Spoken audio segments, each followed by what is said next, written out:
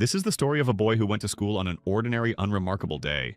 He had never broken any rules, and this time he was walking in the crosswalk at a green traffic light. His name was Kim Min-soo, and he lived a very ordinary, unremarkable life. He had a family. But on that day, a bus hit him on the road, completely out of nowhere.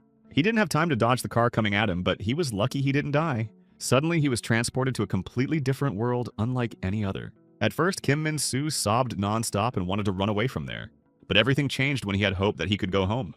He was finally able to fit into the new world. Together with his comrades, Kim Min-soo fought for justice and the triumph of good over evil, where blood poured in rivers and lifeless bodies formed huge mountains. Gradually, he began to realize what true bravery and camaraderie was. From that moment on, he was no longer that weak and insecure kid counting on other people's help. Now he himself has become the person people around him count on for help. But unfortunately, Kim Min-soo had to suffer a heart-wrenching loss. The dead girl told him he was a hero and just had to win. Unfortunately, not all comrades met on his way could reach the end with him. He has gained a lot, but unfortunately, he has also lost a lot. Now, Kim Min-soo is taking on the challenges of fate with dignity. He's no longer just an ordinary weak boy. He's a real warrior, strong and brave. After a year in this world, his journey was nearing its end. The man who came in asked if the hero was ready for the final battle. After finishing his letter to his parents, Kim Min-soo stood up leisurely to carry out his instructions. He knew very well that his letter would not reach the addressee, but he still asked his parents to pray for him. He approached the door, which had many hieroglyphics on it in scarlet paint. He had to defeat the demon so he could finally go home. Opening the door, Kim Min-soo really hoped that all this would end and become just a distant memory. His comrades called out to him. When he left, he hoped that he would see his parents when he returned. He missed his family and his past life very much and would do anything to get back. The loud ringing of the bell alerting the whole neighborhood to the return of the hero. Jubilant people shouted "Long live the hero" and scattered confetti. They shouted with joy that the demon had finally been defeated. Their world was saved. Candles burned and musicians played in the banquet hall. The chefs prepared exquisite dishes. Cups were raised to the return of the hero. The king's drink was delicious. Only Kim Min-soo sat at the table, sadly immersed in his thoughts. The girl said that tomorrow at last the hero will be able to go home. Looking at his mug of drink, he replied that the day had indeed come. When he got here, he never thought he'd make it. She said he was too busy feeling sorry for himself then. Walking over to the guy, she hugged him and told him it was a good job. He did good. The girl tried to calm him down so he wouldn't worry. Kim Min-soo said that he really wanted to see his family and friends. The friends laughed that they knew there was something between them. The elf said the priestess could have found someone prettier. Kim Min-soo blushed and turned away while everyone started laughing, embarrassing him even more. The boy asked if the hero wanted to stay here. The little fairy supported whether it was worth coming back at all. The priestess replied that they knew the hero missed his world. Are they not afraid of offending him with such words? Lowering their eyes, they said they knew about it. They just didn't want him to leave. The priestess walked over to Kim Min-soo and took his hand as a sign of support. She suggested that everyone pray together for Kim Min-soo's bright future. For all his merits and deeds, he is entitled to a happy life full of good fortune and prosperity. Everyone at the table cheered her on and raised their glasses. 3 weeks later, Kim Min-soo was in Seoul's Gansogu neighborhood. The guy stood in the middle of the crosswalk and looked up. People were walking around. He mentally turned to the priestess and told her she was very wrong. He may have succeeded in saving the world, but he utterly failed to save himself. When he returned home excited about the upcoming meeting, he rang the intercom. But it wasn't his parents who opened the door, it was a complete stranger. A dumbfounded Kim Min-soo asked who it was, and found out that this guy was the new owner. A lot has changed in the 8 months he's been gone. Mom handed out flyers trying to raise awareness of his disappearance. One of those days, she was hit by a car. The perpetrator was never found. Her father couldn't accept the loss. He committed self-destruction by blaming himself for failing to protect his family. Even in his last note, he asked that an announcement of his disappearance be posted on all resources reporting his passing. All Kim Min-soo had to do was say goodbye to their ashes one last time. The boy couldn't bear it any longer and burst into tears. He realized that he would never see them again. The police thought he just ran away from home. After that, Kim Min-soo went to school to recover. But he got expelled from school. The principal said that if he wanted to make it up to his parents, he had to study for college exams. He should pull himself together and live like a good man. To top it all off, Kim Min-soo was no longer able to socialize with his friends. The guy he was friends with apologized and said his mom forbade him to hang out with him. Plus, he's about to graduate. He's in his senior year now. Sighing, Kim Min-soo said that he should understand him. There was no one who could help him. He felt he had become an ungrateful son who had ruined his parents. His uncle blamed him for the death of his little brother. He yelled that he wasn't even human anymore, where he's been all this time. He beat up the guy and accused Kim Min-soo of being responsible for his parents' deaths. The uncle was barely restrained. He was ready to send the guy to the other side of the world. His cousin told him to leave. If he doesn't want this situation to happen again, don't come back. They were a simple family, so they didn't have any savings. Kim Min-soo had nowhere to go and slept on the street. He looked enviously at the regular kids who walked to school and chewed along the way.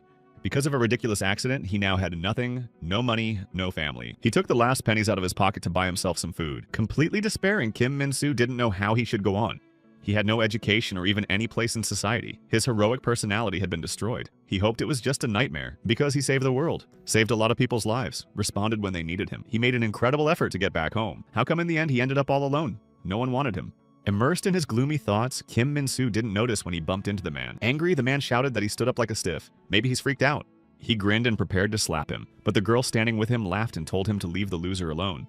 Laughing, he said, "Let the guy consider himself lucky. He'd let him go since he made his girlfriend laugh." Kim Min-soo looked at them with a sidelong glance and wondered if they were laughing right now. Frowning, the man angrily asked what he was trying to say there.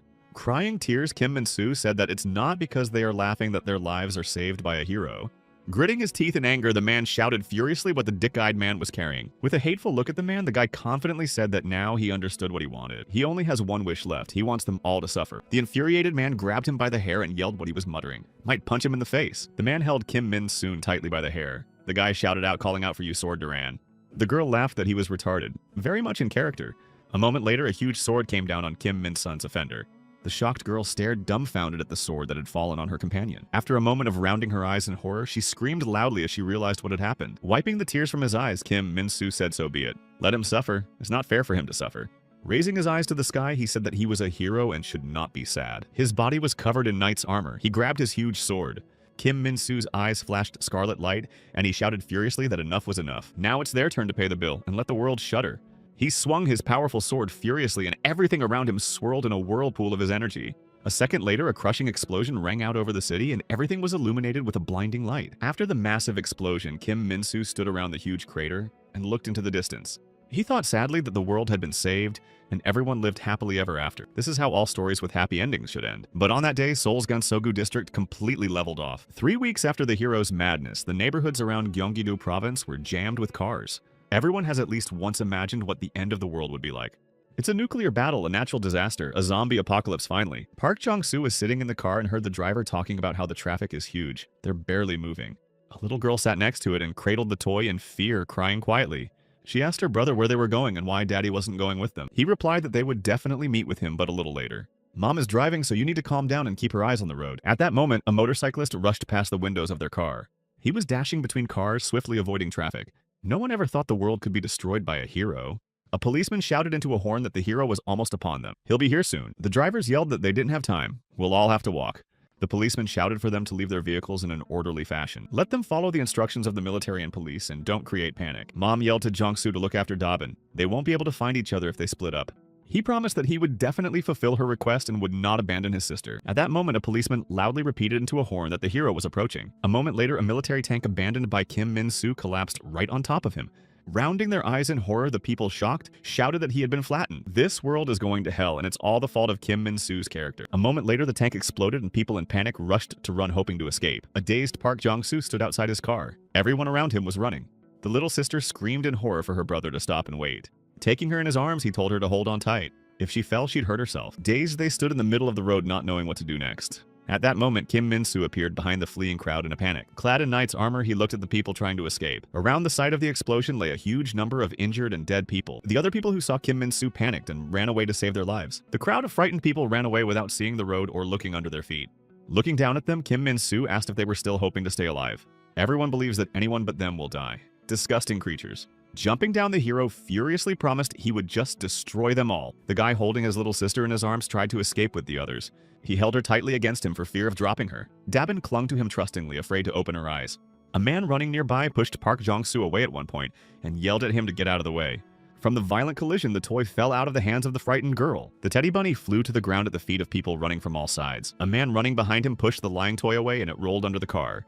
Rounding her eyes in horror, Dabin yelled loudly for her brother to stop. She grabbed his hair to get his attention and yelled loudly, "Mr. Bunny?" Mr. Bunny fell and rolled under a car. We need to get him out now. He said he'd have to leave it here. She cried that her father had given it to her. He looked at his little sister and memories of her birthday came to his mind. It was her 6th birthday when Daddy, in his military uniform, handed over a bunny as a present. She thanked her father and cradled the plush toy fondly in her arms. Now Dabin sat crying bitterly for her lost plush friend. To calm his sister down, Park Jong-soo decided to try to get him. He asked the girl where Mr. Bunny had fallen. She pointed to a car standing not far away and my brother decided to go back for him. He told her to keep an eye on her mom and grandma, then they would go right after them. Park Jong-soo had to push through the crowd of people to get back. He lay down on the ground and looked under the standing car Dabin had pointed out. With a relieved sigh, he saw the plush bunny and tried to reach for it. The toy rolled far enough away that Park Jong-soo couldn't catch it. At that moment, Kim Min-soo was approaching them with a huge sword at his side, but Park Jong-soo didn't see that. He was busy trying to pull out the ill-fated toy. After a moment, Kim Min-soo swung around with force and shouted for people to mourn. At this moment, Park Jong-soon finally managed to get a hold of Mr. Bunny. Smiling, the guy breathed a sigh of relief that he could finally get her. A moment later, an enraged Kim Min-soo struck a deadly blow. A huge wave of crushing energy crashed down on the fleeing people. A powerful crushing explosion rang out all around. The people hit by the blast wave were scattered in different directions. With one powerful blow, Kim Min-soo wiped out a huge number of people. At that moment, Park Jong-soo finally got out from under the car with the toy in his hands. At that very second, a massive deafening explosion rang out behind him.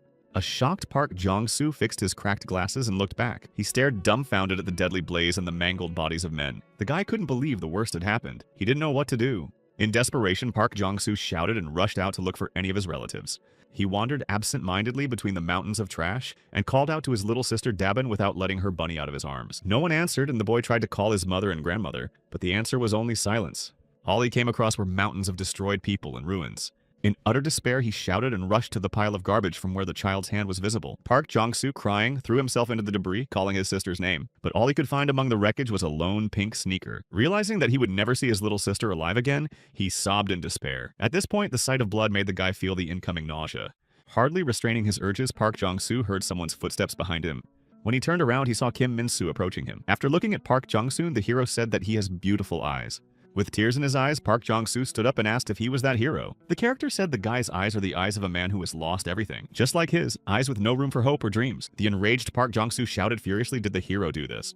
Continuing to stare nonchalantly at the guy, Kim Min-soo confirmed that it was him. Unable to control his anger, Park Jong-soo grabbed the first stick he could find and swore furiously. Waving a stick, he lunged at the hero, promising to send him to the other world. Grabbing the guy by the throat, Kim Min-soo lifted him above him and shook him. Even while hanging in the air, the sobbing Pecan Soo couldn't stop shouting that he would destroy the hero. Looking at him with a grin, Kim Min-soo asked how he would do it. The hero dealt Park Jong-soo a crushing blow with his huge sword. On that terrible day, the hero took everything from Park Jong-soo. The boy had nothing left. His last thoughts were that he would die without being able to do anything. He mentally apologized to his dead little sister. Apologized to his parents for not being able to protect and save Dabin, remembering the kind, sweet grandmother he'll never see again. The hero took his entire family and took his entire life. Park Jong-soo closed his eyes. Suddenly, he felt someone shaking him. He could hardly open his eyelids and saw a fairy calling him hero and trying to bring him to his senses. Seeing that he had opened his eyes, the girl shouted joyfully that thank heavens he was awake. That's how Park Jong-soo found himself in a completely different world, unknown to him. He became someone he hates with all his soul. He became a hero himself. A year after the hero's rampage, the government collapsed completely. No one dared to touch Kim Min-soo. Everyone was terrified of him. One by one, the rest of the once missing heroes returned to this world. So the whole of South Korea was completely taken over by the returning heroes. All the returning heroes followed Kim Min-soo willingly. They divided the country among themselves. In the end, the entire world was completely engulfed in chaos. The heroes ruled. Jeju Island was the territory of the hero Golem. People hid here. All together, they lived in the huge barracks that now served as their home. People slept on the floor with thin blankets. They had nothing. Lying under the blanket, Seomi said sadly that she didn't want to live anymore. "I'd like to leave this world right now." Hyun said she shouldn't say that. It's not a good idea. She said it would be great. Why live in a world like this at all? With tears in her eyes, Hyun said stop talking like that. They ran away here to stay alive. With a heavy sigh, Seomi said that she might be. But does that sound like life? At that moment, a bright light flashed in the room that meant we had to get up. The huge hands that appeared informed me that it was time to get up and go to work. They kept saying that people need to hurry if they don't want to die. People got up from their seats and walked in the indicated direction to work. Hands accompanied them and kept telling them that they had to hurry if they didn't want to go to the other side of the world. The crowd of people came to a square on which several more huge hands stood. Sad people with their eyes downcast stood waiting hopelessly for the future. At this moment, loud footsteps sounded and a hero appeared in the square. Huge arms came down, forming a ladder for the hero who had come. He climbed up his folded fingers like a ladder and stood at the podium. Standing behind the podium, the hero looked around at the crowd of people gathered here. It was the golem hero Young Sung-woo. He was looking at the people with a smile. The hero snapped his fingers and a large lump of earth came off the ground. In a moment, shapeless clods of earth turned into huge columns. A microphone detached itself from one of the speakers. It was directed towards the hero. Taking the microphone in his hands, Jung Sung-woo told the people that a new day has arrived. Today's plan is for the women to gather food and the men to continue working on building the Sage Tower. Frowning, he asked why everyone was so dead. It was like he was forcing them. Frowning, Seomi replied that there were no volunteers here and called him a bastard. He replied that they should be grateful to him. If they had fallen into the lands of blood and wind, they would have been minced into mincemeat long ago. Although they might as well have been made into lab rats or religious fanatics. The hero laughed at his wit and looked at the men with a sneer. He folded his fingers and said menacingly that it looked like they had completely relaxed. The dumbfounded people watched his actions in horror. They knew what would happen next. The terrified people rushed in terror to flee as far away from here as possible. Huge hands mimicking the master's gesture rushed towards the fleeing people.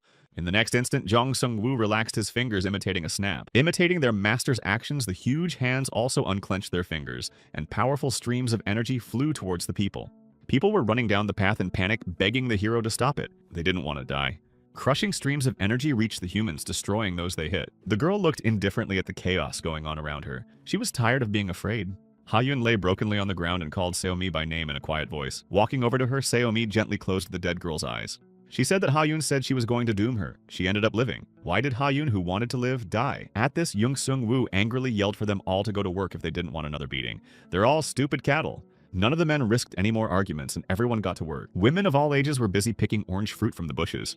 The girl was picking fruit when an old woman with a basket approached her.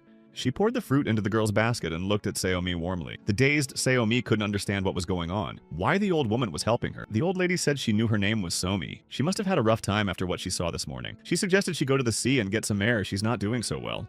She's been picking tangerines all her life, so she'll be quick to pick some new ones for herself. The girl thanked the old woman. She really needed to think. The old woman reminded Somi not to forget about that thing hanging over their heads. A huge eye hovered in the air, watching everything that was happening below.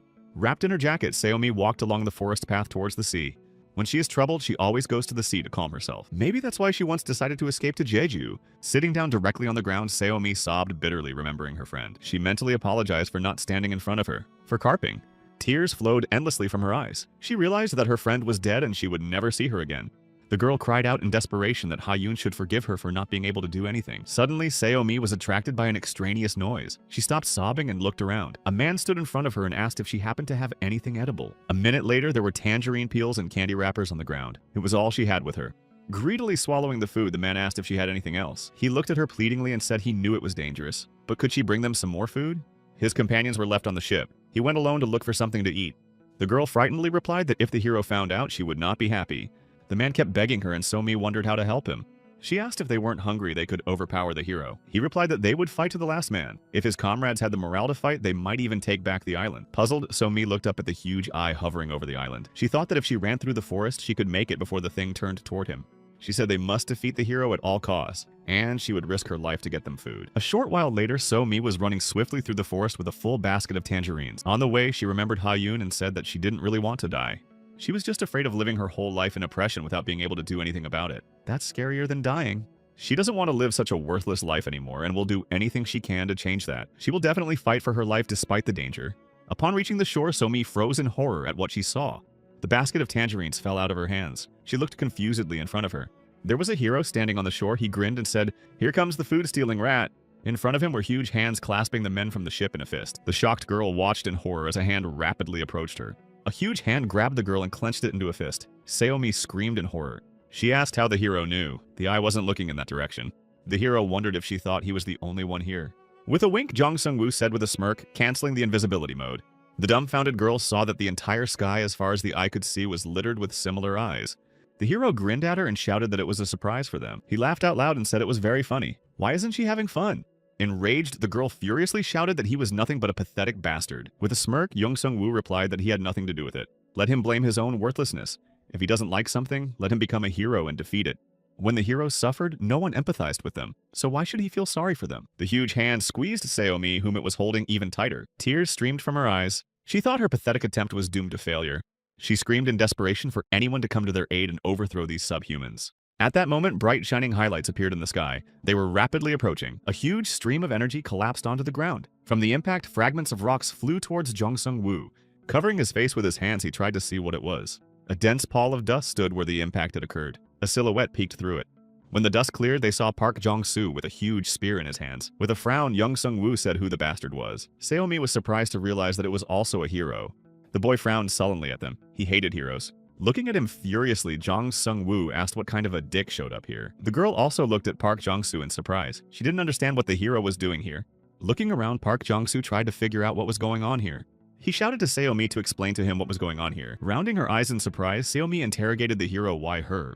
At this moment, Jong Sung-woo furiously shouted who he was and what he was doing in his territory. Frowning, Park Jong-soo continued to stare at them intently and remained silent. Looking at him, Seomi thought that he wasn't from the Sword Hero's gang. The golem hero, Jong Sung-woo, sees him for the first time and knows nothing about him. She thought about it and decided it was her only chance for salvation. The girl screamed that this crazy idiot was the henchman of a sword hero. He's taken over Jeju and is destroying people. He just killed 3 soldiers. Jong Sung-woo got angry and yelled that she didn't mess up. She's talking quietly while he's here. Are they having a reunion or something? At that moment, Park Jong-soo said that he had heard enough. He only had one question left. Fiercely looking at Jong Sung-woo, he asked if this girl was telling the truth. With a smirk, Jong Sung-woo replied, "What's the big deal if it's really true?" Pointing his spear at him, Park Jong-soo shouted at him to go to the other side. Laughing, Jong Sung-woo fiercely cursed and prepared to fight. Huge hands hovered over Park Jong-soo, ready to grab and destroy him. Huge eyes simultaneously directed their gaze at Park Jong-soo. The enraged Jong Sung-woo shouted for his creations to turn the insolent man into a tortilla and incinerate him. Frowning, Park Jong-soo watched as a huge hand rapidly approached him. Furiously unwinding his spear, he delivered crushing blows and the huge arms fell apart. A moment later, a powerful crushing explosion rang out and Park Jong-soo rushed forward to attack. A shocked Jong Sung-woo looked at the approaching guy in horror. He couldn't believe that his creations were destroyed. Gritting his teeth in anger, he prepared to repel the deadly attack. But at that moment, Park Jong-soo delivered a powerful, crushing blow, stripping him of his arms. A shocked Jong Sung-woo looked at the guy in horror. He cursed furiously. At that instant, Park Jong-soo delivered another deadly blow, knocking the hero down. Pointing his spear at the crushed hero, Park Jong-soo said that he was finished. At this time, Seomi was sitting on the ground and dumbfoundedly watching. She thought that this guy had subverted the hero Golem, who had single-handedly taken down an entire naval fleet. Looking at Jong Sung-woo with fury, Park Jong-soo asked a sword hero as someone who wears white armor. The enraged Jong Sung-woo shouted furiously that he didn't know and wouldn't say anything. With a frown, Park Jong-soo promised that he would deprive him of one body part for every one of his I don't knows. He repeated the question once more. The hero in white armor is the sword hero. Jong Sung-woo confirmed. Threatening the hero, Park Jong-soo inquired where the sword hero was now. But Jong Sung-woo again didn't want to answer his question, and Park Jong-soo punished him. Looking at the hero with hatred, he repeated his question again about where the sword hero was. Jong Sung-woo, who was lying on the ground, screamed in terror for someone to save him. Park Jong-soo said he wouldn't spare him. He has denied his humanity. However, if he answered his question, he would let him die quickly. Smiling wryly, Jong Sung-woo said that he was not addressing him now, but his golems. At this moment, a huge number of huge hands rushed towards Park Jong-soo. Huge eyes and hands were rapidly approaching the girl sitting on the ground. She screamed in horror, why her? She hadn't done anything wrong. A moment later, a powerful crushing explosion rang out, shattering everything around it. Hanging in the air were 2 hands holding the picked-up Jong Sung-woo in their palms. He looked down in horror and remembered where it had all started in the first place. When he was in another world, a girl told him that if he didn't save this world, the next time a demon would target their world. She begged him to help them, if only to save his home world. In gratitude for saving him, Jong Sung-woo only wanted to hear a few words. All he wanted to hear was thank you and welcome back. When the door opened in front of him, he happily told his father that he was back. But instead of saying he did a good job, his father shouted furiously for him to get out. He doesn't have a son anymore. The guy went to a social assistance center, but he was not welcome anywhere. They said they don't provide financial support or housing for those over 17. That's the law. At that moment, Jong Sung-woo realized that he could only rely on himself in this world. He saved the world. He tried to find a job, but when he found out he was a minor, his employer threw him out and threatened to turn him into the police. He's not getting paid for his time. Not only did the sucker lie to him, but he's demanding something. The guy decided he'd have no regrets if he destroyed the world. Finally, this world was his. He shouted to Park Jong-soo that he didn't want to go to the other world at all. At this time, Park Jong-soo was destroying the golem's hands, saving Seomi from the attack. He shouted to Jong Sung-woo not to even try. He can't get out of here alive. It's a shame he won't pass it on, but all the characters will suffer the same fate. Enraged, Jong Sung-woo shouted to his golems to bloom. Huge hands joined around the eye, emitting a powerful energy. Activating the electricity element technique, Park Jong-soo prepared to strike. He used the powerful Electro Spear Divine Throw technique. The deadly spear, charged with electricity, swiftly flew towards the hero. 2 destructive energies converged in a crushing confrontation. A moment later, the deadly spear reached Jong Sung-woo's golem. A powerful crushing explosion sounded and the huge eye shattered into pieces. A deadly stream of electric energy pierced through the hands that Jong Sung-woo was on. So the hero golem that destroyed Jeju Island and the UN naval flotilla met its end. A dumbfounded Seomi sat on the ground watching their tormentor die. And not so long ago, things were very different in that other world. In honor of Jong Sung-woo, the locals erected a huge monument. They decided that even if it wasn't much, they could do something to thank the hero. All the inhabitants prayed for the hero. After all, thanks to him, the world was saved. They wished the hero that when he returned to his world, he would be the happiest. And now, a hero forgotten by everyone has met his doom on Jeju Island. The golem hero left this world. After his death, the golems that controlled the island turned to dust. For the first time since the destruction of the sword hero, there are peaceful times on Jeju Island. At last, people were free and happy to move freely without fear of punishment. They hugged each other joyfully, happy that they were finally safe. They couldn't believe they had survived this. Park Jong-soo's character watched from the sidelines as the liberated people rejoiced. His eyes were filled with sadness and his fists were clenched with anger. He wanted revenge. Seeing the reunited family hugging happily, Park Jong-soo experienced bitterness. He realized that no matter what he did, he would never get to see his family again. The image of his own parents, grandmother, and little sister surfaced in his mind.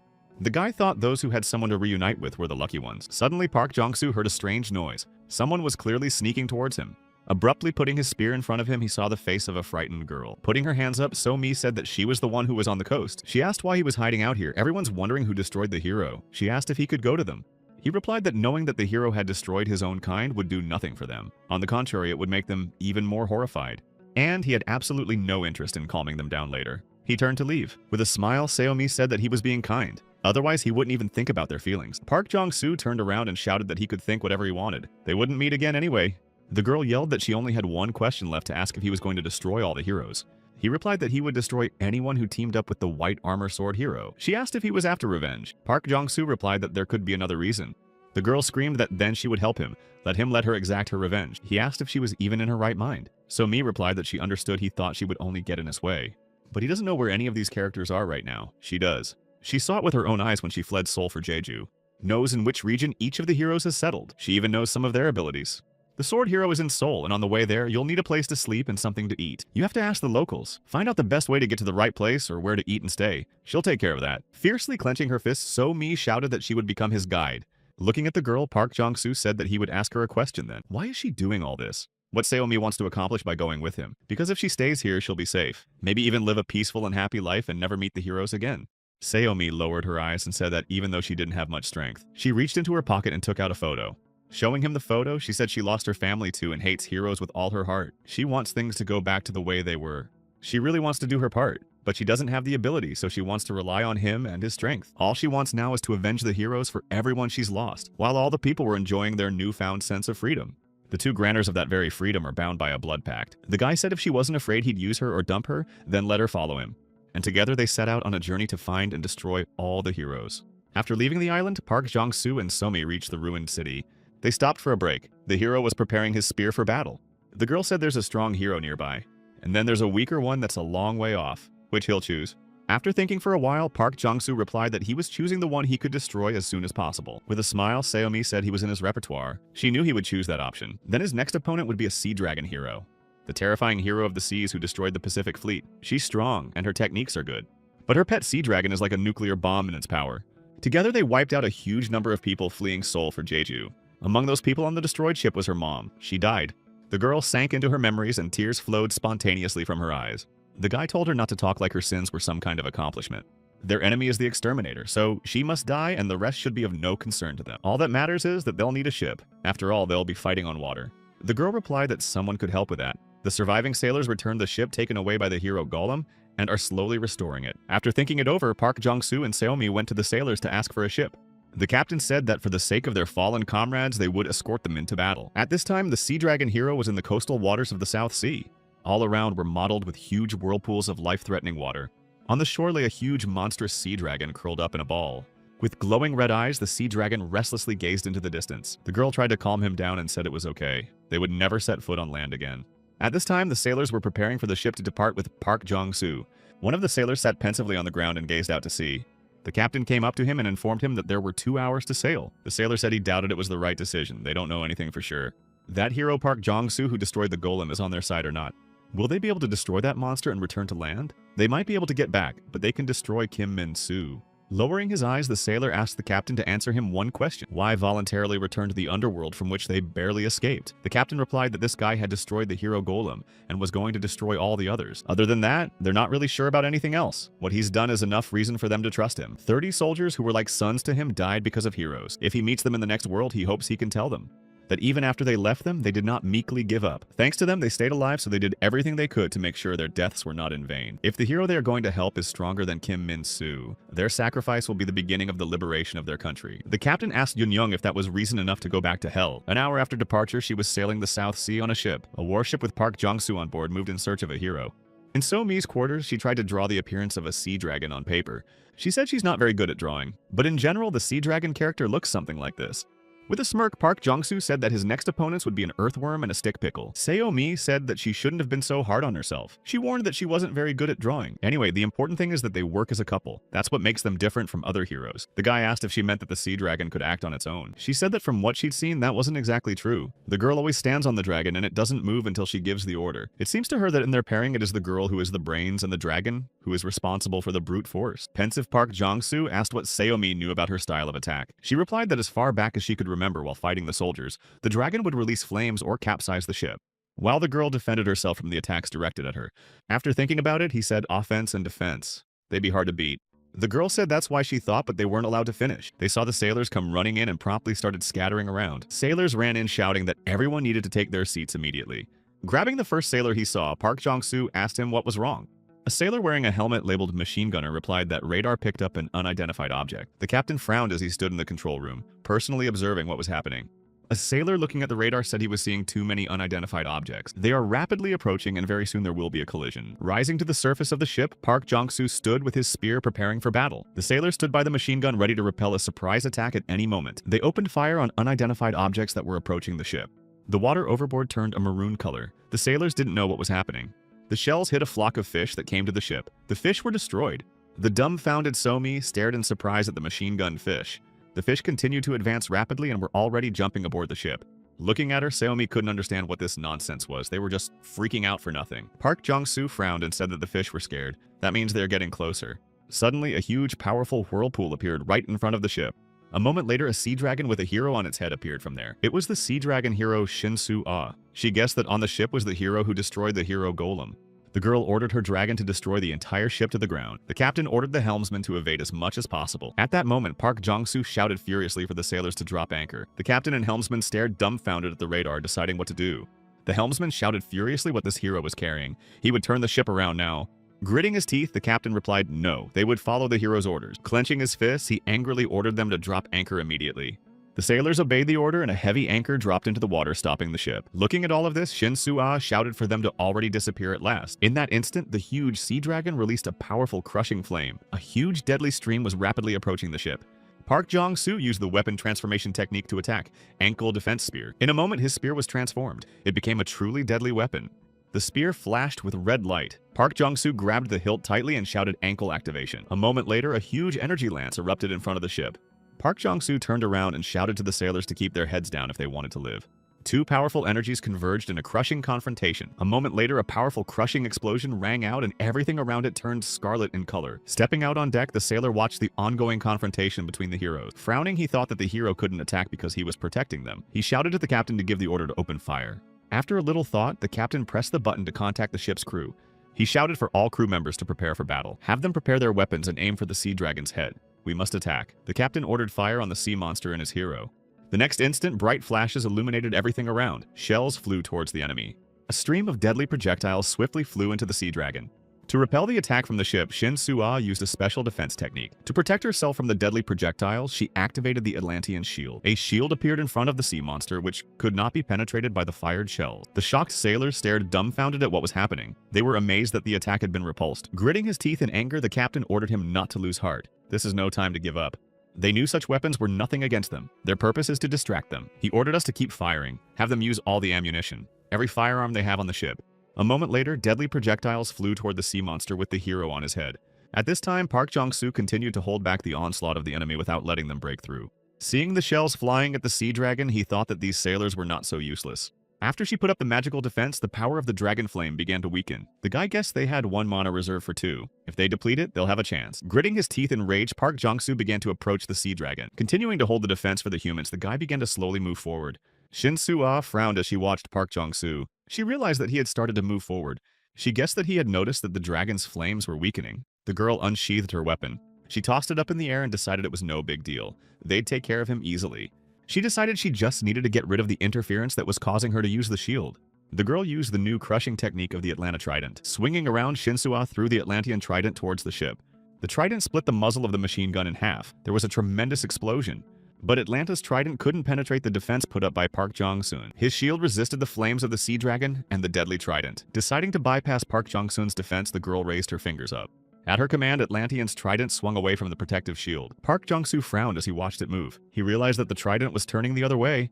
Controlling the trident, Shin-Soo-ah directed it sideways to bypass the defenses. She aimed a crushing trident strike at the ship with the sailor. A moment later, a crushing explosion rang out, shattering everything around it. A sailor monitoring the situation on radar was destroyed by a powerful strike. Moving in a spiral, Atlanta's trident delivered powerful blows, blowing holes in the ship and destroying the sailor. A military doctor came running to the captain. He shouted that he must not be hit in any way.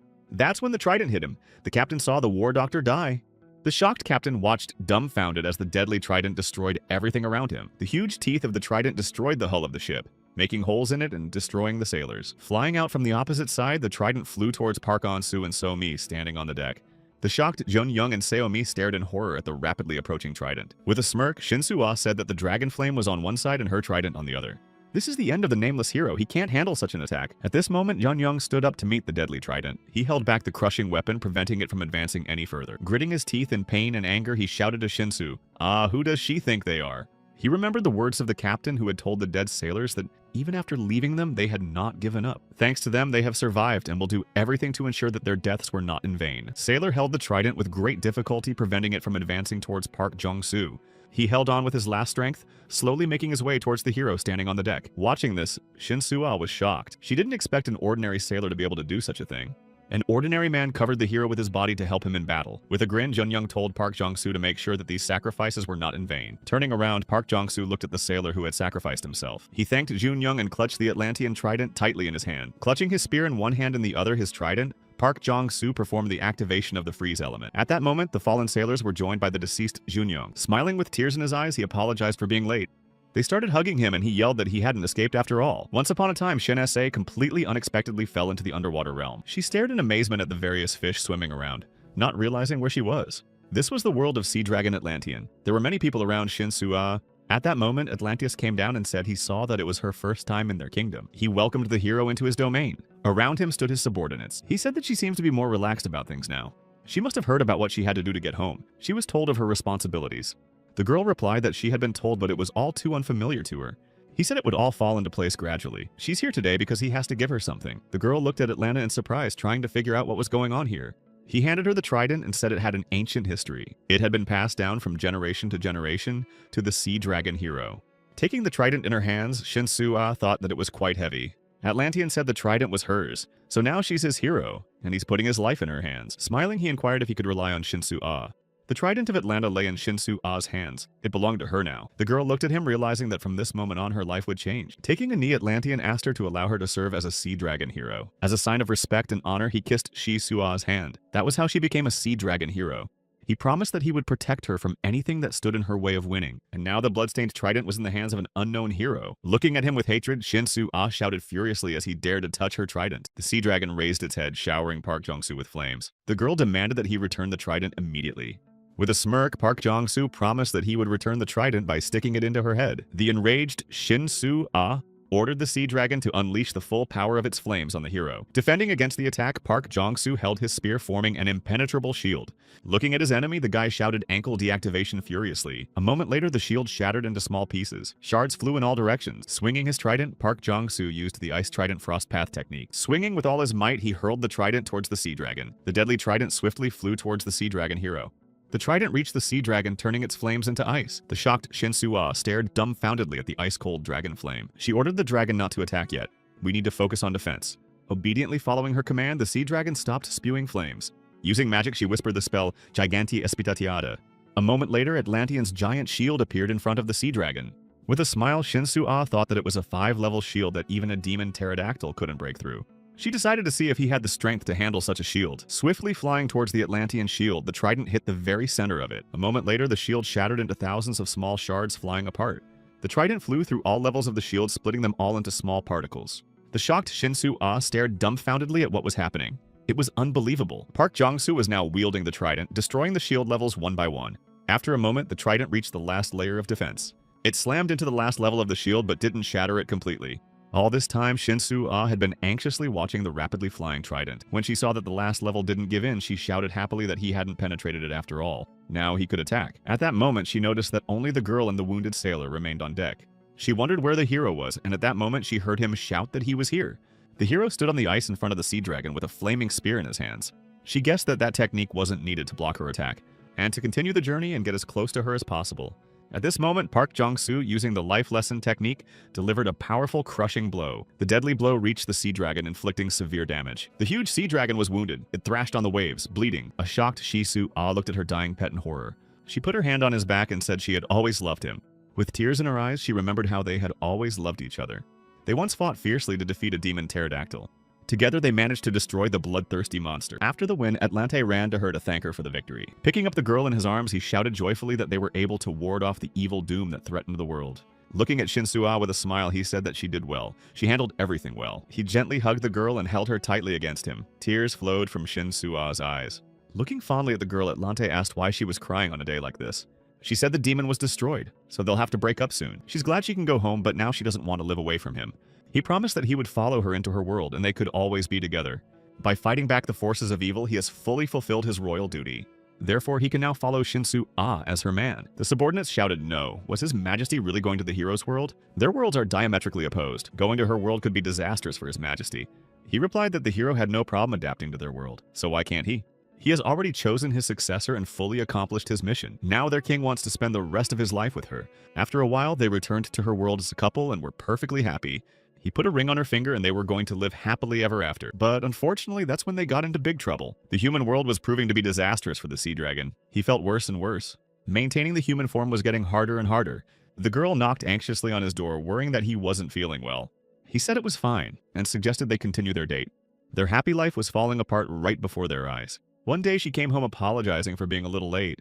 The surprised girl saw the scattered furniture in Atlanta losing his human form.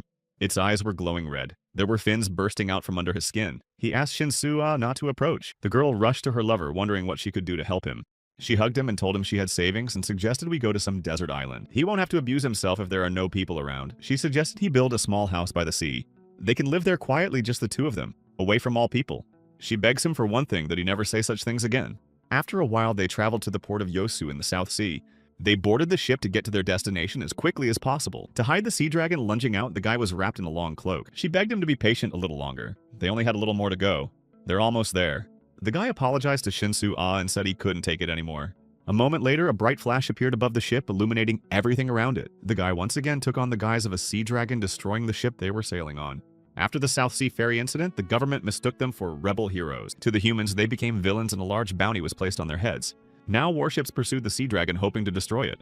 To defend themselves from the attack, they had to destroy the attacking ships. The girl said they were villains to humans. Out there in the other world, she fought to protect her. Pressing herself against him, she said that now it was her turn to do the same for him. And now they were crushed by Park Jong-soo, bobbing on the icy waves. The huge sea dragon told Shin-Soo-ah that he loves her too. He really hoped that they would definitely meet in the other world. At that time, Kim Min-soo was sitting near the statue of national hero Admiral Lee Soon-sin. He sat with his head down, thinking deeply about what he should do next. At that moment, the smiling comeback hero Lee Sung-joon approached him. He said the golem and sea dragon heroes were destroyed by the newly arrived hero. He showed him Park Jong-sun's photos and said that now people have hope, so the end of his reign of perpetual sadness may soon be at hand. Isn't it time to do something about it? He must fight for his vision of the world and by no means give up. Hearing the words of encouragement, Kim Min-soo stood up and squared his shoulders. He took up his huge sword. With a smile, Lee Sung-joon said that it was already more like a sword hero. The sword hero stood with a crushing sword on his shoulder. Once again, the apocalypse was coming. At this time, in another world, a spear was noticed missing in the weapons room. They were discussing what they had just gotten the report: first spear, Burbish returned, and ankle fifth spear disappeared. The enchantress looking at the weapon said that the hero must have summoned it. It means that the revenge the hero was so eager to exact has begun. She said to call the blacksmiths. They should try to fix all the spears. It's time to repay the hero for his services in saving the world. Looking wistfully at the spear, she figured the new hero wasn't particularly interested in saving their world. He's been training harder than anyone who's ever come in here. The hero practiced hard and intensely, mastering the spear in perfection.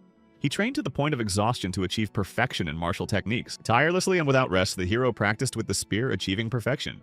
The sorceress ran up to him to stop the endless training. With a frightened rounding of her eyes, she said, "Enough. We can move on to the next training session." But he dismissed her hands and replied that he would decide for himself when he'd had enough. He's still too weak compared to that bastard and can't chill. After all, Dabin died because he was such a weakling and couldn't protect her. He took the task for granted and carried them out without any hesitation or difficulty. Deftly wielding his spear, Park Jong-soo destroyed the enemies one by one. His friends decided it was time to stop him. They shouted to the hero that he had gone too far. The hero continued to fight the goblins, destroying all who got in his way. The bloodthirsty monsters continued to advance, surrounding the hero from all sides. Sticking out their tongues, they grinned and lunged at him with sharp daggers. but Park Jong-soo fought valiantly without letting the goblins get too close. Suddenly, the goblin boss appeared in the gorge with a huge club in his hands. He delivered a powerful blow to Park Jong-soo right on the back of his head, knocking him out. From the crushing blow, the guy collapsed to the ground with a clatter, losing his spear. In front of him, smirking, stood the goblin boss with his subordinates. With difficulty, Park Jong-soo opened his eyes and looked at his enemies. Instead of bloodthirsty goblins, he saw Kim Min-soo in each of them. His heart was filled with rage. Park Jong-soo struggled to get up and said that this was where he was. Park Jong-soo's eyes were filled with a veil of hatred. He jumped up violently and lunged at the goblin boss. The dumbfounded friends watched the hero deliver furious blows to the huge goblin. Striking deadly blows, the hero furiously shouted at the goblin boss to go to the other world. The hero stopped only when, instead of goblins, there was a mountain of breathless bodies in front of him. Exhausted, he crouched straight down on the ground and a vision immediately caught up with him. He saw his little sister reaching out to him and asking for help. He saw his mom asking if Dobin was okay and asking him to take care of his sister. He saw his grandmother standing over him saying she was in a lot of pain. At such moments, Park Jong-soo would fall to the ground and howl like a wild animal, begging Kim Min-soo to go to the other side. He didn't act like a hero, but more like a bloodthirsty destroyer or a vengeful spirit. The enchantress saw that his body was badly scarred from the battle. He was sitting by the fire, and in the light of the flames, the many scars were visible. The sorceress wanted to help the hero and took out a jar of healing ointment. She handed him a jar and said it was a healing ointment. He would feel better if he used it. Helping him to rub his back, she said that fighting so fiercely was very hard and painful. Maybe she's minding her own business, but how's he going to appear to the family with those scars? He replied that he had no more family. They all died at the hands of a hero. The sorceress asked why the eagerness then. She thought he wanted to get home as soon as possible. He replied that there was a man named Kim Min-soo whom he had to destroy. She said there's no one stronger than him. Even if it's all for revenge, you've got to keep your health. The hero replied that Kim Min-soo is very strong and he must surpass him. He'll get stronger than that bastard and take all his limbs. So he can't even move, and then he'll leave it in the sun and cut it off one piece at a time. He will live because he will feed him his own meat. With a bloodthirsty grin, Park Jong-soo said that he would answer for all his sins. He would destroy him as slowly as possible. In another battle, Park Jong-soo managed to destroy the spear hero. The broken demon said he was particularly strong compared to the other heroes. I wonder what the next hero will be like come 100 years from now. At that moment, Park Jong-soo used the healing elixir by pouring it on the demon. The dumbfounded sorceress screamed why he was using a miraculous elixir for a demon. The demon said he knew it. The hero wants to fall as low as he did, he wants to become a demon. The guy replied that they would start over. To get stronger, he would have to train with him some more. The demon was shocked at such words. He didn't expect to be healed to be destroyed again. The hero revived it again and again until the demon begged him to destroy it. The demon begged the hero to end his torment and let him go to the other world. The hero's friends couldn't watch it anymore and decided to stop him. The sorceress grabbed the guy and yelled for him to stop. He was already strong enough. She asked him to stop. She promised they'd help him get revenge. That's why he shouldn't cross the line. He has to stay human. After a while, the blacksmiths would complete their tasks and get all the spears ready. The enchantress watched the blacksmiths at work and remembered the hero. She mentally wished for Park Jong-soo to become a monster even after taking revenge. At this time, Park Jong-soo destroyed the sea dragon hero and headed onward with trident in hand. As he walked, the image of his hated enemy, Kim Min-soo, came back to him. With a smirk, he asked if Park Jong-soo thought anyone was rooting for him to win. He is not the universal savior or protagonist in a valiant hero story. Looking at Park Jong-soo with a sneer, Kim Min-soo called him a pathetic lowlife. The guy said he didn't care. What matters is that he'll be his undoing. With a wave of Atlantean trident, he pushed the intrusive vision away from him. The hero went to the waiting ship on which they had come here. Swinging around, he deftly threw his spear and the trident of Atlanteus aboard the ship. After that, Park Jong-soo himself climbed onto the deck where Seo-mi was waiting for him. The girl, dumbfoundedly looking at him, thought that he had managed to defeat another hero. He does seem capable of destroying all the heroes and freeing people. With a frown, Park Jong-soo asked her if there were any survivors on the ship. She said she'd been on the turret deck and the engine room. She's been through everything. No survivors. Frowning, Park Jong-soo said that she knew so, and so knew that no one had survived. The girl asked fearfully what to do. Without them, they couldn't handle the ship. Among his many abilities, there wouldn't happen to be one that could move them to land. He had already created a shield and made his way to the sea dragon, hero straight master of all things. Frowning, he wondered at her opinion of heroes, wizards of some sort. I remember someone promising to be his guide. Shouldn't she know how to fly a ship? Seo-mi said, embarrassed, that she didn't mean it when she said she would be his guide. She can't do that. Raising her weapon, Park Jong-soo angrily said that he wasn't sure if she could do anything at all. He thought it would be more useful, so he took it with him. Seo-mi shouted angrily that she should tell them what to do first and then leave. The hero stopped for a moment and froze. Without turning around, he told her they needed to rest. She may not be tired, but he needs to recover from the battle.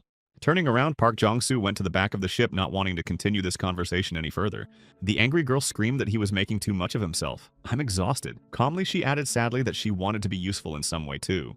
The ship continued to anchor. While the hero was recovering, Seo-mi decided to act. The girl decided to dig through all the drawers looking for information that would help them.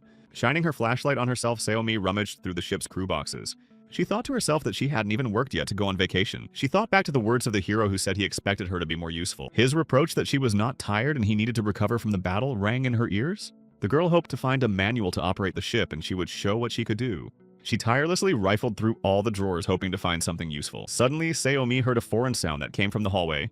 Looking around frightened, she shined her flashlight there and thought there was someone in the hallway. She didn't know who it could be because the hero was going to bed to regain his strength. Carefully looking out into the hallway, the dumbfounded Seomi couldn't believe her eyes. The hero walked down the corridor carrying the bodies of the destroyed sailors. She didn't realize what Park Jong-soo was doing. He was going to rest. The guy carried the breathless bodies onto the deck and carefully placed them in bags. The entire deck of the ship was littered with bags of lifeless bodies of sailors. As he closed another bag, he said his father was a sailor too. Maybe he died somewhere too because of those damned heroes. The guy looked at the dead with tears in his eyes. He said he couldn't send them to their loved ones and apologized for having to see them off like this. Shedding tears, he begged to be forgiven for not being able to protect them from the hero. He hopes that in the next life they will go to a world where they won't have to sacrifice themselves and suffer in battles. All this time, Seomi was watching Park Jong-soo's actions from around the corner. She decided it wasn't worth it to go out and stop the hero from sending the sailors on their final journey. Closing her eyes, Seomi decided that the best thing she could do for them right now was to pray. The hero and his companion escorted the fallen soldiers to their final journey. Fate seemed more favorable to these two. Morning came, but they had new guests waiting for them. In the light of the bright rays of the rising sun, they saw a helicopter. He circled over the ship looking at those on deck. The helicopter was full of armed soldiers. They reported that they'd found them. The hero of the rebellion and the girl are on the ship. They've discovered them. It was the restored government of the Republic of Korea. The head of the anti-hero unit, Choi Jong-wook. Orders were given to prepare for an operation to apprehend the hero of the rebellion. The chapter has been warned that they don't know if they have a hero on their side or if his goal is to take over other heroes' territory. The head replied that they would be extremely careful. The helicopter began its descent. The dumbfounded Seomi stared in amazement at the helicopter circling above them. Frowning, Park Jong-soo clarified if she was trying to call someone over the radio. The girl replied that she didn't do it and doesn't know where it came from. Looking into the distance, Seomi speculated that they might be henchmen of other heroes. Still, the heroes are very strong, so many people join them. Clutching his spear tightly, Park Jong-soo said that it was not a good idea to relax then. At that moment, they heard the head of the anti-hero unit of the restored government of the Republic of Korea organization speak to them. The head said that now they are lowering the ladder the way they will be ready to go up. A moment later, a rope ladder was lowered from the helicopter all the way to the deck. Hero and Seomi stared dumbfounded at the downed staircase, deciding what to do. He asked Seomi if she had heard anything about the restored government. The girl replied that she hadn't met in person, but had heard some things when she was in Jeju. They say this organization was created by surviving politicians and military men. She also heard that they're fighting a guerrilla battle against the heroes. He said that if that was the case, it was no surprise that they decided to seek his help. The hero offered to start by listening to what these people wanted from him. After some thought, they decided that they would board the helicopter using the downed ladder. After climbing aboard, Park Jong-soo and Seomi looked around warily. The anti-hero head motioned for them to take the empty seats. The hero, along with the girl, took a seat and the military man closed the door behind them. Head Choi Jong-wook ordered the helicopter pilot to depart. The pilot signaled that he understood the order and they were on their way. The next minute, the ladder was up and they were flying. Sitting across from the anti-hero head, Seomi scrutinized the two. She noticed the man in formal attire and the military in full armor. Looks like it really is a restored government. Then we don't have to worry. Breaking the silence, Park Jong-soo asked the people where they were going. Frowning, the head replied that the hero's questions here would be asked by them. Head Choi Jong-wook watched the hero and companion sitting across from him. The shocked girl rounded her eyes and screamed what they were even talking about. He destroyed 2 heroes. He's on the side of the humans. Don't they even realize that? You don't need to use force. You need to calm down and have a normal conversation. At this point, the military pointed machine guns at them and ordered them not to move. They warned that 1 second would be enough time for the bullet to penetrate her skull. With a frown, the head said there is no we, there's only them. They don't have any information about them, so they don't trust them. Make no mistake about it, they're not some important person they're escorting. The hero asked how long he thought it would take him to blow the heads off his soldiers and capture the helicopter. How could they even think that bullets would harm the hero in any way? The girl thought about the fact that they would hurt her. Unzipping his jacket, the head of Choi Jong-wook asked what the hero thought about the bomb. The girl was startled when she saw the bomb under the man's clothes. Park Jong-soo looked at them thoughtfully. The chapter said that if it explodes in an enclosed space, is the hero sure she won't get hurt? They're at 600 meters now. Does he think he'll be okay if the helicopter crashes from that altitude? And even if he survives the blast, will he be able to make it to land? Turning to the hero, Seomi begged him to be patient and not argue with them. They've thought it through, so they have no escape route. The head said she looks like his sister, so he's speaking in good faith. Let them shut up and do as they are told. And you don't have to show your temper, it won't help them at all. He said they've frozen, have them tied up immediately. After a while, the helicopter reached Seoul. From above, the city looked destroyed. Finally, choosing a place to land the helicopter, landed on the roof of one of the buildings. The first one to get out of the helicopter was anti-hero head Choi Jong-wook. Following him, Seomi was brought out with his hands tied and blindfolded. The hero was also tightly bound with ropes. A black blindfold was placed over his eyes. The so-called hero of the uprising, Park Jong-soo, bound hand and foot, arrived at the headquarters of the restored government of the Republic of Korea. The head was congratulated for actually being able to bring in a hero who destroyed his own kind. He said the most important part was yet to come. Have them take them to the interrogation room. He'll be here soon. Stepping aside, Choi Jong-wook wondered if this guy would become their advantage or if it was just a sword hero ploy. Now it's up to him to figure it out and most importantly, not to make a mistake. At that moment, a drone flew over the building and caught a glimpse of the military. The drone detected an underground room in the building and relayed the information. The man who was watching the drone footage swore furiously. He said that's where the damn rats were. The corridors that led the prisoners to the interrogation room were lined with cameras. Along the way, Park Jong-soo tried to comprehend all the information available to him. The bound So-mi and the hero were surrounded on all sides by military men armed with assault rifle. Park Jong-soo's hands were not only bound with rope and chained. He figured that given the strength of his body, it would take him 1 second to free himself. Judging from the sounds he can hear, there are 4 or 5 soldiers walking around him. It'll take him plus 3 seconds to take them out. He was starting to get annoyed with the whole thing. The hero was thinking of running away right now. But as soon as he stopped, the soldiers pointed their guns at him and shouted why he was standing there. He replied that he had not followed them out of fear, but only to reach dry land. The soldier yelled for the scum to keep moving, and shut his mouth until he reached the interrogation room. He put his finger on the trigger ready to pull it and fire at any second. Frowning and gritting his teeth in anger, the soldier tensed his gaze at the captives. Park Jong-soo was angry and pulled the chains, intending to tear them to shreds. At this moment, So-mi put her hand on his shoulder and asked him not to get angry. They're just scared. She doesn't think they have any evil intentions. They just want to talk to them. They're members of the restored government. These people have as much hatred for the heroes as they do. The girl said they have a common enemy and shouldn't fight against each other. They have to convince people to help them. That's why she's really asking him to stay calm. With an exhale, Park Jong-soo stopped tearing the chain and calmly walked further past the dumbfounded soldiers. He was followed by the bound So-mi, accompanied by 4 other military personnel. After a while, the girls were brought to the interrogation room, where a lone lantern burned lonely. The soldiers helped her to a chair at the conference table. Across from her sat the head of anti-heroes. He glumly prepared himself for questioning. Looking directly at the girl, he said he knew about her not being a hero, so he wanted to hear from her. What a hero of the rebellion really is. What his plans are, what he's up to. The head was also curious about the reason why So-mi had taken to helping him.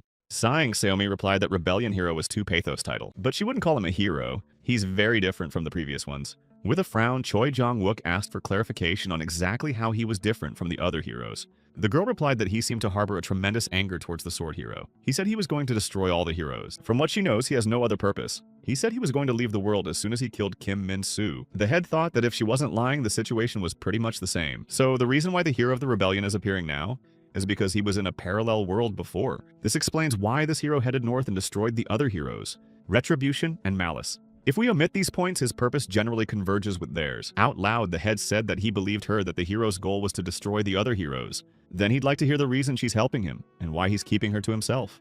The girl answered because she said she would follow him. She thought he might need a guide. Plus, as someone who had also lost all of her family members, she wanted to help exact revenge. Although all this time, she was more like a burden. The head replied that it seemed to be true. Enraged, So-mi shouted that she knew the restored government was set up to overthrow the heroes. Thank God, with the help of the military and a restored government, it may not be long before they can crush the heroes and get the world back on track. The head said she speaks well, but she's completely inept at assessing the situation. They're not going to let the hero of the rebellion go. Moreover, they have absolutely no intention of helping him in his vengeance. Until he shows them that, unlike the other heroes, he can be contained. The shocked girl stared dumbfounded at the head. She could not believe her ears. With a frown, the head of Choi Jong-wook said that he had one more question. Does the girl trust him herself? Does she know anything about this character? Does she know what he has in mind? Is he strong enough to crush a sword hero? Can she guarantee that he won't betray all humans for his own gain?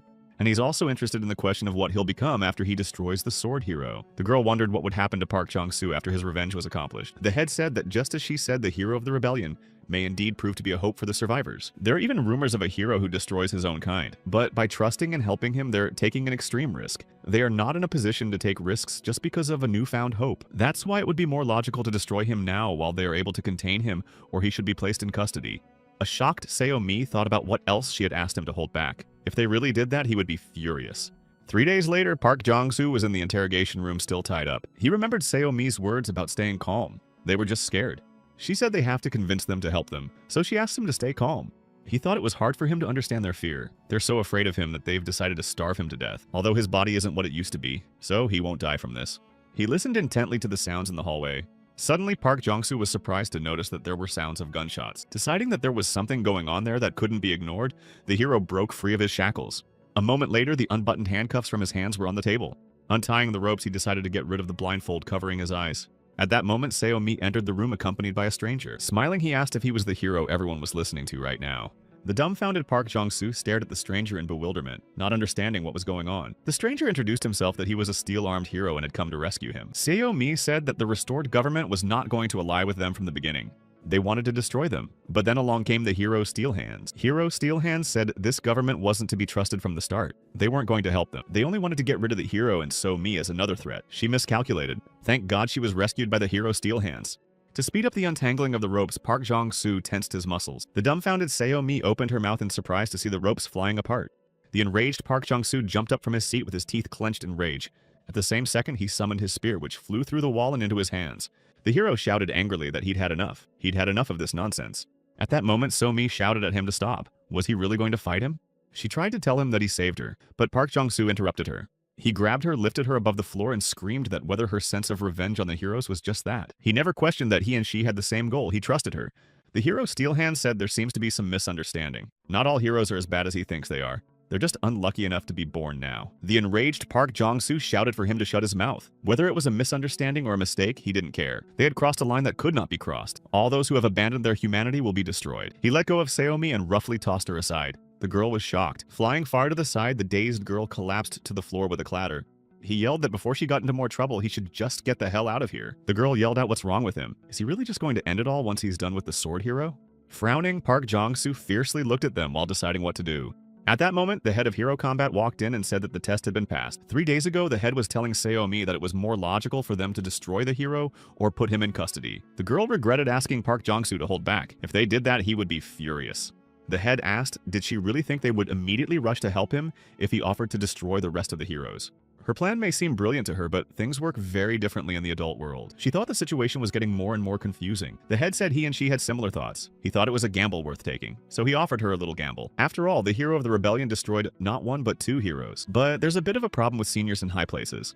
These people will choose their safety over fighting for freedom. At that moment, there were people behind the glass who were watching Choi Jong-wook's actions. One of them suggested we watch him. They know that Captain Choi's methods are a bit unconventional. At this time, the head of Choi Jong-wook was looking thoughtfully at the stack, and So-mi was waiting to hear what he had to say to her. Finally, after thinking it over, he suggested that the girl put on a little show.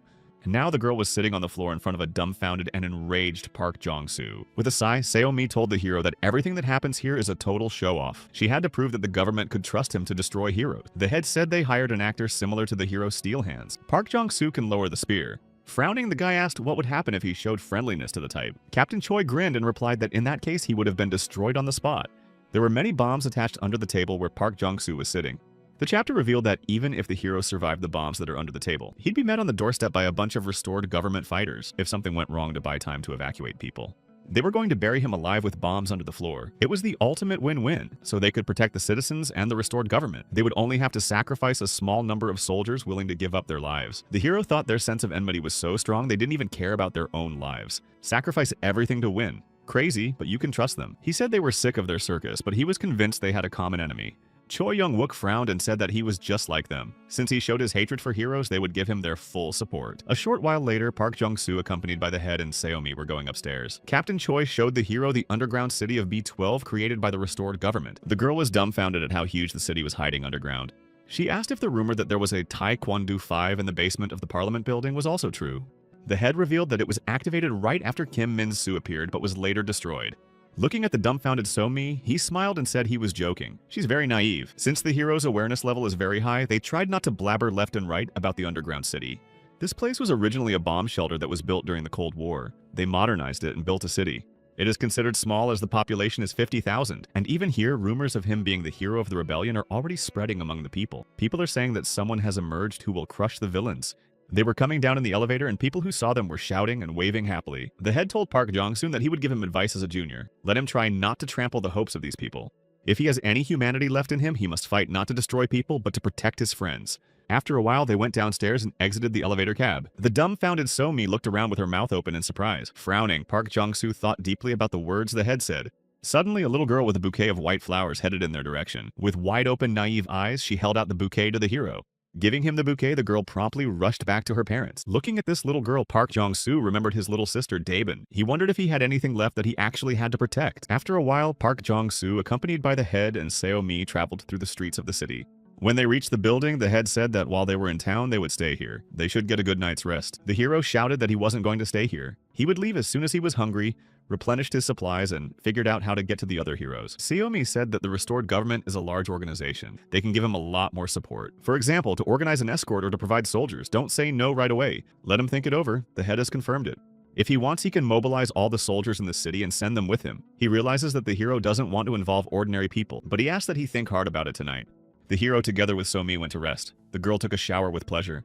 She saw Park Jong-soo sitting pensively on the balcony looking at the city.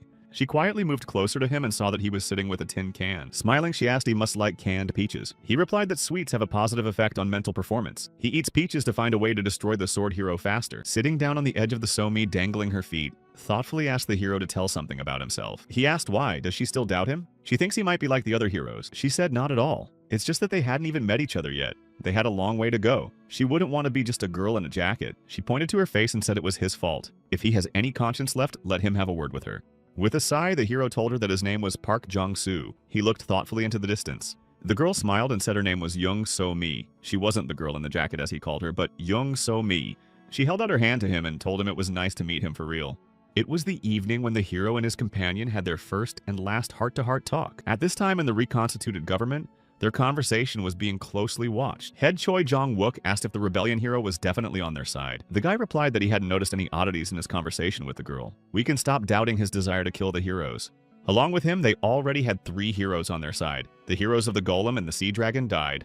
So they still need to take out 7 heroes, including Kim Min-soo. The girl said that 3 against 7 is still not a good matchup, but if they can take out at least a couple more. The head replied that then everything would go back to normal, and there would be times of peace. Quiet times, the ones when their loved ones were still alive and there were no heroes. Smiling, the girl said that it turns out ordinary people aren't completely useless.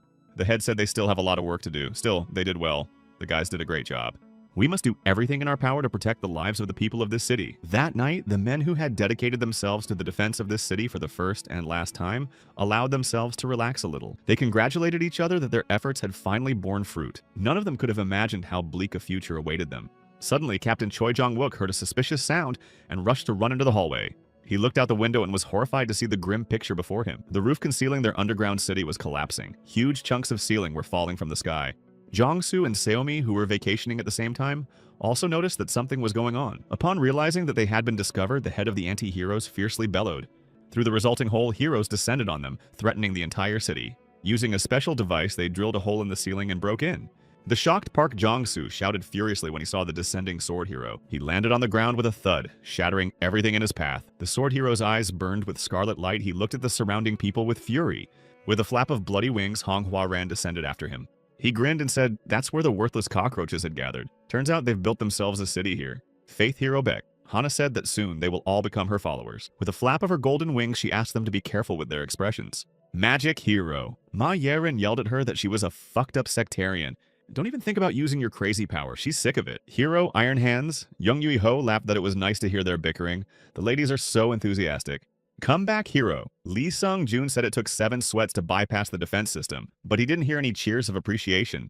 The Perfection Hero, Cheon Ji-sung, glittering violet eyes, silently looked at what was happening. The Transformation Hero Lee Garam said he was waiting for the Sword Hero's instructions. Sadly looking in front of him, Kim Min-soo stood in the middle of the underground city. Lee Sung-joon came up to him and put his hand on his shoulder. He asked if Lee Garam hadn't realized it himself. The Sword Hero wants everyone in this town to feel real sadness. The Transformation Hero responded so accurately and activated the Bester mode. From all sides of his body, weapons showed up. A moment later, deadly projectiles flew in all directions from him. Crushing weapons exploded, destroying everything in their path. The whole city went up in flames. Shocked by what he saw, Choi Jong-wook recoiled from the window in horror and ran to the center. He ordered immediate activation of all city interceptor systems and cannon emplacements. When he saw that his subordinates were not responding, he shouted why they were inactive. The order was to activate the systems. At that moment, the staff turned around and had a bandage over their eyes like a hero of faith. They amicably asked if he believed in the Lord.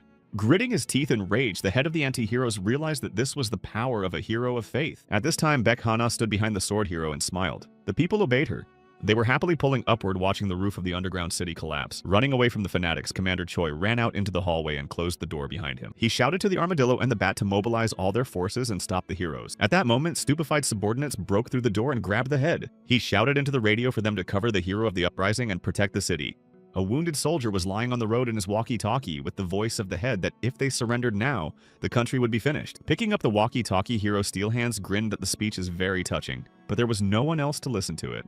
He shouted joyfully that justice had been served. The tank division of the restored government battleship had been destroyed. In another part of the city, the hero of the return was at work. Waving his sword, he was destroying people. Grinning, he said that they were well prepared. He almost got wiped out twice. A special unit of bad assassins was wiped out. At this time, the Blood Hero destroyed the Raven helicopter regiment of the restored government. The hero invasion killed 13,700 people in just 3 minutes and 17 seconds. At this moment, a deadly spear swiftly flew into the sword hero. To protect Kim Min-soo, the hero of perfection stood in front of him. He used the special technique of the Demon Caster's block. He managed to deflect the blow of the deadly spear and it flew off into the wall of the building. Park Jong-soo ran towards the bloodthirsty heroes with his teeth clenched in anger. He looked at Kim Min-soo with hatred and was going to fight to the last man. Looking at him, the hero asked, "So does that mean he is the one trying to destroy his realm of eternal sadness?"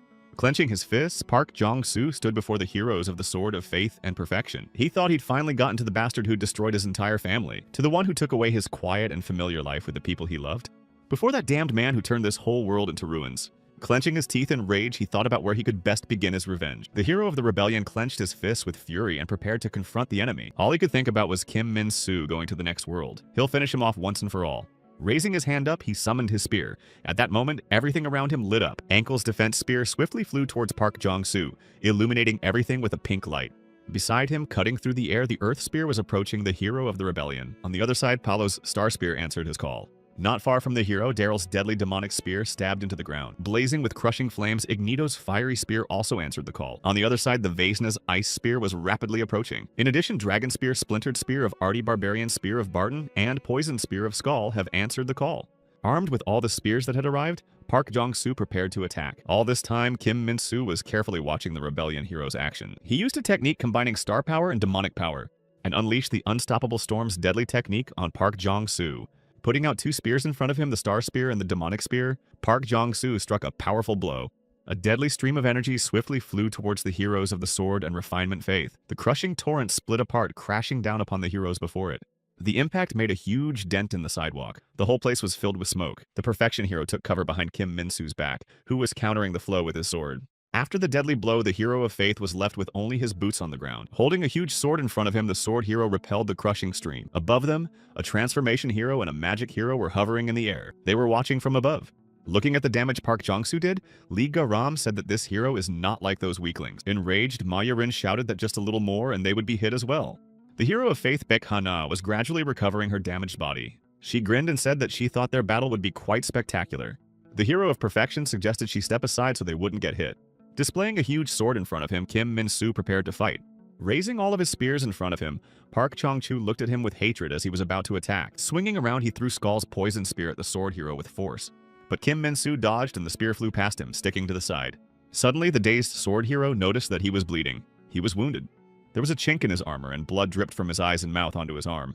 Clenching his fist with rage, he swung his crushing sword to strike. At this moment, an enraged Park Jong-soo appeared right in front of him with spears in his hands. The moment had finally arrived. Kim Min-soo longed to end his torment in this world by dying at the hands of Park Jong-soo. His eyes lowered. He humbly awaited his fate, unable to bear the suffering any longer. For this character's eyes were filled with the same deep sadness as his own. But suddenly, the sword hero noticed something else in Park Jong-soo's eyes. In the eyes of his adversary, overflowing with the desire for destruction and revenge, there was a bright hope of salvation. And Kim Min-soo thought he wanted to destroy him to be saved. So its destruction would be a happy ending for the enemy. Did the hero of the rebellion think he'd let anyone be happier than himself? He couldn't let that happen and raised his sword, shouting Sword Duran mode, Eclipses. 2 of the strongest opponents came together in a crushing confrontation. Neither of them could afford to give up or lose. They looked at each other with hatred.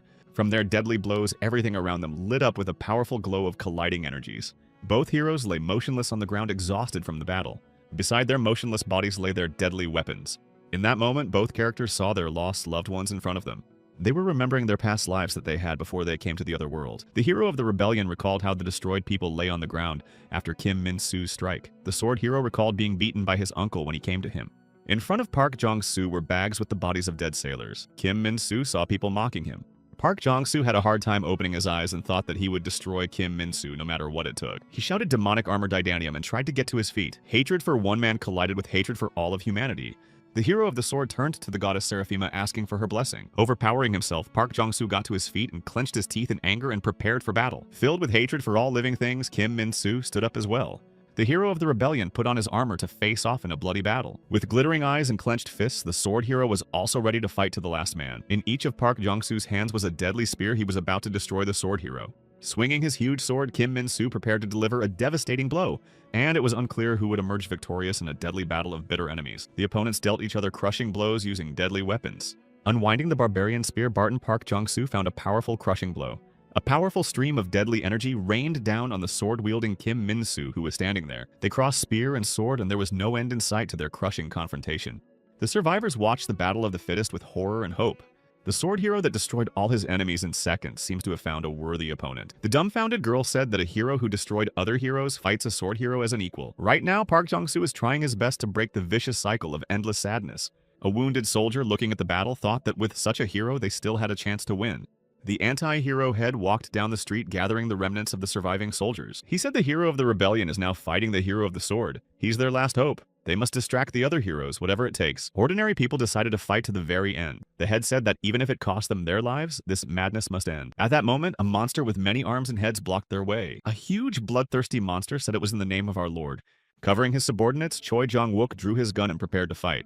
He took aim at the monster and shouted that he needed to end this once and for all. At this time, the hero of Steel Hands continued to destroy the surviving soldiers. Grinning carnivorously, he said, satisfied with himself that he had cleaned up the place.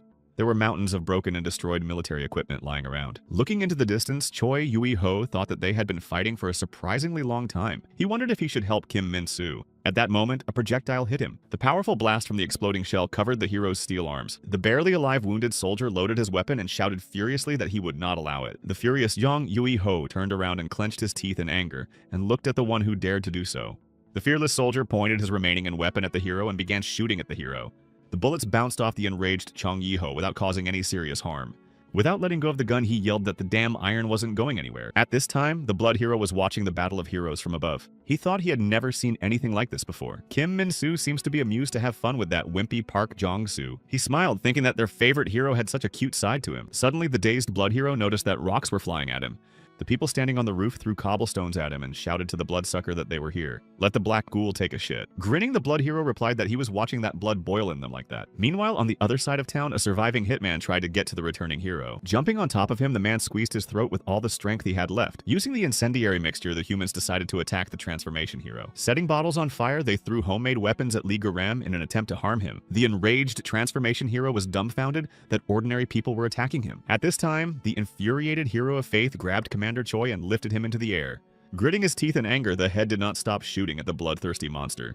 All this time, the confrontation between the heroes of the sword and the rebellion did not stop. Clenching his fist, Kim Min-soo gave a powerful crushing blow to his opponent. Park Jong-soo flew far to the side, knocking everything in his path. For defense, he used the activation of the element Earth. Earth Spear technique, Earth Shackles. He swung the Earth Spear towards the sword hero, intending to crush him. Putting his sword in front of him, Kim Min-soo reflected the powerful strike of the Earth Spear. Flying off to the side, the spear stuck into the ground not far from the sword hero. Suddenly, Kim Min-soo felt that something was happening. The ground moved. The sword hero's feet began to sink into the ground, preventing him from moving. At this moment, Park Jong-soo prepared his dragon spear and prepared to strike.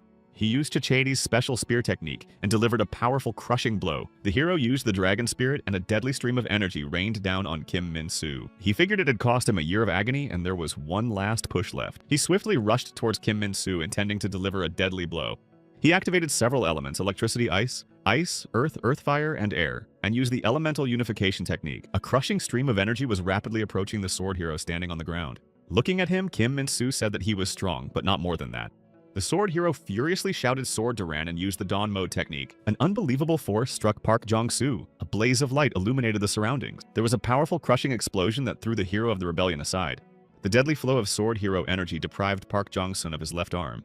The sword hero shouted furiously that his sorrow wasn't strong enough. One hero's hatred could not stand up to another hero's malice. The enraged Park Jong-soo shouted furiously, not sure if his sorrow wasn't strong enough. Despite being wounded, the hero of the rebellion was not going to give up. He vehemently repeated exactly whether he thought his sorrow was not strong enough. With his head down, Park Jong-soo said that he had lost his entire family because of the sword hero. The world he lived in was in ruins. He had lost everything he held most dear. His life had become a living hell because of a destroyer like him. And Kim Min-soo dares to say it's not enough to be sad. He looked at his sword hero nemesis with hatred. The battle was watched with interest by the heroes of transformation and improvement. The hero of faith and the common people were also watching to see what would happen next. The enraged hero of the uprising rushed to attack Kim Min-soo despite being wounded. The sword hero clenched his fists as he watched the rapidly approaching Park Jong-soo. Swinging with his last strength, Park Jong-soo tried to deliver a crushing blow, but Kim Min-soo was able to dodge the fierce attack of the rebellion hero. Striking back with a crushing blow to Park Jong-soo, the sword hero grinned. He said he was right. He's not so miserable compared to him. He swung around and gave Park Jong-soo a powerful crushing blow, and screamed that it was because he had a chance to be saved. Kim Min-soo's powerful fist struck Park Jong-soo again and again. From the crushing blow, the hero of the rebellion lost his balance and flew aside. Glaring with his eyes, the sword hero said that unlike Jong-soo, he had nothing. Clenching his fists, he delivered a crushing leg kick to the hero of the rebellion. After flying far to the side, Park Jong-soo collapsed to the ground with a thunderous crash. With deep sadness in his eyes, the sword hero slowly moved towards him. Sitting on the ground, the wounded Jong-soo asked if all of humanity was guilty before him. The hero of the sword stood on the crushed hero of the rebellion, about to finish him off. He grabbed him by the remains of his broken helmet. Jong-soo shouted what he had done to him personally. Swinging, Kim Min-soo furiously shouted that they were all happier than him. They all abandoned him in his distress, and none of them were waiting for him or willing to help him. The hero of the sword said that no one tried to understand or support him. That's the fault of mankind. And Jong-soo's fault is that he dares to give others hope and tries to destroy his kingdom of sorrow. At that moment, a bullet suddenly flew swiftly in front of him. Leaving the rebellion hero, Kim Min-soo looked up to see who it was. In front of them, with a gun in her hands, Seo-mi stood with her teeth clenched in rage. She screamed that Kim Min-soo was right. Park Jong-soo is their last hope. Pointing the gun at the sword hero, the girl rushed towards the heroes. Dumping Jong-soo, the sword hero told her that there was no need to rely on him. So is believing that gun can do anything to him. She replied vehemently that she hadn't counted on it, but someday. If they all unite against him like they did today, sooner or later, the day will come when they can defeat him. That's what they believe. At this time, the wounded captain was barely alive, sitting in the passage next to the destroyed soldiers. A voice calling out to Choi Jong-wook suddenly came to life on the walkie-talkie. The man shouted that the hero of the rebellion had been defeated. Further instructions required. The head has asked that all public address systems in the shelter be turned on. He has one last thing to say. A moment later, the captain's voice echoed throughout the city, calling out to the survivors and all who were able to fight. Frowning, the improvement hero listened to Jong-wook's voice. Hero Steelhands also stopped to listen to the captain's speech. The blood hero gritted his teeth in anger and was furious that these people were still resisting. The captain said that the hero of the rebellion is the kid who keeps waving his spears around their last hope. At this point, their entire army has been defeated. The city is in flames. There are almost no weapons left to arm civilians with. Gradually, all people begin to lose the will to resist the heroes. He's sorry, but now all they can do is save that kid, and wait for another chance to finally overthrow the sword hero. He is absolutely sure that such a chance will definitely present itself, and now he's leaving it up to them. He extended the arm to which the fuse was attached. He remembered how when he first saw the hero's smiling girlfriend. Smiling, she asked him to let him take care of the rest. Captain Choi decided that was all he could do now and activated the explosive device. A moment later, a powerful crushing explosion rang out, shattering everything around it. The sword hero saw a massive explosion rip a high-rise building in half. The crushing explosion was also watched from the roof of the building by the hero of faith. She said with a smirk that people fight to the end. It's very annoying. Turning around, she asked her novices how they would prove that their faith was strong and unshakable. They shouted with joy that they were ready to give for not left and right hands. A moment later, two huge energy arms covered the flames from the explosion. Kim Min-soo was watching everything from the side with a sad look. At this moment, Ma-Yerin walked up to him and angrily shouted what he was doing here. He's a fucking psycho. She's so sick of pretending she's as crazy as he is. She screamed that she was going to finish the sick, megalomaniacal bastard off and aimed a sweet storm at him. A magical stream with lollipops and candies swiftly flew towards Kim Min-soo. She remembered walking down the street with bags in her hands once in a past life. Talking on the phone, she discussed Yesum's birthday present with her mom. The girl informed me that she had already bought everything and a gift and a delicious cake. She was dumbfounded that her mom had already bought a birthday cake too. Upset, Ma-Yerin yelled into the phone, "What the hell is this?" She said she was going to buy everything herself. She didn't know if she could return the cake and exchange it for macaroons. Preoccupied with the conversation, Ma-Yerin didn't notice anything that was happening around her. She was just leaning over to look at the cake receipt when she heard a shout of "Look out." Looking up, the girl didn't even have time to realize what was happening. The huge refrigerator was rapidly falling directly onto Ma-Yerin from above. The world she was finally able to return to, wanting to be reunited with her family, was on fire from someone else's evil. The girl was shocked by what she saw. She didn't know what to do now. The heroes are faced with the choice of trying to resist putting their lives on the line, or become part of this madness by teaming up with sword hero Kim Min-soo. She was brave and determined, so she let it go. She hoped she wouldn't have to make a choice. Together with her family, they would just live an ordinary life. Together with the rest of the people and her mother and sister, Ma-Yerin came to the food distribution point for the refugees. Mom refused to eat, saying she wasn't hungry and that she and her sister should eat it all. The girl angrily told her mom not to make it up and to eat. They could go faster when she felt better. She ordered her sister to eat too. Now was not the time to be picky. At that moment, the military came up to her and asked if she was Ma-Yerin. The girl looked at them in bewilderment, not understanding what they wanted from her.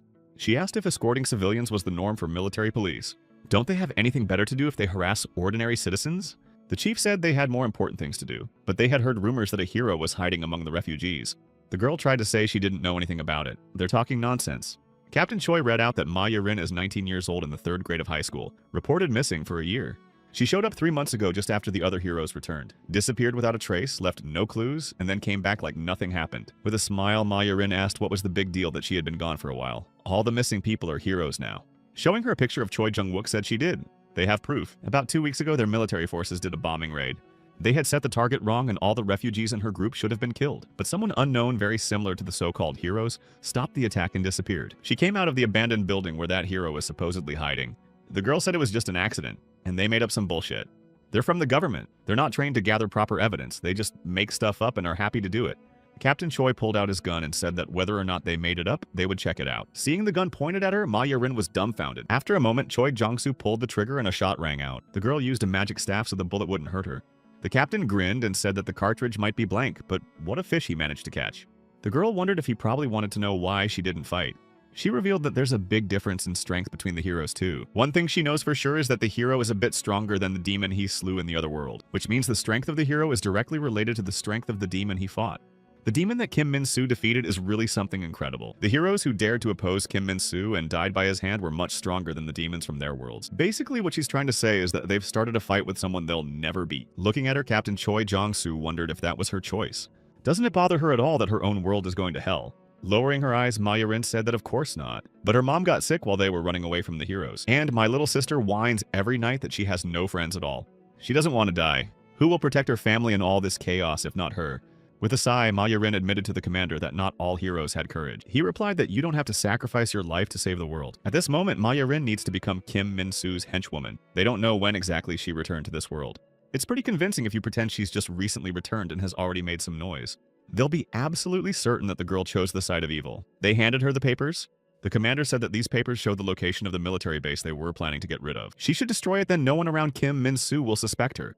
He's not suggesting she do it for nothing. They'll send her family overseas. We'll provide her family with security and take care of her mother's health. She said that even so, she couldn't handle Kim Min-soo. She's much weaker. Looking directly into Ma Yurin's eyes, Head Choi said that they weren't going to ask her for such a thing. All they want is for her to be their trump card when there's a way to take down Kim Min-soo. She would be an ace up their sleeve. The girl gritted her teeth in anger, thinking that the commander had believed in her to the very end, even when he was dying. It was not for her to stammer about courage, for she ran from the fight to the very end. She shouted furiously that Kim Min-soo was an asshole, and she's actually a hero too. At this time, numbers flashed in the injured Park Jong-soo's mind. The number of lunges was 117,698. The number of swings was 57,991. The number of fainting spells he's been in is 297. I've been one step away from death 13 times in that time. The number of wounds on his body at this point totaled 84.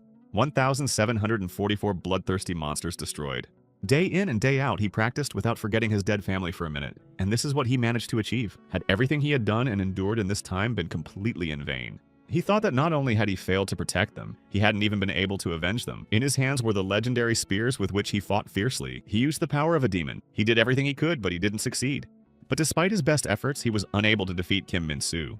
He gave up all senses and devoted himself to training beyond human capabilities. But all he managed to accomplish was to inflict a couple of wounds on Kim Min-soo, spilling a few drops of his blood and making him angry. Instead of destroying his enemy, he now lies down and dies himself. He thought it was the end. Kim Min-soo can't be defeated. He won't let him take his life a second time. He mentally apologized to his family of fallen sailors and even the little girl who had given him flowers. At that moment, Somi walked over to him and tried to bring him to his senses. The hero of the rebellion could hardly open his eyes, tears streaming from them. He saw in front of him a smiling girl who joyfully asked him to live. At this moment, Ma Yurin rushed towards him swiftly, trying to save him. She jumped up to Park Jong-soo and hoisted her onto her shoulder with difficulty.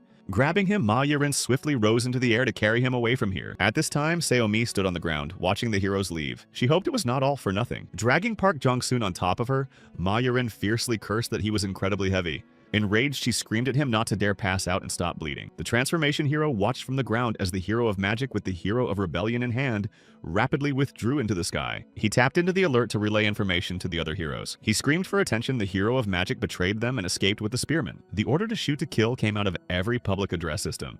After a moment, he activated all of his weapons, hoping to knock them into the air. Aiming the telescopic sight, the transformation hero locked onto the target. A huge number of projectiles flew towards the fleeing heroes. Throwing a glance at the flying projectiles, Ma Yurin decided that they had to escape at all costs. The girl struggled to dodge the deadly explosions maneuvering through the air. One after another, powerful crushing explosions rang out, shattering everything around them. Suddenly, Ma Yurin noticed a projectile that was flying right behind them. She looked around, trying to decide how she was going to get away from the deadly projectile. A moment later, there was a crushing explosion destroying everything around it. She managed to activate her defenses in time to block the deadly blast wave. At this moment, Hero Improvement and Hero Steel Hands rushed after them in pursuit. Pushing off from the wall of the building, Cheon Jin-sung tried to catch up with the fleeing heroes. Turning around, Ma Yarin noticed that the Perfection Hero was catching up with them. At that moment, the girl saw a military man jumping out of the window. Ready to grab the fugitive, Cheon Jin-sung smiled smugly. He was about to grab the girl when a soldier ran out in front of him. At the sacrifice of his life, the soldier broke the glass and flew out the window. He was holding an explosive device. Hardly opening his eyes, Park Jong-soo saw an ordinary person trying to save him. Seeing that the hero of the rebellion had opened his eyes, the soldier shouted joyfully for him to live. A moment later, a crushing explosion rang out in front of the improvement hero. Recoiling, Cheon Jin-sung stopped to avoid being hit by the blast wave. At that moment, the hands of the military reached for the hero of perfection. Clutching grenades in their hands, they shouted furiously that the bastard wasn't going anywhere. The hero of the improvement was shocked. He didn't expect such resistance from ordinary people. Snatching the check, the soldier shouted furiously to go with them to the underworld. A moment later, a massive explosion rang out, covering everyone in deadly flames. Huge chunks of destroyed buildings flew down from the blast wave. The heroes couldn't understand what was wrong with people. They must be out of their minds. Why did the people who were recently shaking with terror go on the attack as if they had lost all fear? At this moment, a bus was rushing rapidly toward the steel-armed hero. The driver squeezed the gas pedal to the fullest. Gritting his teeth in rage, he raced at top speed, hoping to stop the hero. Despite the fact that hope is quite elusive, people sacrifice themselves to buy at least a little time for the two heroes. The enraged Zhang Ui-ho shouted for the worthless thing to stay out of his way and threw the bus aside. At that moment, a truck full of explosives was approaching him. Enraged, the hero fiercely swore that one or the other was in his way. He struck a blow, screaming for people to just accept their defeat. At that moment, the explosive devices in the truck bed detonated. Flying out of the body of the deadly bombs flew on the hero's head. Seeing that everything had worked out, the driver pressed the fuse button and smiled. All he said lastly was that the hero of the rebellion must surely survive. Huge flames from the bombs that exploded covered the hero with steel arms. At the cost of their own lives, these men helped Park Jong-soo and Ma Yarin escape. At this moment, Ma Yarin was trying to carry Park Jong-sun as far away as possible. Gritting her teeth, she dragged his wounded body with all her might. Suddenly, the girl heard behind her the blood hero shouting behind her, calling her a traitor. He asked furiously how much longer she was going to hang around. Did she really believe they'd be able to escape? Abruptly swiping the sharp dagger on his arm, Hong Hwa Ran let out a stream of blood. In a moment, the bloody stream turned into a deadly weapon. Drawing the bowstring, the blood hero prepared to release an arrow to stop the fugitives. Deadly arrows swiftly flew towards the fleeing heroes. The girl was terrified. She didn't know if they would be able to avoid the attack. She barely managed to dodge, and the crushing arrows flew into the building, shattering the glass. Gritting her teeth in rage, she thought about the fact that it wasn't going to be that easy. But at least Kim Min-soo and Baek-ha are busy right now. They're holding back part of the collapsed ceiling. Suddenly turning around, the sword hero saw Ma Yarin flying by. Flying up to the crack in the ceiling, the hero of magic hoped to get through it. She decided that the falling shards made it dangerous to try to run through the cracks. Frowning, the girl tried to think of a way to get out of here. At this moment, a deadly stream of blood swiftly rushed past them. She realized that if she kept circling aimlessly like this, they would soon be caught. Suddenly, the girl saw that from the roof of the building, some man was waving at them. Waving a signal light, the man tried to attract Ma Yarin's attention. Deciding that this might be a chance for salvation, the girl headed towards him. Rapidly descending, the heroes were approaching the roof of a high-rise building. Angry, the blood hero said he wanted to play catch-up some more and then finish them off. He shouted furiously that the surviving creeps of the government dare not interfere with him. Bloodthirsty predator Hong Hwa Ran rushed in pursuit of the fugitives. At this time, the B-12 platform was packed with survivors. Armed soldiers controlled what was happening by directing people. The survivors slowly moved in line, hoping to escape. They demanded to be let in, but a man from the government told them to calm down and get in line. The girl from the hero combat team was reported that their men are pointing the way for the hero of magic, so she should be arriving here soon. She replied for them to keep it up and summon any remaining soldiers from the shelter. They must buy time for the hero magic so she can escape her pursuers and get to the surface. At this time, in addition to the blood hero, the steel-armed hero was in pursuit. On the other side, an enraged hero of perfection chased after them. The guy hesitantly said that using the elevator to escape is a bit tricky. They don't know how the refugees who are waiting for their turn to land will behave. If you suddenly tell them that imminent doom awaits them, there could be unrest and the situation could escalate. She said to leave it to her. Let her not worry and concentrate on making sure the hero of magic gets here successfully.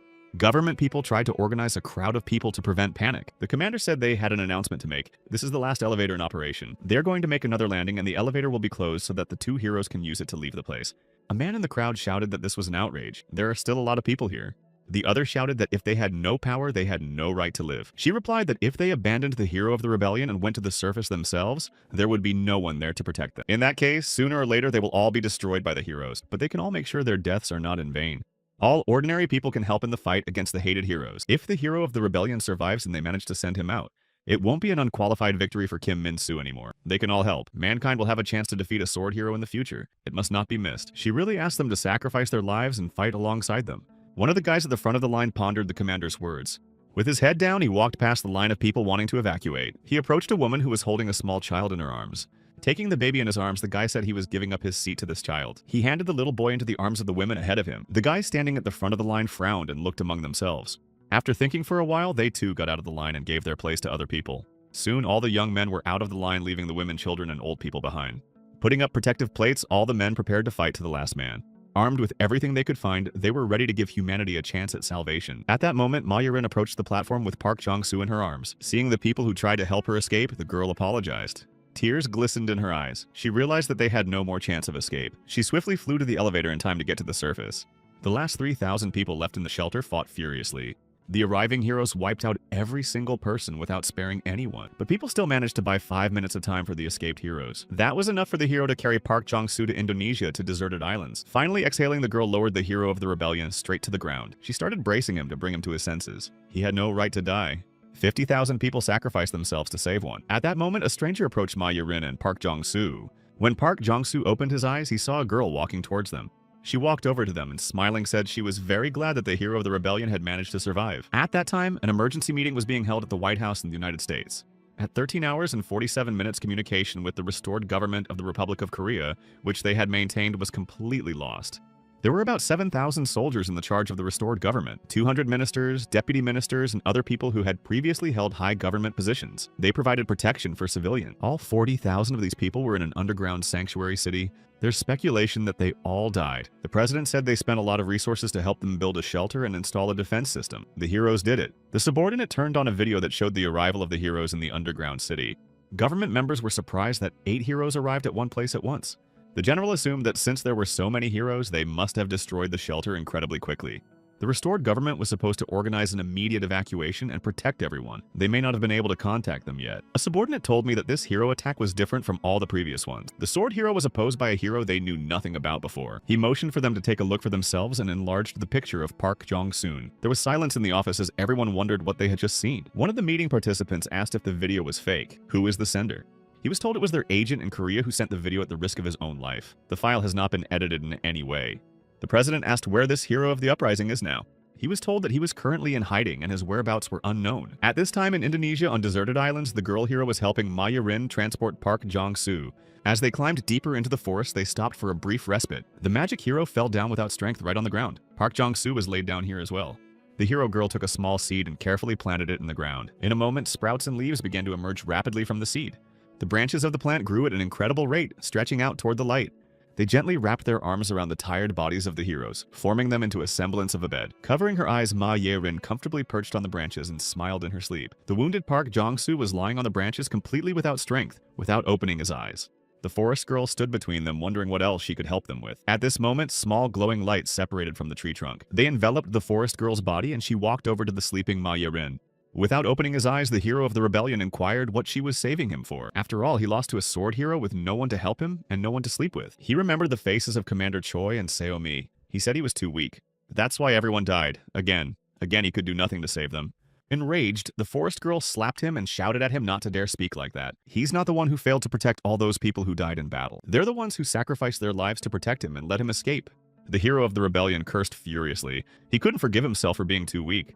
With tears in her eyes, the forest girl also remembered the heroes who died without wanting to side with evil. At this time, the White House was discussing what is now an unknown hero, presumably somewhere in Indonesia. They'll only know its exact location once their people get there. The president asked if they were suggesting they just wait for information to come in on his whereabouts. The general said that there are now more than 5 million refugees from Korea in America. News of Korea's destruction spreads very quickly through the media. The president responded that it seems they will not be able to avoid unrest among the population. At that time, the people on the streets of the city were reading information about what happened in Korea.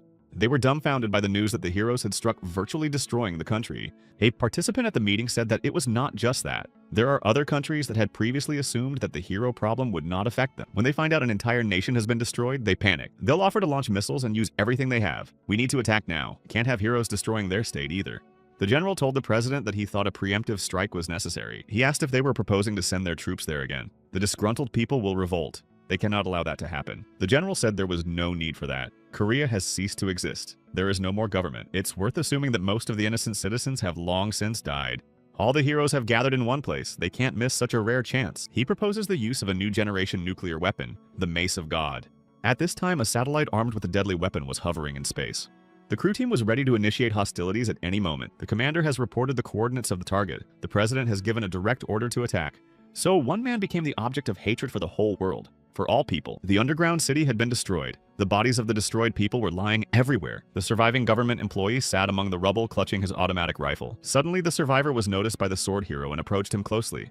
Gritting his teeth in anger, the man pointed his automatic rifle at Kim Min-soo. Looking at him with his sad eyes, the sword hero said unbelievably there was someone left alive. With tears in his eyes, the man looked at the enemy in horror, realizing that he was about to die. Leaning over to him, Kim Min-soo told him to go and give everyone the information. The hero of the spear is destroyed, and with him the hope of humanity is destroyed. Let them continue their pathetic attempts to get rid of him. Too bad their world will cease to exist and they will never see it. He'll save his pathetic life to get the word out.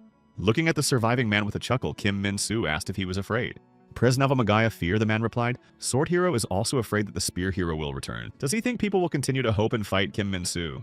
Despite the current tears, the man smiled and said, "What a relief." Looking directly into the eyes of the shocked sword hero, he added that this meant he was not God. He is as human as they are. The enraged sword hero swung his sword and destroyed him. Lowering his head, Kim Min-soo stabbed his sword into the ground in a frenzy. At this point, the returning hero came up to him and said he apologized for interfering with his fun. He just wanted to say they're done cleaning up the shelter. Screaming furiously, Kim Min-soo once again struck the already lifeless body with his sword. Turning around, he saw that all the heroes that were with him had come. The returning hero said that if Kim Min-soo is finished, then they can go. The hero of faith said to ignore them. He can continue to take his anger out on people as long as he likes. Laughing, Yong Yoiho said that those worthless things should get what they deserve. The sword hero replied that there was no need to pretend that they understood him. They are just like humans. They can't understand his feelings. The return hero said they're done here, so enough about that. He'd better tell me what to do next. The restored government of the Republic of Korea has been completely destroyed. The number of miserable humans has now also decreased noticeably. Now he can't wait to see what Kim Min-soo's next move will be. The sword hero replied that their first priority was to track down the spear hero. People still believe he's their hope. By his existence, he destroys the very essence of the world he created. With a smile, Lee Seong-jun asked if he was okay with this, going outside of Korea and amounting to a declaration of enmity against the entire world. At this time at the White House, the President of the United States gathered reporters to make the official announcement. Today, Eastern Time, their longtime ally, the government of the Republic of Korea, was destroyed by the heroes. To honor the long friendship between their countries, they made a momentous decision. Protect world peace from the threat of a terrorist group whose members call themselves heroes. To avoid increasing the number of American families mourning the loss of their loved ones killed in battle in another country, they've decided to go to extreme measures. They will have to use weapons that were last used in the United States more than 50 years ago. He's now talking about nuclear weapons to be used against the heroes. The transformational hero broadcast a video to other heroes where the US president asked the international community and refugees from Korea to be sympathetic. The comeback hero said they were so scared they dared to do such a thing. At that moment, Lee Ga-ram reported that warheads had been detected pointing in their direction. About 2 minutes to collision and nuclear explosion. The transformation hero said it's too close. Now you can't just shoot them down. Blood Hero said he was in charge of air defense. What a hack job. He replied that missile warheads fired from a satellite could not have been calculated in advance. Besides, he had always been able to intercept information about upcoming attacks in the past. Looks like they've been holding back information until the last minute. Laughing, Young Yoiho said that they had nothing to worry about. After all, they have a reset button. This time, they are all counting on the comeback hero. Lee Sung-jun smiled. He said that still before doing the reset, he would like to know what Min-soo is going to do next. For so long, each of them had been responsible only for their own territory, and the rest of the world was out of the question. The original target of sword hero Kim Min-soo was only the Republic of Korea. Is he really ready to confront the world, and why he changed his mind? The sword hero replied that he didn't intend to antagonize them, but they forced him to. He would get rid of anyone who dared to stand in his way. Lee Sung-jun grinned and said that he understood. So when he comes back, they'll be out to destroy the rest of the world. The hero Ga-ram said to warn him after revival to plan a satellite attack. Then they could hack into their system beforehand. The hero of faith said that now that they've made up their minds, it's time to enjoy the fireworks. She can't wait to find out what happens to her after the nuclear bomb hits. All the heroes sat on the ground and raised their heads upwards, waiting for the missiles to arrive. Within moments, the deadly missiles were rapidly approaching Korea.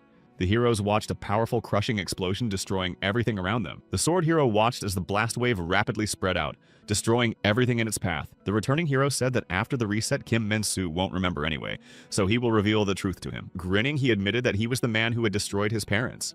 Kim Min-soo's eyes filled with rage. He shouted, "Was it really Lee Sung-jun?" At that moment, devastating flames destroyed everything around them. The powerful explosions blew everything apart. The returning hero's ability was to turn back time, and the clock wound backwards. After a while, Lee Sung-jun came back and said with a sigh that he knew it.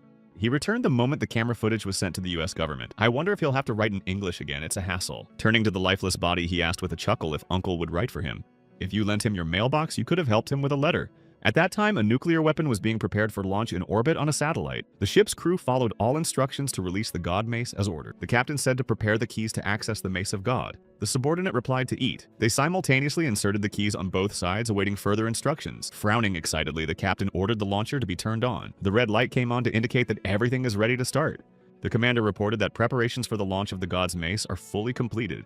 Now all they have to do is wait for a direct order to attack and they will fire a shell. A subordinate asked the captain if he had ever had to launch the God Mace, if only for practice. He replied that it was the first time, so he didn't have a full understanding of its power either. All he knows is that it's the most accurate and effective weapon of mass destruction. Frowning, the subordinate said that it looked like this was the first time they would see her in action. At that moment, a voice came from the speaker saying that the Eagle's permission had been granted. The order was given to attack. The captain responded that he understood the order. He said aloud that the launch of the God Mace was starting and pressed the red button. At that moment, the deadly projectiles were about to fly out and head towards the ground. Frowning, Jenkins looked questioningly at the captain and said that it wouldn't start. Swearing furiously, the captain shouted that he couldn't believe she had broken down at such a moment. He tried to press the button again and again, realizing something wrong was happening.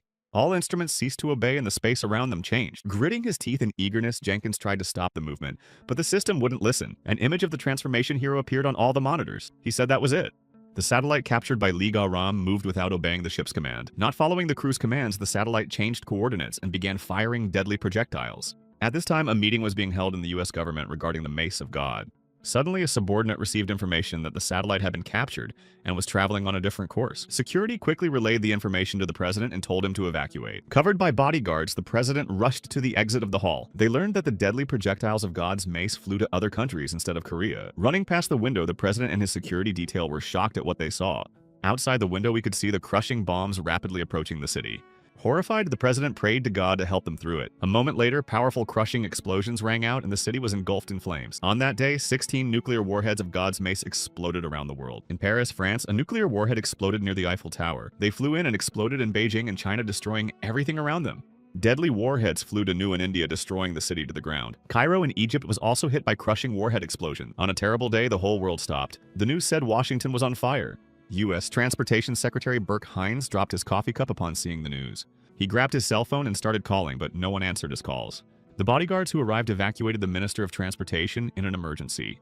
He was screaming in terror about what was going on. Why no one was answering the phone? Dumbfounded, he asked the guards if the president was safe. He was told that the president, vice president, head of the cabinet, and all its members were dead. All military satellites and radars were simultaneously attacked by hackers, so warheads could not be repelled. That's why they are in the current situation. All members of the cabinet who were in the Capitol at the time of the bombings were killed. Mr. Secretary was informed that he was going to Michigan to attend a conference. He is now the sole survivor of their state's leadership team.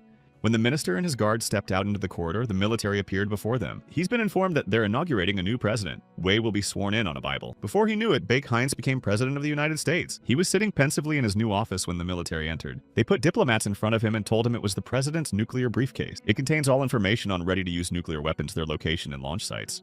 He can also use it to order the use of nuclear weapons.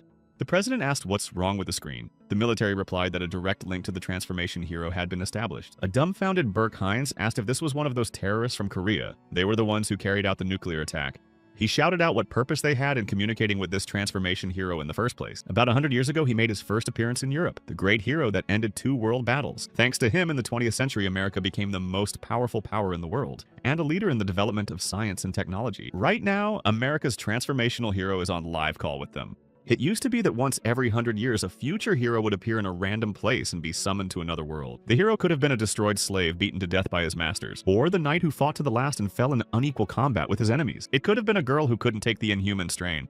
These people didn't die but were taken to another world where they would face battle. There, upon awakening, the man was greeted by the locals and given a hero's welcome. Some heroes, after their victory over a demon, had a great impact on the world upon their return. Some of them became heroes of myths and legends that were passed down from generation to generation. Someone became the great emperor who ended the turmoil and ruled the country to enhance its greatness for the rest of the world. And someone became the initiator of scientific and technical achievements. Scientific discoveries were made because of them. Great cities were built. With the help of these heroes, humanity has evolved and improved. The hero transformation revealed that all this time the returning heroes had been living hand in hand with ordinary people. So he assumes that there are other heroes in the world that they know nothing about. Frowning, dumbfounded, the dumbfounded heroes listened attentively to Lee Ga-ram's speech. Blood Hero said that this means that not only Korea but other countries can now have their own heroes. The hero of faith said that if all this is true, then it is clear where all the myths and legends come from. With a smirk, the hero Steel Arm said they don't understand. Doesn't change anything anyway.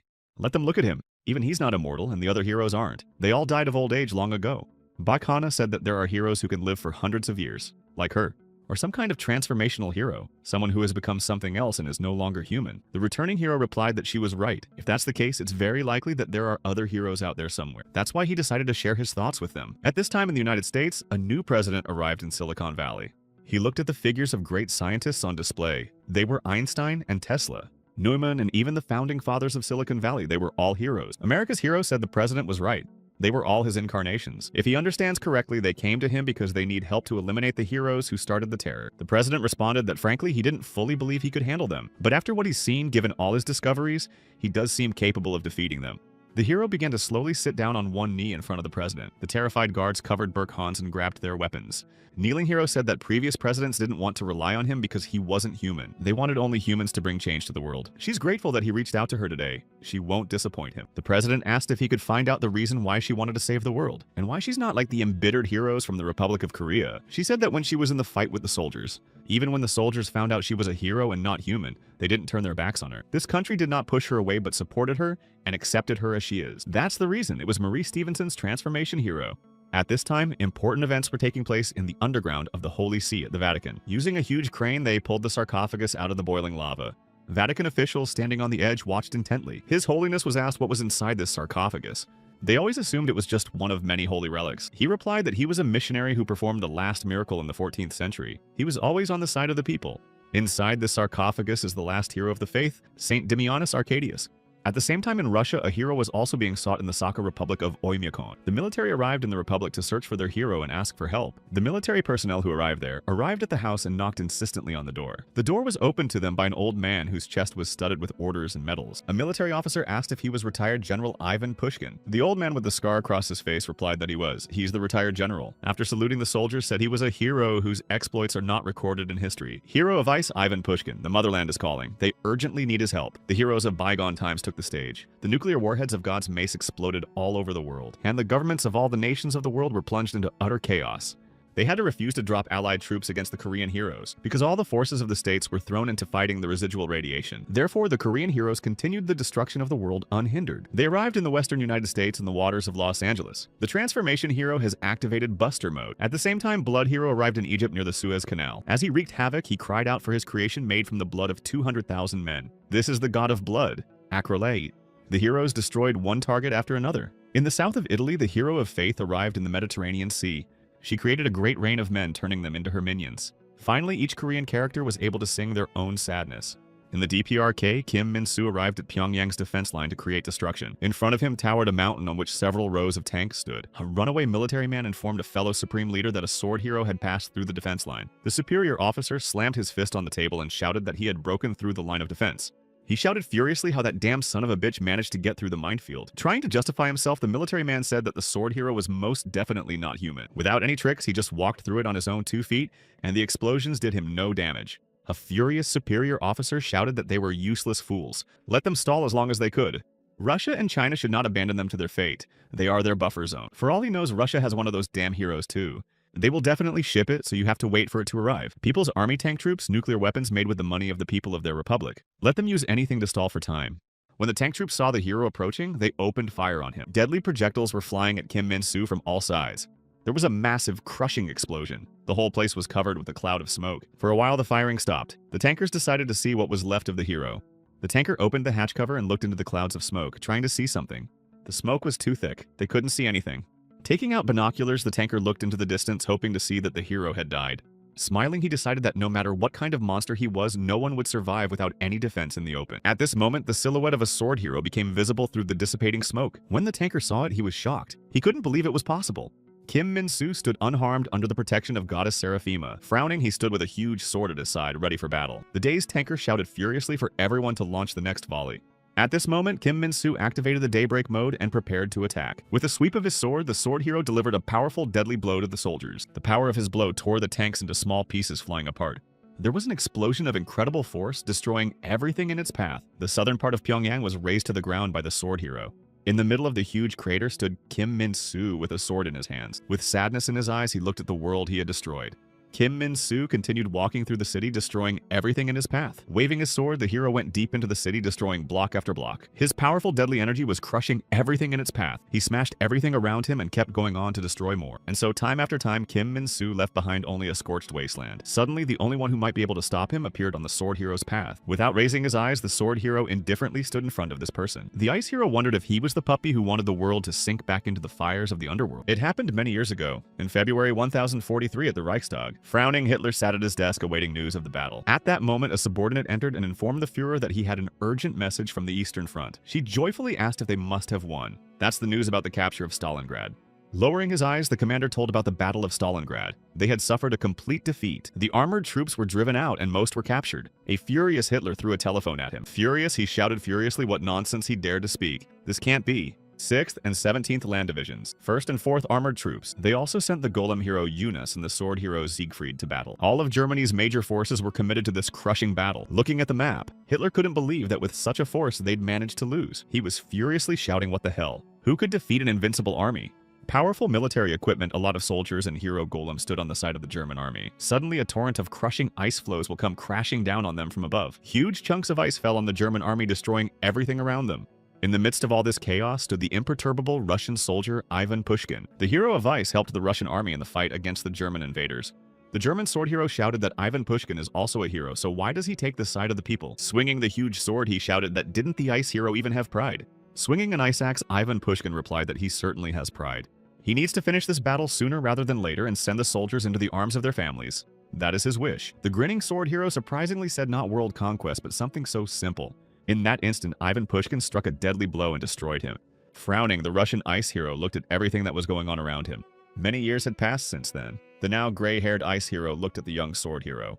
The old man just wished for world peace. Kim Min-soo asked if he was also a hero. Ivan asked, can a simple man stand alone in front of him?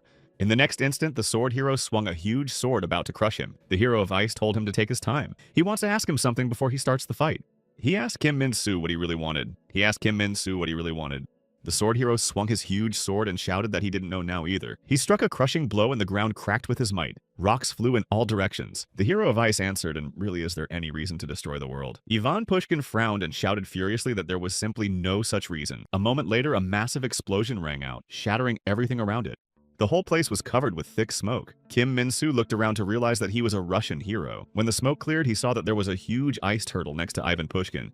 It was the secret water stream of the land turtle. Kim Min-soo thought he was annoyed by Ivan's magic. Furious looking at the sword hero, he furiously shouted that he hadn't even started yet. Clenching his fists and gritting his teeth, he began to release a deadly stream of energy. It began to blow and an eternal frost formed around it, freezing everything in its path. The whole city was frozen. Huge blocks of ice were falling from the sky. Covered in frost, Kim Min-soo continued to stand and stare intently at Ivan. Hero of Ice said that, as expected, he lives up to the hero name. He thought that an ordinary person would have died of frostbite by now, but Kim Min-soo didn't even blink an eye. But until the cold comes out of him, he won't be able to fully utilize his power, because all the energy will be put into recovering from frostbite. And while he's getting used to the cold, he has time to finish his attack. He launched the ice turtle and it swiftly flew towards the sword hero. Putting his sword in front of him, Kim Min-soo tried to stop the block of ice. He made a lot of effort, but the ice was closing in on him. With great difficulty, he managed to push the ice block away from him. A dazed Kim Min-soo sat on the ground. His hands were covered with a layer of ice. Sitting on a block of ice, Ivan Pushkin asked if he didn't have the skill to adapt. In the next instant, he decided to unleash a huge ice bear. The ice hero used the ice water flow technique of the brown bear. A dumbfounded Kim Min-soo watched in horror as the ice monster flew at him. With a full swing, the ice bear struck the sword hero and pinned him to the ground. Looking at the bear, Ivan thought that if it was a normal human, he would have already stopped attacking and checked if he was alive. He shouted that there was no need for a puppy and used ice water stream to flock the gulls. A moment later, a flock of ice gulls appeared in the sky, ready to attack. Falling stone, they swiftly flew towards the sword hero lying on the ground. There was an imminent collision with the birds. They attacked him from all sides. Suddenly, Kim Min-soo released his internal energy and he managed to destroy the seagulls. With a grin, a huge ice bear with huge claws rushed into the attack. Using his inner strength, Kim Min-soo summoned his huge sword. After a moment, he split the ice monster in half. Shards of ice flew in all directions. Balancing on the turtle, Ivan Pushkin dumbfoundedly watched what was happening. Furiously cursing, he thought that it was a sword hero. Kim Min-soo was standing in front of him in his armor. Fiercely flashing his eyes from under his helmet, the sword hero shouted Stumbling Stone. Swinging his sword, he shouted for Ivan Pushkin to go to the other world. A moment later, a deadly stream of energy swiftly flew into the ice hero. The entire city lay in ruins, covered in a thick layer of snow from the hero's confrontation. The great Russian ice hero, Ivan Pushkin, was crushed by the Korean sword hero, Kim Min-soo. The mage is always superior in battles and survival battle, because he can't attack the enemy from long range. The opponent simply doesn't have time to learn the mage's various techniques. The sword hero was attacked by a huge flock of deadly ice gulls. It tried to crush the huge ice bear created by the ice hero. An ice turtle swiftly flew at him, trying to crush him. However, Kim Min-soo already knew about all of this. That's why he was able to win. The crushed, decapitated Russian hero lay on the ice in front of the sword hero. Kim Min-soo already had experience fighting a mage hero and knew how to fight. He possessed a special skill of staunch defense and purposely opened up before the opponent's last attack. He was already fighting the hero who had fiercely attacked him with the Firebird. Thinking he was winning, the enemy underestimated the capabilities of a sword hero.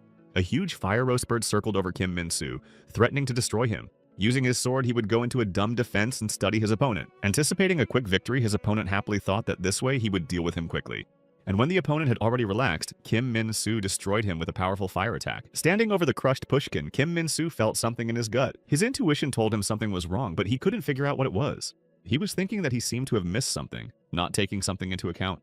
What it must feel like to defeat a hero who's lived over 100 years, recognizing the power of superiority. But no, there was no taste of victory. And it was for this reason that his anxiety turned into a powerful fear. He thought he'd taken Ivan Pushkin's head off, but there was no blood at all. At this moment, an ice hero emerged from the crushed body and rushed at him with a dagger. It was an icy stream of Matryoshka dolls. Ivan Pushkin delivered a powerful punch to Kim Min-soo. Safe and sound, the ice hero fiercely attacked his opponent. Suddenly, the dumbfounded sword hero noticed blood spurting from himself. The Russian hero cried out that the sword hero was too fixated on the enemy's neck. To repel the old man's crushing attack, Kim Min-soo put out his sword. He struck the ice hero with powerful, deadly fire, hoping to destroy. Frowning, Ivan shouted that Kim Min-soo's intentions were too obvious. He once again used the ice water flow technique of a huge squid. A moment later, huge icy tentacles reached for Ming-soo. He was delivering powerful blows to the sword hero. Huge tentacles flashed through the air. Falling to his knees, Kim Min-soo felt a coldness spreading from his heart. Even the patronage of a goddess has no power in the face of this terrible cold. He realized that if he kept stalling, he'd just freeze to death. Standing on the tentacle of the ice squid, Ivan Pushkin watched what was happening. Using his ice water flow technique, he released a huge ice humpback whale. The ice whale opened its huge mouth with sharp teeth and came at Kim Min-soo. The sword hero fought off the attack. Shards of ice flew in all directions. Kim Min-soo's hands holding the sword trembled. The skin was unnaturally blue. Frowning, Ivan Pushkin thought that the stage of frostbite had already begun. Soon the madness will be over. He's unleashed new monsters made of ice. He used the icy water stream Silver Fang, and huge wolves swiftly flew at the sword hero. The ice monsters grinned with huge fangs and approached Kim Min-soo. Standing on the squid tentacle, Ivan thought that the past sword hero's doom had come at this stage of the attack. He watched the crushing confrontation between the hero and the ice monster. Swinging his sword, Kim Min-soo tried to repel the ice monster's attack. The ice hero thought the guy had 30 seconds left. After that, his body would stop responding. Screaming, "Crack my sword," Kim Min-soo split it into two and delivered a crushing blow. After smashing the ice monsters to pieces, the sword hero continued to move forward. Stroking his beard, Ivan said that he was superior to the previous hero. Armed with two flaming swords, the guy approached the ice squid. The ice hero thought it didn't matter because he would turn to ice in a matter of seconds. He decided he'd have some fun with the hero before that. Using the ice water stream of the ice dead, he released the fighters. A huge crowd of armed ice soldiers stood in front of Kim Min-soo. The ice-dead soldiers and the golem hero attacked the sword hero. The previous sword hero, consisting of ice, was also in the formation created by Ivan Pushkin. The decisive 30 seconds that will determine the winner of the battle have begun. The boy's family was very poor. They went to battle for a sack of flour. It was the year 1916, World War I Eastern Front line. It was then that this boy first saw the horrifying picture of crushing hostility. Sitting in the trench, he clasped his ears with his palms and shouted fearfully for someone to stop it. Poking their heads out of the trench, machine gunners, fiercely shouting, fired at the enemies. There was a large army moving around accompanied by crushing tanks. He screamed in terror for someone to stop this hell. At that moment, a grenade fell into the trench. Terrified at the deadly weapon, the boy cried out in desperation that he wanted to live. He just dreamed of peace. The hero of ice realized that if left alive, the hero would continue this terrible feud. Powerfully swinging his sword, Kim Min-soo was destroying Ivan's ice army. He crushed the ice soldiers with crushing sword strikes. Watching Kim Min-soo destroy the ice army, Ivan Pushkin shouted that he would stop him. Swinging two swords at once, he destroyed the ice soldiers one by one. The shattered ice soldiers flew apart into different parts, armed soldiers who seemed impossible to count. The huge air-dominant golems fell and crashed to the ground. A sword hero with the most powerful destructive power destroying everything around him, and a power that was eating him from the inside out, robbing him of his strength and ability to move. The sword hero fell to the ground and one of his arms split apart. But he wasn't about to give up and fiercely fought back and clung to life. Kim Min-soo felt like he was playing a chess game with countless pieces on the board. Rising from his last strength, he clenched his sword in his teeth, about to attack. Looking at him, Ivan asked him if he had to wreak such havoc and destruction. When will his heart finally settle down and he will end the feud? The sword hero thought that more people should go through what he had to go through. When you go back and realize you have no one and nothing left, they must all survive the despair of loss and loneliness. That sadness. It's not fair that he suffered alone. Kim Min-soo wanted to be understood. He really wanted to let out all the anger and sadness he was holding in. With fiercely glittering eyes, the sword hero was destroying everything and everyone in his path. Watching him, Ivan Pushkin realized that he had turned into a monster. Waving his swords with flames, Kim Min-soo crushed the ice army. The ice hero shouted furiously that he would cool his head then and rushed to attack. Rapidly approaching the guy, he grabbed his head and released his icy power. Everything around them was covered in ice shards. The ice storm swirled around Kim Min-soo. After a few minutes, Kim Min-soo's body was bound by solid ice. He turned into a block of ice. Ivan Pushkin looked at the guy with pity and said that you can't do such things at his age. Exhausted, he leaned on the ice and said that at least this way he had stopped the bloodshed. He decided that was enough. He felt sorry for the guy and apologized. Suddenly, not far from them, a fireball fell from the sky and a powerful explosion sounded. The shocked ice hero looked at what was happening with bewilderment. Kim Min-soo's friends from another world suddenly appeared in front of them. They frowned as they looked at the sword hero restrained by a block of ice. Imprisoned in the ice prison, Kim Min-soo could only rotate his eyes. The elf screamed in horror at what had happened to their hero. They were in shock. Standing in front of the sword hero, Ivan Pushkin shouted, "Can't." Frowning, he asked why now. A shocked Kim Min-soo was dumbfounded as he watched the scene. He didn't expect to see his friends. The little fairy was shocked. The wizard gritted his teeth and glared fiercely at the ice hero. The elf and dwarf frowned, trying to figure out what was going on here. When the finale was a foregone conclusion, those whom the sword hero had needed before came on the scene. At this time, the hero of faith was rampaging through southern Italy. She created a rain of people. Ships in the Mediterranean were blazing with crushing explosions. From all sides, warplanes flew toward the faith hero's henchmen hanging in the air. Pilots talking on the intercom reported that the target had been found. They prepared to start shelling. The planes were armed with deadly shells. The warplanes, having received the order to start shelling, fired crushing missiles. A huge number of deadly shells were rapidly approaching the people. When people have lost hope and there's no chance of victory, they wait for a hero to appear. The hero of faith said they were pointing missiles at them unarmed. With a smirk, Baek Hana said that this one is very cruel. The people smiling turned to the hero of faith, asking her to show them a miracle. She promised that she would fulfill their request. Now everyone will see a real miracle. If the hero does show up, they say it's a miracle. Then what do you call the heroes that everyone believes in now? One of the pilots reported that his damage level was 0 and requested permission to re-attack. Looking out the window of the airplane, he tried to assess the danger of the enemy. The hero of faith hung in the air alive and unharmed. She grinned at the attacks. Around her, with folded arms and the same smile, hovered many people. The baffled pilot said their missiles were like ant bites to them. They're like monsters. He decided to attack again while he could and shouted to lower the echelon altitude. Frowning, he was puzzled why the other pilot didn't respond. Couldn't have heard. Suddenly, the shocked pilot noticed that pink petals had infiltrated the cockpit. Rapidly approaching the pilot, they dissolved him without leaving a trace. Soon, all the airplanes covered in pink petals exploded in the air. There was nothing left of the pilots in the cockpits either. The petals destroyed them. Faith's heroine watched with a smile as her pink petals destroyed everything around her. She said, "Great martyrs, aren't they beautiful? And people can be as beautiful as flowers." At this point, reinforcements arrived by water in the form of warships. The captain ordered to fire powerful shells and attack the enemy. Deadly shells flew rapidly from the ships toward the men. But soon there was nothing left of the ships either. Destroyed, they bobbed on the waves. At a meeting about the fight against the hero of faith, bad news was given. The first punitive detachment mobilized air and sea forces are destroyed. Frowning, the general asked why they were so powerless. How can one resist a miracle? The hero of faith standing next to him replied that such evil could not be called a miracle. Turning around, the general was shocked to see a hero beside him. Smiling Saint Demian Arcadius promised to show him a real miracle. The dumbfounded general asked in surprise who he was and where he had come from. Holding out his hands to the screen, the hero replied that he didn't think they would remember him, but they should all believe in him as a boy. Damian smiled broadly. After a moment, the shocked general saw the guy disappear completely into the screen. Demianus Arcadius is the only saint to appear during the raging plague. A little miracle who loved people enough to take all the diseases upon himself. The villages he visited had enough milk and honey for the orphans. The military was dumbfounded. All that remained of the hero of faith were footprints on the floor. Demian Arcadius moved to where another hero of the faith, Baek Hana, was. When the girl saw him, she was surprised and asked if he really existed. He's a hero of faith like her. Baek Hana bowed and said she was very happy to meet him. Frowning his eyebrows, Damian Arcadius looked closely at the smiling girl. The hero of faith said that all the people around her are shrouded in an eerie fear. Tears came to his eyes. He had always loved people and helped them. A memory surfaced before the girl's eyes as she sat beaten and frightened in the room. A man dressed as a priest walked in and she shook with terror. When she saw him, her eyes filled with fear of this man. He said smilingly that there was fear around Hana. That's very good. Remembering this, Baek Hana furiously shouted that he knows about her life. Around her, people hovered with their arms folded and continued to smile. They were subject to her will. With one stroke of the hero of faith, all these people like puppets were blown apart. Clouds thickened over her head, and from there the head of a monster appeared. It was the fallen angel Myra Daniel who slowly descended from heaven. Continuing to hang upside down, the fallen angel let out a deadly breath. A huge deadly stream headed towards Demian Arcadius. Not a single muscle trembled on the face of the hero of faith. He calmly continued to stare at her. Baek-hana's mother was a believer and constantly prayed with other parishioners. The priest shouted to the congregation that they were all God's children and they should believe it. All the parishioners fell on their knees and repeated prayers after the priest. That's why the girl also believed in God. She prayed with her mom. With her, she attended all the services in the temple and participated in the prayers. On her knees, the little girl kept asking for her mom to be the happiest she could be.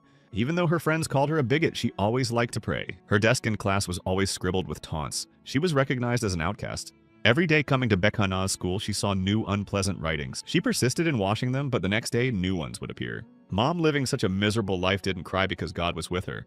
That's why she can't cry either. Smiling through her tears, Hana continued to erase the writing. That was until this happened. That day, she and my mom were at church. A priest approached them and addressed her mother, calling her sister. The girl looked at him warily and surprised, trying to figure out what he wanted. Smiling, he suggested she attend evening prayers tonight. A moment later, the girl was ushered out the door, which slammed shut with a clatter. She stared dumbfounded at the locked door, not realizing what was going on. After a while, the girl's mother appeared in the doorway. Disheveled with tears in her eyes, she smiled and said Hani needed to pray too. Immersed in memories, the hero of the faith shouted furiously that he knew about it. Around her, people hovered with palms folded and smiling. They were obeying the will of the hero. Baek-hana's anger destroyed the people nearby in the blink of an eye. The fallen angel Myra Daniel descended from heaven with a mouthful of sharp fangs. His deadly breath was rapidly approaching Demian Arcadius. Stretching his hand forward, the hero of faith uttered a protecting and restraining descent from heaven. After a moment, Archangel Titaniel appeared beside him with a huge shield. Putting his shield in front of him, the Archangel reflected the crushing energy of the fallen angel. At this time, the crushing confrontation of the angels was being watched in Rome. Frowning, the clergy watched the battle between the two heroes of the faith. The priest prayed for Damian Arcadius to overcome evil. One of them went up to the Pope and said, "Of course you can't think about it. But what happens if Saint Damian is defeated? What then awaits them? Even though they've been told he's their last hope, what happens if he doesn't make it?" The Pope replied that everything will be fine, because the power of the pseudo-heroic fanatic is shaking with fear, and the power of Saint Damian lies in 1,000,000,000 Catholics. They asked all the churches and all the believers of the world to unite in prayer. Folding his hands, the Pope told him to believe and pray with them. At this time, the Archangel Titaniel confronted the dark energy of the fallen angel. Gritting her teeth in anger, Baek-hana fiercely cursed and thought that she lacked strength. Smiling, Demian Arcadius asked now it was his turn. He called for the one who divided heaven and earth to come down from heaven. After a moment, the cherubic Samadiel appeared. She took out a huge horn and played on it, summoning holy power. A moment later, pure energy flowed out of the horn, sparkling and shimmering. Smiling, Arcadius said that if the false hero had enough strength, let him try to resist. A powerful stream of sacred energy was rapidly approaching the hovering people. Gritting her teeth in rage, Baek-hana tried to resist the divine power. She put a shield in front of her to protect herself from that energy. A powerful crushing stream of divine energy rained down on her shield. She thought about how the difference in faith is too vast. The same ability seems completely different because of the difference in strength. Gotta try to get through the defense and get his head. Using the man as a defense, Baek-hana decided it was the only way. Protecting herself with her human body, she tried to break through the flow of energy. This she managed with great difficulty, and the girl cursed furiously. Wading through the stream, she managed to fly a little to the side. Looking at her, Saint Damian said that driven by fear is too slow. A hero of faith using the human body to create a devastating weapon for herself. Swinging the weapon she had received, she prepared to attack the saint. Shouting furiously, Baek-hana lunged at Damian, about to strike. Lowering her eyes, the hero of faith swung one finger to deflect her blow. Saint Damian Arcadius swung his arm to crush Baek-hana. He looked with pity and regret at the girl embraced by fear.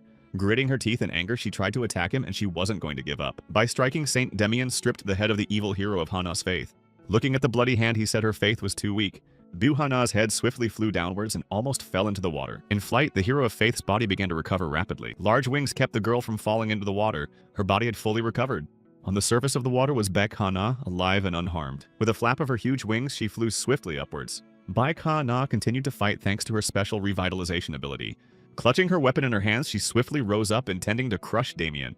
With a smile, Saint Damian fell stone-faced and rushed towards her. The furious Baek-hana shouted furiously. With her spear in front of her, she ran towards him. The saint easily dodged the crushing attack of the false hero of the faith. A moment later, he delivered a powerful crushing blow to the girl. From the powerful blow, Baek-hana flew far to the side and fell straight into the water. Her life was cut short time after time, but she used her believers. At this time, in the Hall of Faith in Jeonllabukdo province in Korea, believers were watching the battle. A huge number of enlisted people watched the confrontation between the heroes of the faith. Seeing that Baek-hana needed fresh blood, some of the believers would stand up and voluntarily sacrifice themselves. People's lives gave her the strength to be reborn, and she was resurrected again and again. Armed with her sword, Baek-hana once again flew to attack Saint Damian. Again and again he crushed the false hero of faith by stripping her of her head, and she was reborn again. And it could be repeated hundreds and even thousands of times, and there was no end in sight. Looking at this, Damian Arcadius was puzzled as to why she was continuing this pointless fight. There are no worthless lives and actions in this world? Father, that is her plan. The priest did not understand if there are 1,100,000,000 believers, so why is the battle still going on? The struggle did not cease even after 1,000 deaths and began to awaken doubts in Catholics. The priest worriedly wondered if this was the end. He was overcome with doubt. After all, they thought their faith was all-powerful. But looking at Hana's revival, the priest wasn't sure they could win. And at that moment when he succumbed to the doubt of divine power, a blindfold appeared over his eyes. Seeing how he was taken under Bek Hana's control with a blindfold, the rest of the priests recoiled in horror. Only the Pope continued to pray relentlessly, not allowing doubt to enter his heart. The fear that is the foundation of Bek Hana's faith began to overwhelm others. Seeing that half the clergy were blindfolded, the Pope cried out in horror at what was going on. At this moment, St. Damian Arcadius noticed that Bek Hana's attacks had become more powerful. He felt dumbfounded that she had even managed to inflict a small wound on him. With a pleased smile, the girl gave him crushing blows. She screamed whether he could feel the source of his power gradually weakening. And her power and authority was growing by the minute. And her words were true. She was able to become stronger because of the fear that was born in people's hearts. Therefore, the difference in the strength of the heroes of faith was shrinking at a great speed. People seeing Bek Hana getting stronger were questioning and fearful. Those who became henchmen of the false hero of the faith attacked the others, increasing the fear. Soon the advantage was on Bek Hana's side. The people's fear overcame their faith.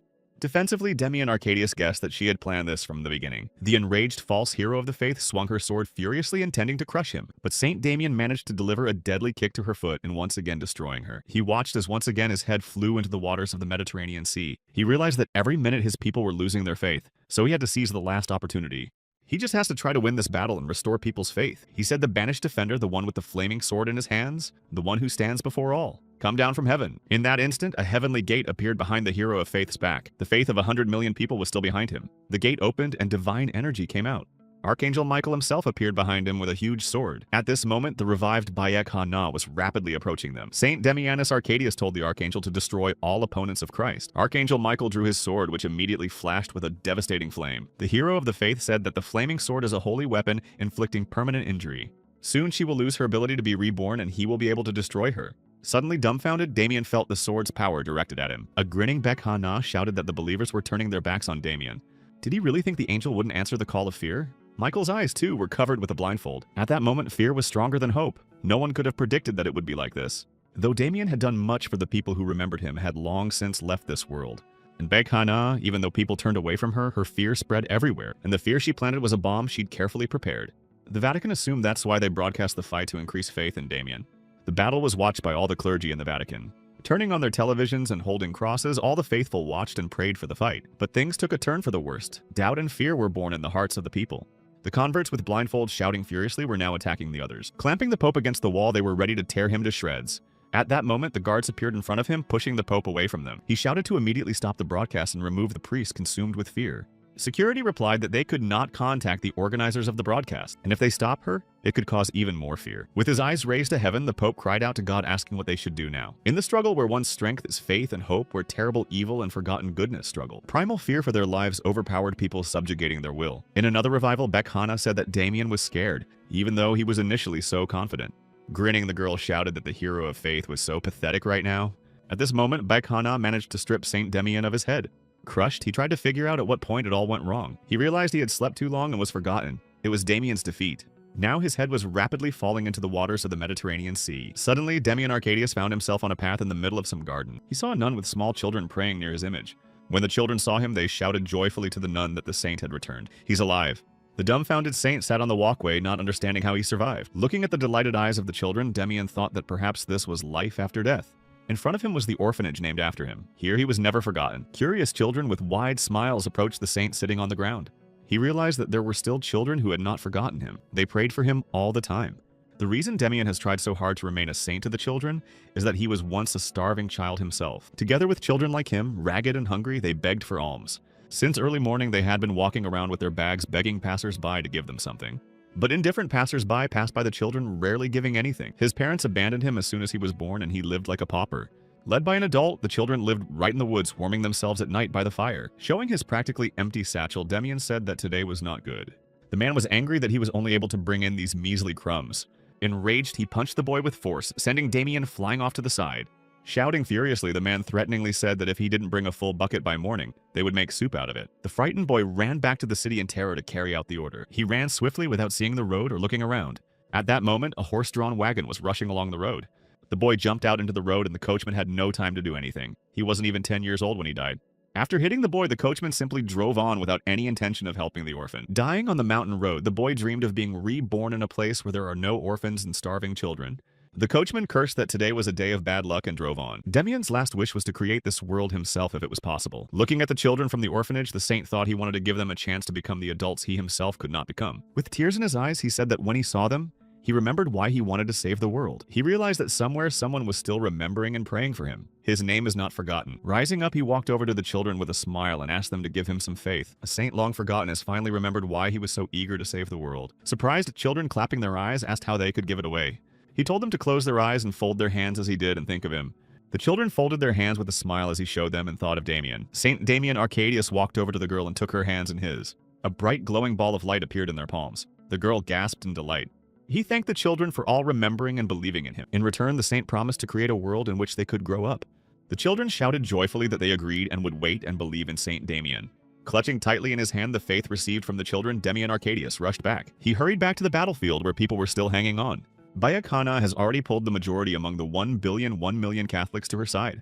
Seeing Saint Arcadius approaching, she grinned that he only had 2 wings. The girl cried out that it must be hard when you lose all the believers. Pointing in his direction the vast number of people gripped by fear, she shouted that this wasn't even a game. And Damian had only faith the size of a fist that he cherished. Bloodthirstily snapping their teeth, the people with blurred minds rushed at Damian. Gritting his teeth, he thought about what he had to endure. You can't waste all the power of faith on them. If faith were measured in quantity, Damian Arcadius would have lost a long time ago.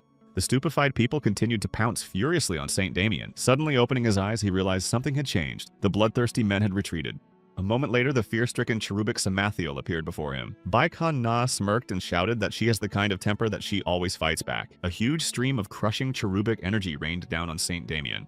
But faith isn't about quantity. Baikhan Na pulled Samathiel to her side and smiled contentedly.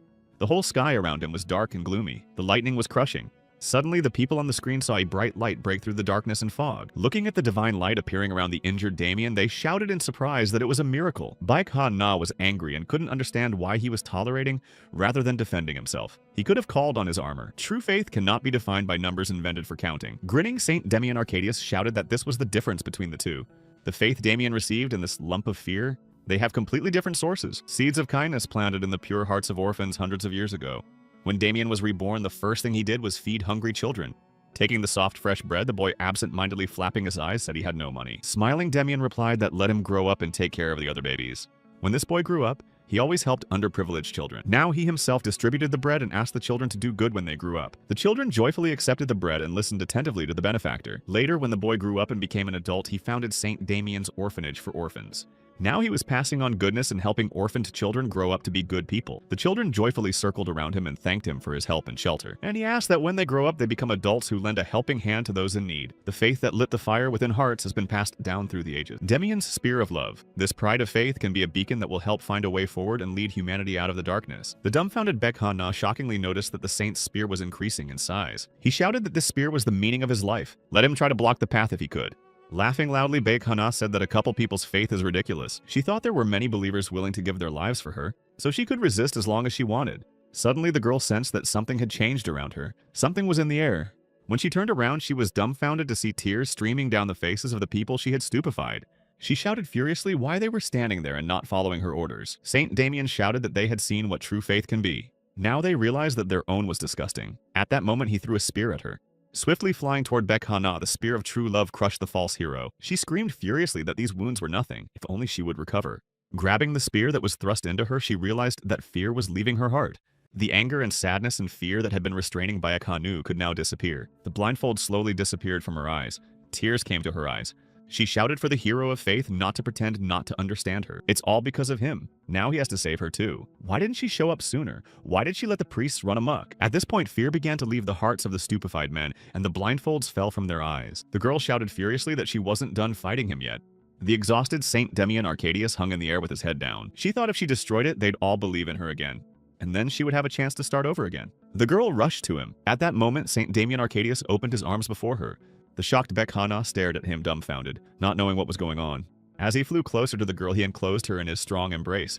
Looking at her with tears in his eyes, he said that from the beginning, only she should have been consoled. He called her poor girl. When Baikhan Na tried to resist, she shouted furiously for him to let her go. But Saint Damian squeezed her even tighter in his arms. She was still screaming for him to let go. but he kept hugging her and reassuring her that everything would be okay. She's gonna be fine. She asked if he had heard her prayer sooner would anything have changed. He said he'd love to hear from her. Unhappy children should be comforted. That's his motto. At that moment, the bright sun broke through the clouds and bright rays fell on the earth. A golden sarcophagus appeared in front of the heroes of faith where they slowly moved to. Without breaking the embrace, St. Demian Arcadius dragged by a canoe behind him. After a while, the doors of the sarcophagus began to slowly close, leaving them inside. At this time, there was a meeting in the US and Silicon Valley about anti-heroes. Transformational hero Marie Stevenson stood before members of the army and government. She was asked what it meant to divert all Western power to the East. She said something that means something. The Western front should be completely empty. If possible, they should declare a state of emergency and redirect troops. The general asked if a hero of the South was allowed to command the North. Which one, by the way? What they think the US Army is. She replied that it's not the brave who win. Only the hero can fight back against the hero. And many soldiers sacrifice their lives in vain, so he suggests doing so. It takes a monster to fight a monster. She will fight it alone. After listening to the transformation hero, the members of the meeting thought deeply. She asked if there was anything they could do to help her, what they could do in this situation. The transforming hero replied that let them help the way she said they would. They asked if she meant emergency mode. Marie Stevenson said yes. Because people won't trust a robot, they'll trust someone with body heat. Fixing his glasses, the government member said they agreed. They'll leave that monster to her. But he's concerned about something she told them. He'd like to clarify.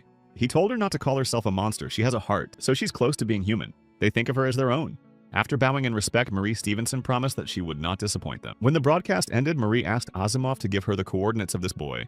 He said the target has been located, scheduled for departure for Los Angeles. If the landing point does not change, it is assumed that no damage will be done before arriving in the city. She replied that she needed to move faster and asked Asimov to determine the path. They need to get here as soon as possible. There's not another minute to lose. At the time, Lee Gay-ram was in Los Angeles airspace. Drones were flying all over the city, tracking any movement on the city streets. The transformation hero said there weren't even any mice in sight. I wonder if they've all escaped. He doesn't care though. He could destroy the entire mainland. The transformation hero began firing powerful volleys at the deserted city. Suddenly, Marie Stevenson appeared in front of Lee Gay-ram. The transformation heroes looked at each other. When Lee Gay-ram saw her, he was dumbfounded. He didn't expect a robot to appear in front of him. He thought it was a nice strain. It must be that robot hero from the last century. She said she knew he'd send a lot of people to the afterlife, and he came here to kill innocent people. Angry Lee Gay-ram said he couldn't understand what she was saying. What kind of answer she wants to hear? Maybe the hero thinks he's going to repent right now. She said it was about time. Even though he had destroyed many, there was still a chance to right the wrongs. Let him help humanity get back on its feet using his technology. Laughing, Lee Gay-ram asked her if she had a malfunction. I think the contacts in the processor are shorted out. Sighing, Marie Stevenson said they used to be human, and humans are not logical. As a hero who is older, she will give him a chance. Marie Stevenson held out her hand to him. The transformational hero must surrender and stop this chaos at last. He replied that he was confused by such a silly suggestion. The strong usually give the weak a chance, not the other way around. Technology that was relevant 100 years ago thinks it can be stronger than the next generation. It's crazy. He doesn't even have words. He used a 70% explosive rain reduction on the shells. A moment later, a powerful stream of deadly projectiles flew toward Marie Stevenson. The transformation hero screamed at her piece of iron. Let her blame the damn world. A moment later, a crushing explosion rang out, shattering everything around it. All around was covered with black smoke and shell fragments flew to the ground. But Marie Stevenson managed to thwart Lee Gay-ram's deadly attack. The transformation hero was shocked that she blocked. It's like some kind of defense. But the technology doesn't exist yet. How she did it. Guessing his thoughts, Marie said that going back 100 years ago, she wasn't just having fun wasting time. On the basis of all the innovations brought by herself, she created new ones, along with the people he hates so much, and left a few trump cards up his sleeve to fend off the hero that will emerge a century from now. At this time, Silicon Valley was ordered to unlock stealth mode. After a moment, the veil from the city disappeared and a completely different view opened up. Behind her back was a huge city hanging in the air. The hero's final weapon, Silicon Valley. She said that 1,000 efforts and sacrifices made to science for the benefit of the future generation. And now the boy hero of the transformation must be respectful to her.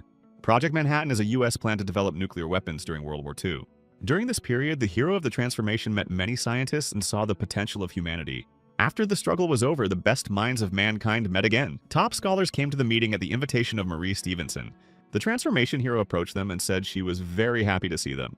Addressing the scholars and reforming friends and comrades, she said they had succeeded in ending the struggle. She assumes they think the reason they're meeting is because of a seminar or lecture. But no, they need to start preparing for the future, otherwise the price to pay will be exorbitant. It is necessary to prepare for future battles with other heroes that will appear in the future. The dumbfounded scientists wondered why Ms. Marie felt that way.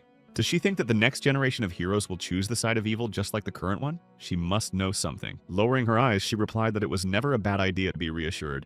It's important that the weapon they created is not seen by the world. No one must know about it. This is how the secret Silicon Valley project was created. For many years, scientists and great minds of the country have been working on this project. A lot of people were busy on this project that Marie was overseeing. At this time, the Central American Union headquarters was in control of the situation.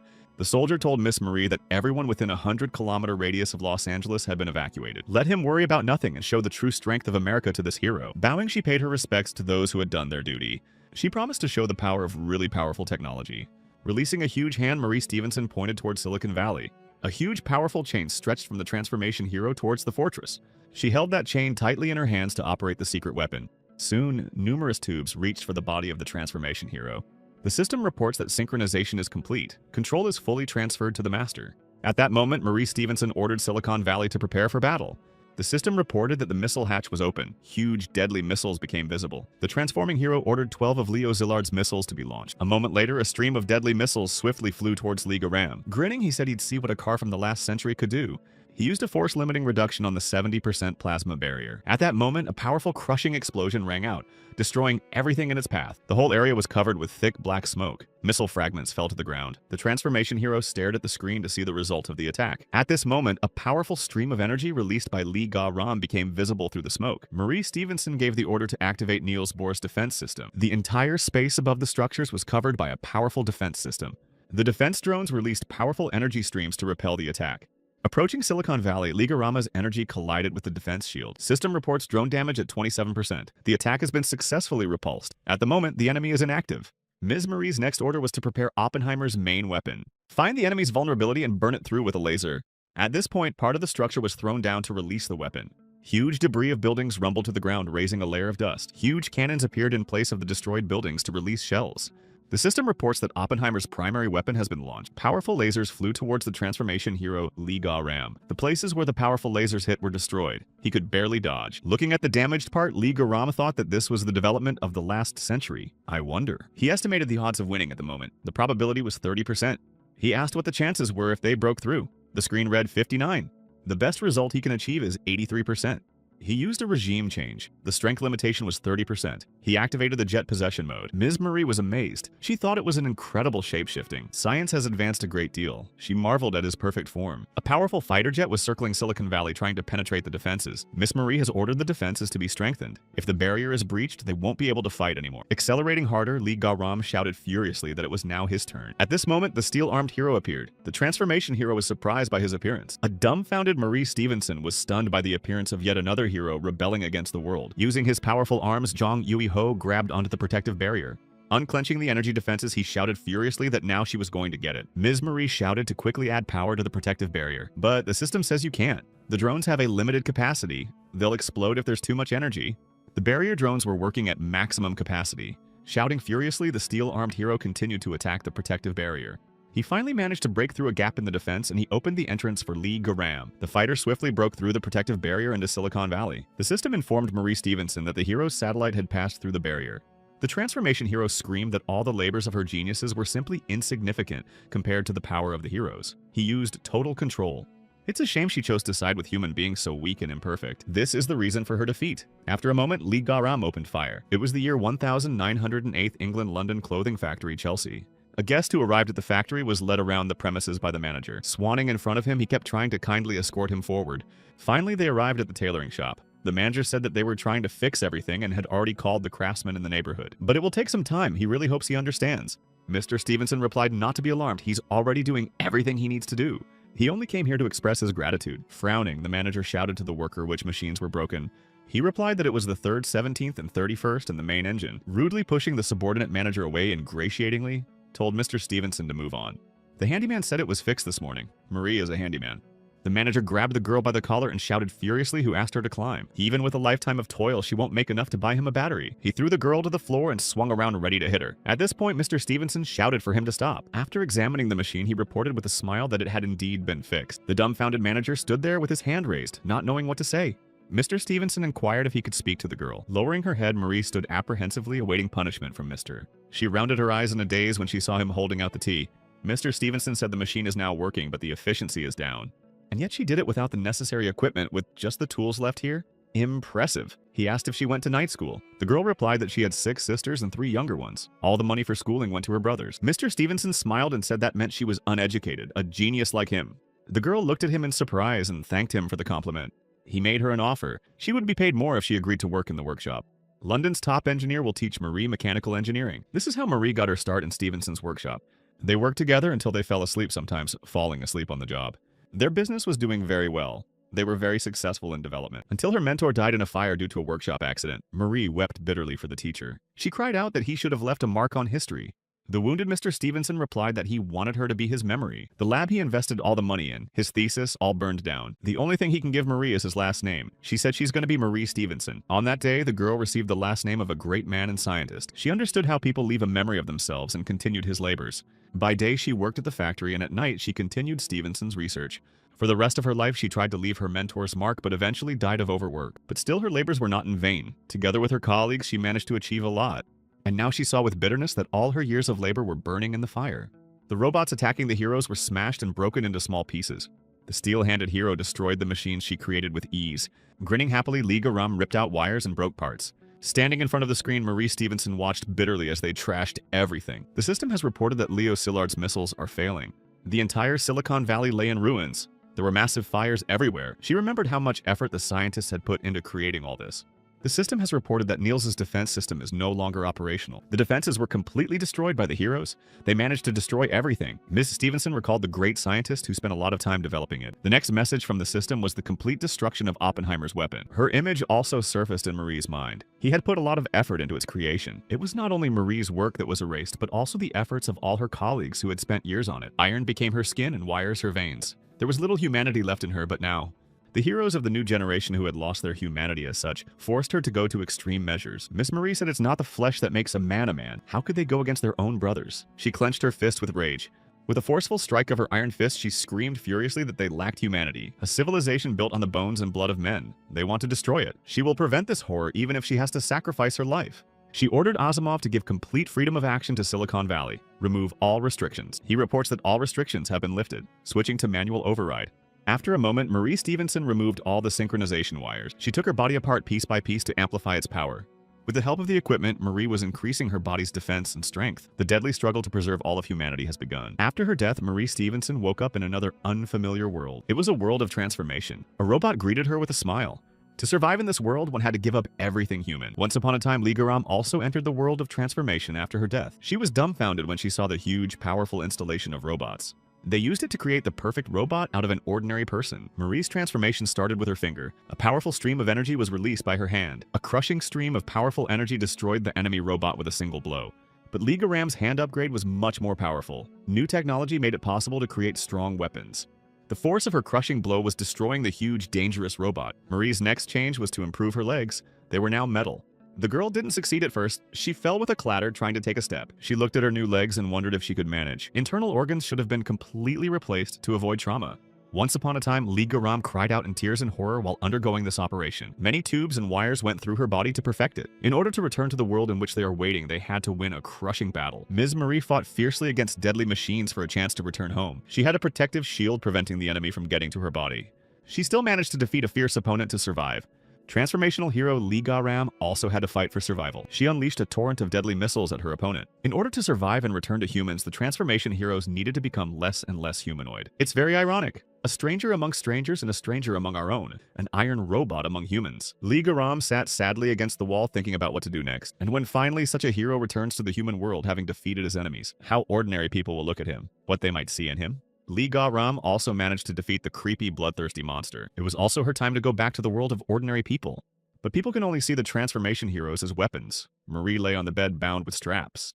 The scientists stood over her, scrutinizing her and deciding how to proceed. They were studying her body on all sorts of devices and testing her capabilities. People may perceive such a returning hero as a monster, a threat to them. When the people saw Lee Garam returning, their eyes widened in horror. They were afraid of her. She stood in the middle of the city, and the frightened people were scattering in different directions. The military arrived and opened fire on her with firearms. They shot at her with high-powered rifles, but the bullets didn't do her any harm. People can see the hero as transformational and human. Ms. Marie has worked side by side with them for many years. And now to protect all of humanity, she has gone into battle with the other heroes. When he saw the huge robot hero Steel Hands was dumbfounded, he said there was her true face. Lee Garam thought that the lack of a protective barrier had reduced the need for a hero with steel arms. Marie Stevenson's main target will be him. They will face a fierce battle. She prepared for battle, transforming her body to enhance her power. With the removal of all the power restrictions, Lee Ga-ram used the blaster mode and turned into an iron monster. Two powerful opponents, two transformation heroes, stood opposite each other preparing for battle. A moment later, Lee Ga-ram released powerful streams of crushing energy. Using powerful lasers, Marie Stevenson struck back at her. Powerful blows rained down on the transformation heroes. There was a massive explosion. The whole place was covered with black smoke. Debris and ashes flew in the air. After a moment's acceleration, Marie Stevenson rushed to attack the enemy. At that moment, Lee Garam rushed towards her to strike. In front of her was a powerful lilac shield protecting her from Mari's blows. There was a green-colored protective shield around Marie too, shielding her from attack. Two mighty adversaries meet in a crushing confrontation. Their blows sent out a blast wave in all directions, demolishing everything around them. The character Lee Garam furiously attacked Marie Stevenson, trying to crush her. Miss Marie fought off the crushing attack without letting Garam break her. Two crushing energies converged in a deadly confrontation. At this point, the steel-armed hero noticed that Marie was distracted by him and decided to seize the moment. If he gets one good moment for Garam, it's a win. Suddenly, a dazed Zhang Uiho noticed that a laser beam flew past him, almost hitting him. Turning around, he saw an army of armed robots behind him. Hovering above them, Asimov informed them that this was Ms. Marie's guest. Have them take care of him. He ordered him shot. Frowning Yang Yoiho noticed with a chuckle that the transformation hero was not alone here. Clenching his fists and pushing back, the steel-armed hero rushed to attack the robots. At this moment, Miss Marie managed to break through Lee Garam's protective shield. With a powerful iron hand, she grabbed his head and squeezed it tightly. Miss Marie tightly held Lee Garam, who tried to free herself, transformed her hand into a huge dagger. At this moment, Marie Stevenson furiously shouted the release of the power arm. Spinning at a tremendous speed, her hand began to transform. She screamed the opening of the hammer hand. At that moment, powerful flames flew out of the building. Miss Marie's hammer hand swiftly flew towards her mistress to synchronize. Lee Ga-ram's character cried out, does she really think she's a fool for waiting for her appointment to be completed? At this moment, crushing missiles swiftly flew towards them. As they flew toward Lee Ga-ram, they exploded and enveloped her in powerful flames. Grinning, Marie said she had warned that these were the works of many scholars. As the smoke billowed, Lee Ga-ram stood there deciding what to do next. Saying that you should be respectful to your ancestors, Marie swung around and struck with a powerful hammer. Man is made of skin, blood, and bone. However ironic it may be, heroes whose skin has long since turned into a steel chainmail fought for their future. With her last strength, Lee Ga-ram held back the huge hammer without letting it come down. She used all her power to keep the deadly weapon from striking her. At one point, she still managed to land a leg kick on Ms. Stevenson. Crush has managed to do some damage to Mari's body. Detaching her hand, she ordered the hammer hand to self-destruct. Lee Ga-ram was dumbfounded. A moment later, the detached arm exploded. The powerful blast wave threw Lee Ga-ram aside. Ms. Marie stood with her damaged body missing one arm. Hero Ga-ram stood in the puffs of smoke, also having lost one arm in the battle. Enraged, she lunged towards Mari to crush her. Her face twisted in anger and she screamed furiously, baring powerful fangs. To fend off the powerful attack, Marie Stevenson put her arm out in front of her. The furious Lee Ga-ram approached Marie and fiercely grabbed her arm with her fangs. She managed to deprive her of another hand with her crushing jaws. The transformation heroes have a steel skeleton instead of a skeleton, which once again proved that they were not human. The bereft Miss Marie wasn't about to give up. She screamed a photon laser. A moment later, the laser beam released from her body pierced Ga-ram. The crushing torrent threw her far upward and she fell to the ground with a clatter. Asimov ordered a temporary power reduction to be applied to save Mari's strength. The power was cut off. Transformation. Hero Marie looked at the crushed Ga-ram. A furious Ga-ram shouted why she had taken the side of humans since she was a robot. She's a monster like Ga-ram. The people rejected her too. Why is she fighting for them? They are superior to the wretched human beings in everything. Ga-ram shouted furiously that she hated her with all her heart. Transformational hero Marie Stevenson could have changed the world 100 years ago. She could have been a goddess at the time, and everyone would have bowed down and trembled before her. Then no one would have dared to go against the heroes, and this situation wouldn't have happened. Why Marie hid? Why she lived happily pretending to be human? Sighing, Marie Stevenson replied that because they are people too, she's not God. She doesn't want to become a god or a monster to people. She wants to live in peace and harmony with people. She doesn't want to become a weapon or a hero to people at all, and had absolutely no intention of becoming a metal machine for them. All Marie Stevenson always wanted was to live like a normal person. She always loved her life and dreamed of a happy life with a man. It's been rejected. It's to be expected that there will be people who can't accept her, but she doesn't need to. This pain in thinking about who she is her purely personal problem. But as it happens in the circle of time, it was she who was chosen to be the hero. For that reason, she can't consider herself a victim. It's fate. People don't have to understand them at all. The main thing is that there is no need for hostility, much less should they force people to accept them. She fought alongside them once, and the soldier said she was the reason their team survived. He handed her a bar of chocolate, saying he didn't know if she ate chocolate. He thanked Marie from the bottom of his heart and said she was the best comrade. Respect and recognition of people should be achieved by one's actions. Once she received a letter from the government saying that in gratitude for her labors, she was granted the rights of a resident of America. For her dedication, she is given the opportunity to emigrate there. She determines her own actions, and they prove she's human. She watched a victory parade on the screen that included veterans. One of them said that all the comrades remember Marie Stevenson well. They're old enough that he's afraid they won't be able to meet next year. Before he goes, he'd like to say that instead of Brave Marie, they got the medals. Ms. Marie said she wanted to end her life as a human being. She says she hates people but really craves their acceptance. Images of memories ran through Lee Garam's mind. She saw her parents when they were very young. School years when she could hang out with her friends in peace. The competition and the medals won floated before Garam's eyes. She remembered that young boy who had become her first love, but she was stripped of all that. Now people were terrified to see her. All Garam wanted to do was catch up, but people were shying away from her. The boy she liked so much asked dumbfoundedly what was wrong with her eyes. The military armed with firearms opened fire on her. She had so much faith in people. To get back to them, Garam defeated a creepy monster. The hero of transformation thought life would get better now, but alas. What's the point of wanting? She's a machine that has no emotions. A simple piece of iron. They called her a monster, and she decided to live up to it. It's not her fault. Transformer hero Lee Garam screamed furiously. Tears rolled from her eyes. Ms. Marie replied that she appreciated her candor, but it was time to end. At that moment, the steel-armed hero ran up to the robot and grabbed it and stripped it of its head. He squeezed it with fury, turning it into a piece of useless metal. So he destroyed all the other robots by breaking them down for parts. The lone robot looked pensively at what was happening with no intention of backing down. Asimov told Mrs. Stevenson's teacher that he couldn't understand. There are people who destroy others to prove that they are human beings. To continue living in this world, they just take it and burn it down. But it doesn't end there. They do not calm down and continue to fight. People sacrifice other people's interests for their own while going over their heads. They fight and conflict relentlessly without ceasing to destroy each other, yelling and ignoring each other all the time, valuing only their own interests. He told the teacher that he has very strong doubts about people and doesn't understand Marie. At this point, Mary Stevenson continued her fierce fight with Lee Garam. At this moment, the lone robot was noticed by the hero's steel hands and clenched fists. The robot activated its weapon with no intention of retreating or surrendering. Jong Oi-ho frowned and shouted that one man is not a warrior. Had the old Iron Man heard that? Grinning, he shouted to the robot to attack him first. With a wave of its weapon, the robot furiously rushed to attack the enemy. The steel-armed hero grinned and swung his deadly fist. A moment later, metal shards flew in all directions. The robot was destroyed. Satisfied with himself, Jong Oi-ho shouted happily that their scientists' robots had been completely destroyed. The robot could not understand why the teacher was fighting for these imperfect creatures. But he saw the eyes of a teacher shining, trying to save people from total collapse. This is the first time he's seen Marie Stevenson like this, and he can't understand why she helps people. At this moment, the enraged, steel-armed hero raised his foot to stomp on the robot's head. He stomped furiously on the remains of the robot, turning everything into metal debris. Mrs. Stevenson threw a powerful punch at Lee Garam that sent her flying far away. The transformation heroine was furious. Screaming furiously, she prepared for another attack. Ms. Marie responds to Asimov that the fact that he doesn't understand her means she's not just a soulless machine. They stood with a damaged hull and missing arms, but they weren't about to back down. Ms. Marie ordered the hammer hand to be turned on. She had to defeat Garam. Responding to the command, the powerful hammer arms synchronized with Marie. At this moment, screaming furiously and baring her powerful fangs, Lee Garam was rushing towards her.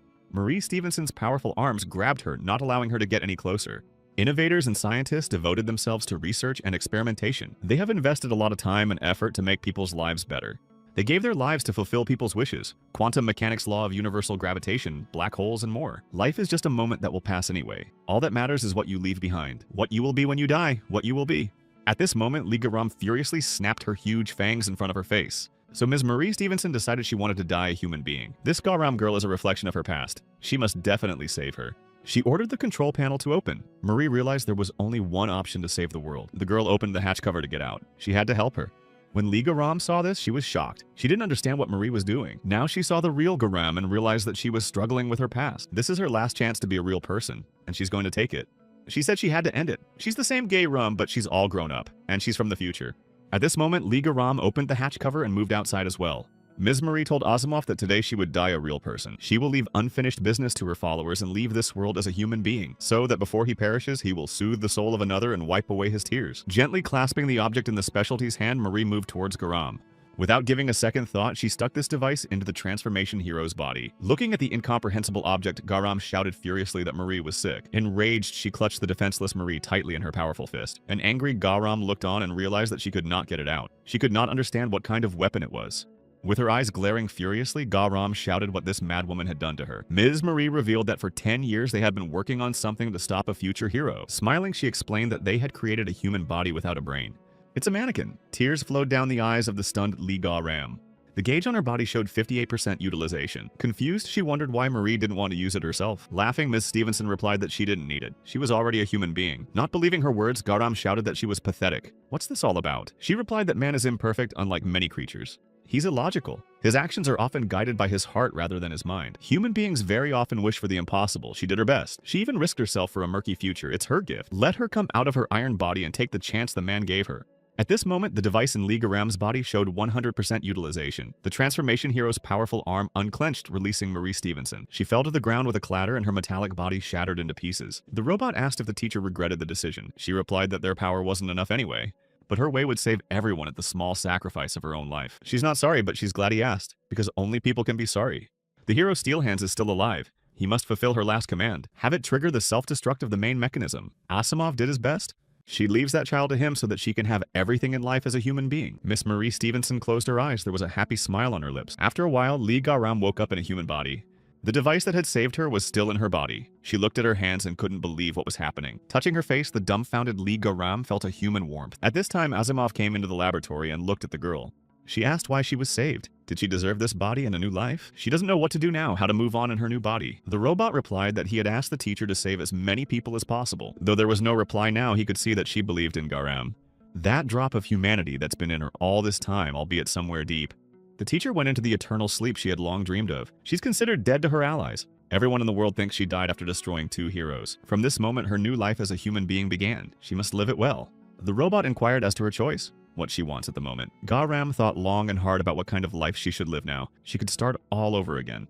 By her action, Miss Marie gave her a chance to live her life as a human being. She could run away from here and live a perfectly ordinary life in peace. But the world around us had changed. Everywhere there were battles for survival. Cities lay in ruins. Also, by returning to the heroes, she could continue her heinous atrocities. Or Lee Garam could have become reliable for the world by following Marie. Having made her decision, the girl asked Asimov if he knew where the hero of the spear was now.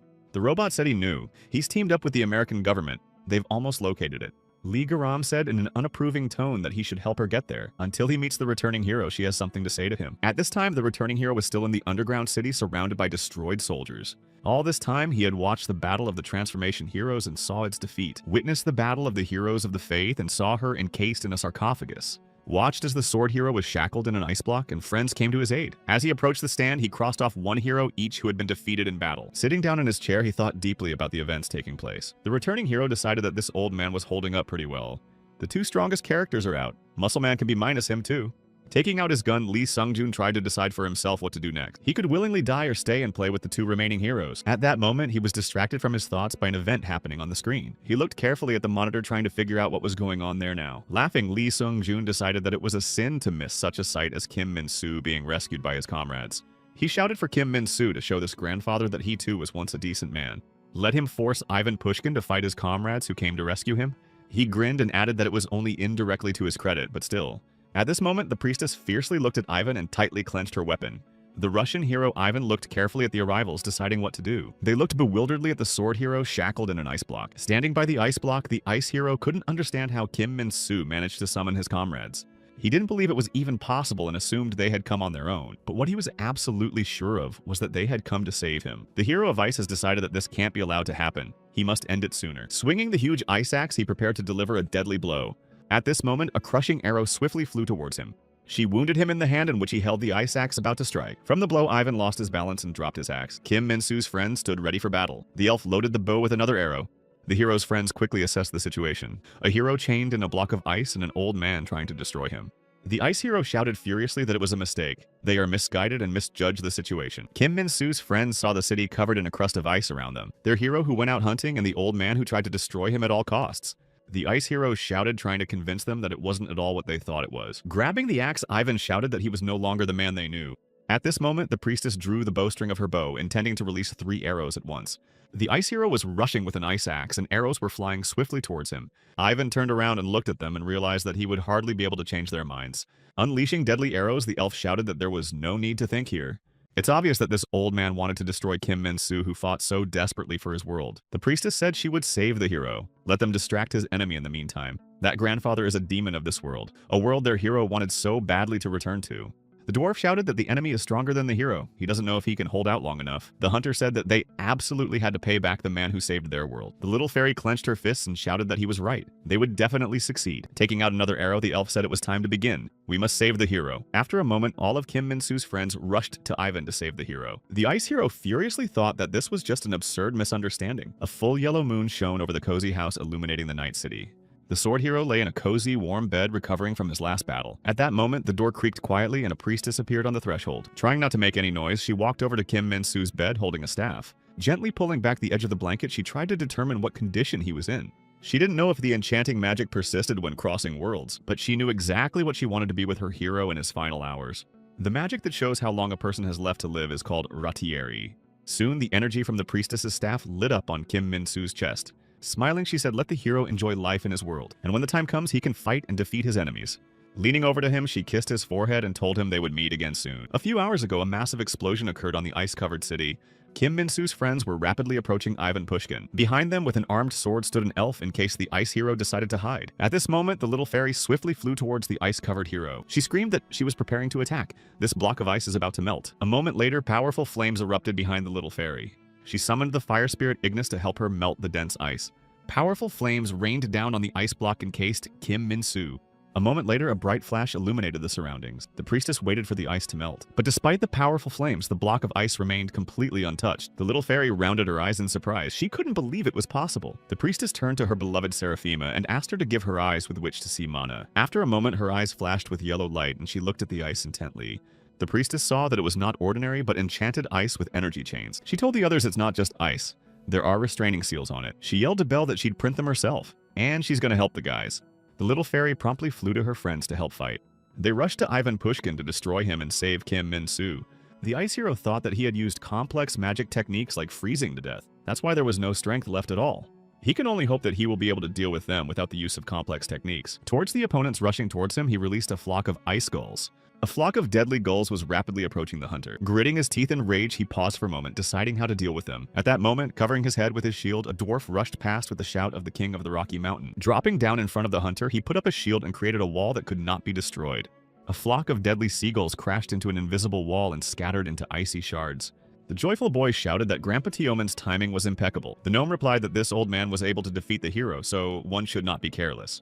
The ice hero said you can tell they're used to working as a team. They're not rookies. At that moment, the elf released a swift, deadly arrow in his direction. She said let them forgive her. It took her a long time to understand the flow of mana in this world. A moment later, a huge magical seal appeared above Ivan's head.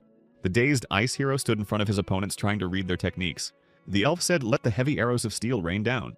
A moment later, thousands of deadly arrows sprinkled from the magic seal. The ice hero screamed why they were preventing him from dealing with such a monster. Using the secret water flow technique, he created a huge ice land turtle and took shelter under it.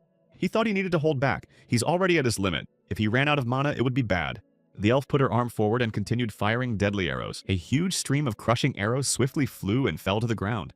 The hero of ice watched his opponents carefully. He realized that there were no melee warriors among them. Suddenly, he noticed that one was missing. Raising his head up, Ivan Pushkin, dumbfounded, froze on the spot from what he saw. One of the opponents swiftly flew at him, about to strike. Waving a huge fist, he shouted furiously that it seemed Grandpa had miscalculated. A moment later, a huge energy fist separated from his hand, ready to finish Ivan off. It was a furious fist that inevitably approached the ice hero. With horror looking at it, he screamed land turtle, hoping to take cover in time. A huge ice turtle sheltered the ice hero from the enemy's flying fist. Grinning, the guy shouted that the old man had made the wrong choice. A powerful, crushing energy fist descended upon the ice turtle. After a moment, only small ice shards remained of her. Amidst the debris of the ice, a wounded ice hero was lying there. He no longer had the strength to fight. At that moment, a smiling opponent landed beside him. He said that although the old man had handled the sword hero thanks to teamwork and surprise attack, they had managed to defeat him. Unclenching his fists, the guy added that the old man had underestimated his opponent. Swinging to deliver the final blow, he promised that he would avenge his hero. At that moment, huge carved snowflakes began to fall from the sky. As he raised his fist to strike, the boy froze. He suddenly realized he couldn't move. Tioman, who was watching him, rounded his eyes in shock. He didn't understand what was happening. The elf noticed something was wrong. It was as if time had stopped moving. Suddenly, Belle noticed some stranger approaching them. The priestess stared dumbfounded at the stranger, trying to figure out who it was. With a hood hiding her face, an unfamiliar girl was rapidly approaching. Running up to Ivan, she shouted, "My dear hero, how quickly time flew by." Opening his eyes, the ice hero recognized the ice lady Snow Witch. When she touched him, she said the old strength was gone. All that was left was the old body. Looking at him pityingly, the Snow Witch said she was sorry. An exhausted Ivan Pushkin inquired he was the last hero of ice. She replied that the newcomer had lost to the monster and couldn't become a hero. Her whole world was gone. She was the only one left. The ice hero asked just for that reason alone the cranky girl came to him. Now her beloved world is gone, so she has come to watch its demise. The Snow Witch said that even though his body has aged, his eyes are still alive. Maybe it's all because the ice hero still has a lot to do. Does Ivan want to destroy the enemy in front of him right now? Barely alive, the ice hero asked her to give him strength so he could protect his world. The Snow Witch asked what she would get in return. He promised to give her his life, his soul, anything. She can take absolutely everything he has if only his world is saved. All he wants now is to stop this brutal, senseless battle.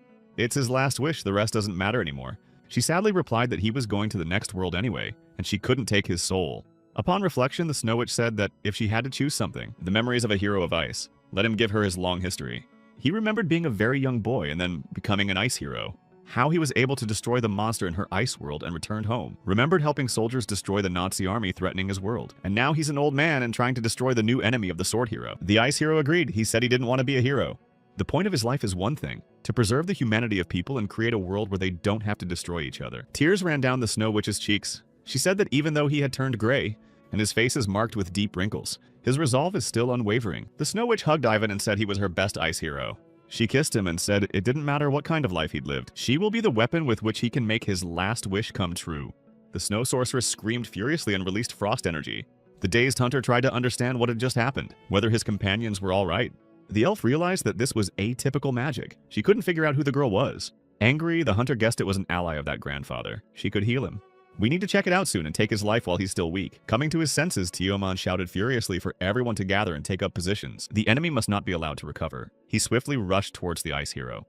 He ran up to the hunter who had prepared to attack and shouted why he was so reckless at a crucial moment. We have to wait. Angry, the boy replied that he should step back. That grandfather they fought turned into a real monster. They saw that in front of them were many human bones bound in ice. Instead of a head, the ice hero had a bare skull with empty eye sockets. With an icy crown on his head, he rose above the ground and glared fiercely at them. A dazed Teoman guessed that the girl had turned the old man into an undead. He realized it wasn't just a moving, breathless body, but something more. Even from the strut, it's clear that it's much stronger than the demon their sword hero fought. The hunter shouted for Teoman to run. He wouldn't be able to last more than 10 minutes. Running away, the dwarf thought that without the help of a hero, they would not be able to resist such a monster. All he can do is hold him off for a while by setting up barricades until the sword hero recovers. They must hold their ground. He yelled that it would take a minute to build the barricade. Let Jin endure that long and then run to them. The guy created a magical defense around himself to resist the monster. Extending a hand with sharp claws, the transformed hero of ice summoned the undead. At his command, an army of skeletons began to rise from the ground. A shocked Jin saw mountains of bones rapidly approaching him. He thought that the trigram would increase his speed and the power of his technique by 8 times. The strongest seal that reduces mana and strength 8-fold. Now all we have to do is hold out. Clenching his fists furiously, Jin shouted that he would definitely be able to and succeed. Immediately, several energy fists flew towards the undead army. Even before joining the hero squad as a frontline fighter, Jin was a well-known personality. He lived in a huge palace with many towers surrounded by a fortress. His father was an extraordinary man and the king of the beasts, strong and brave. And mother is a warrior empress. Jin was blessed from the beginning. At the age of 3, the boy joined the Pillars of Demon Confrontation group that neither warriors nor demons could resist. The pillars stood against the demons. The strongest and bravest warriors were there, not just men but wolf men. Little Jin was brought to the pillars by his beast king father to become a warrior. A hopeful young fighter defeated a bear at the age of 9. A huge powerful bear lay slumped before the little boy. He beheaded a demon who came to the village for tribute when he was 14. Becoming the youngest pillar, he defeated 127 mentors already by the age of 17. From all sides, opponents rushed towards the young fighter to crush him, but Jin managed to scatter them all in different directions and come out victorious. The guy was strong enough that no one wanted to accidentally provoke him. The demons were so obsessed with getting him that they even sent a lion to him. That day, he practiced striking a high rock as usual. The sword hero and his team walked along the road checking the map. Carefully studying the map, Kim Min-soo led his team to their intended destination. At that moment, they saw Jin practicing and stopped. The sword hero was amazed by the strength of the guy who chose the rock as his opponent. Apologizing, Kim Min-soo asked if this was the shortest way to Amon Hard. Suddenly clenching his fists, Jin rushed towards the sword hero about to strike. Jin pounced on Kim Min-soo himself and was defeated for the first time. He was shocked and stared dumbfounded at the guy who was able to fight him. Apologizing, Kim Min-soo said that he just ran up so abruptly that he had no choice. And then Jin, who was always in search of true power, decided to volunteer to join the hero squad because he thought the hero would lead him to the source of his power sooner or later. But that source was never found. They fought demons to save the world. Jin had been watching Kim In-soo closely the whole time, trying to understand the nature of his power. Soon they were facing a crushing battle with a huge, monstrous monster. The sword hero fiercely fought the bloodthirsty monster and soon overpowered it. Kim Min-soo was getting stronger and stronger with each passing day. Watching the ever-increasing strength of the sword hero Jin was angry, not understanding how he was doing it. He always had to stay in Kim Min-soo's shadow, and it made him angry all the time. The sword hero smilingly walked over to Jin, who was sitting on the ground, and extended his hand. The guy felt like Achilles chasing a turtle, who, according to the theory, would never catch up with the turtle. If this turtle is ahead of Achilles at the beginning of the movement. But now that Kim Min-soo has been captured, he has a chance to prove his strength. He will fight this undead monster and save Kim Min-soo himself. Jin's eyes lit up with a yellow light. He let out all his inner power. Now he realized what true power was. He thought his head was empty. It's idyllic. All he sees is the enemy in front of him. It's just him and the monster and no one in the way. And somewhere out there far away are all his comrades standing and watching him. He convinced himself that he could prove to everyone that he was number one. He finally manages to catch up with Kim Min-soo and learn the true power. Smiling, Jin thought about how he was about to be able to catch up with the sword hero. He was absolutely certain that he had finally succeeded in unlocking the secret of power. At that moment, his powerful energy fist slammed into the undead army. Joined together, the skeletons turned into a huge, scary monster. The monstrous monster grabbed Jin with its huge paws and clenched its fist. A monster hurt a guy. He thought it was a mission to protect his comrades. Bones and skulls were flying in different directions, forming a huge pile. When Teoman saw this, he screamed in horror, but he could not believe what had happened. The shocked elf and the little fairy watched the battle dumbfounded. There were 18 minutes and 21 seconds left before the sword hero unfroze. The kingdom lived its usual routine. Men were unloading crates. The guards watched carefully as they pulled the heavy crates from the cart. Teoman sat nearby smoking a pipe and watching the people scurrying about. By his side stood a huge sword which he was about to give to the arriving hero. At that moment, an elf came up to him to talk and clear his doubts. She sat down next to him and Teoman asked what was that worried look in her eyes. She saw a hero or something. The girl was thoughtfully silent. Teoman said he was so self-agreeing. The elf replied that there was such a thing. She said he didn't even have any muscle. He's too polite and he's not ready to fight. A frail-looking guy in a suit held out his hand and said he was glad to meet you. When the elf saw Kim Min-soo, she was dumbfounded. She didn't understand how he would protect them from the demon. She told Teoman that those red eyes are a hero. He seems to have roared 4 days in a row since he got here. Even the sword he gave, whether the hero can even lift it. He looks so weak. Now their world will end. The past heroes weren't so pathetic after all. He replied that in the current situation, she would be looked at askew if she even stuttered about joining the hero. But even so, this weak boy's words about saving their world were sincere. He said he wants to fight as hard as he can. He wants to finish his business successfully and come home. After listening to him, Teoman frowned. He trusted the boy's sincere desire to help. He asked the elf if she could risk her life to save someone else's world. Embarrassed, she said she didn't know. It's a bit much to die too. Teoman frowned and said that even he who had spent most of his life on the battlefield would not have been able to make up his mind right away. Fighting to save the motherland is one thing, but if they told him to die for the sake of strangers, he would think twice. But this guy is determined. He's willing to do whatever it takes to help them get home. He thinks that Kim Min-soo will make a worthy hero. The elf thought about what he said. She asked Teoman if he would assist the arriving hero. He said yes. Such a good boy should not be sent to certain death. A warrior should try to save as many lives as possible. The elf said she didn't think Teoman was capable of such fiery speeches. After a little thought, she decided that she would then join in and help the hero as well. He replied that it had been a long time since he had met such elves to dialogue with. As they bumped fists, they showed respect for each other and a willingness to help. And now they've come to another world to help the hero who once saved them. The dwarf cried out in horror and called the genie by name. He realized that the boy was crushed. The rest of the comrades froze in horror as they realized what had happened to Jin. A huge, monstrous monster created from skeletons was rapidly approaching them. The priestess was doing her best, but she realized that she would not be able to unfreeze Kim Min-soo anytime soon. With tears in her eyes, she thought of the boys. I don't think they could stand it. At this moment, Teoman shouted furiously for the goons to gather immediately.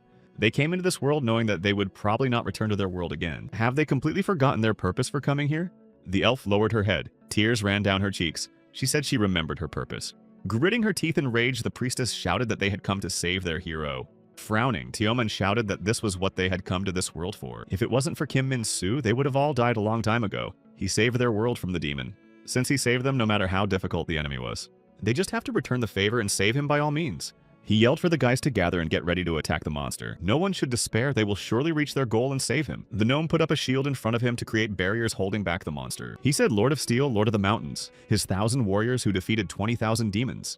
Teoman praised to their righteous guardians. Heated iron, unbreakable glass.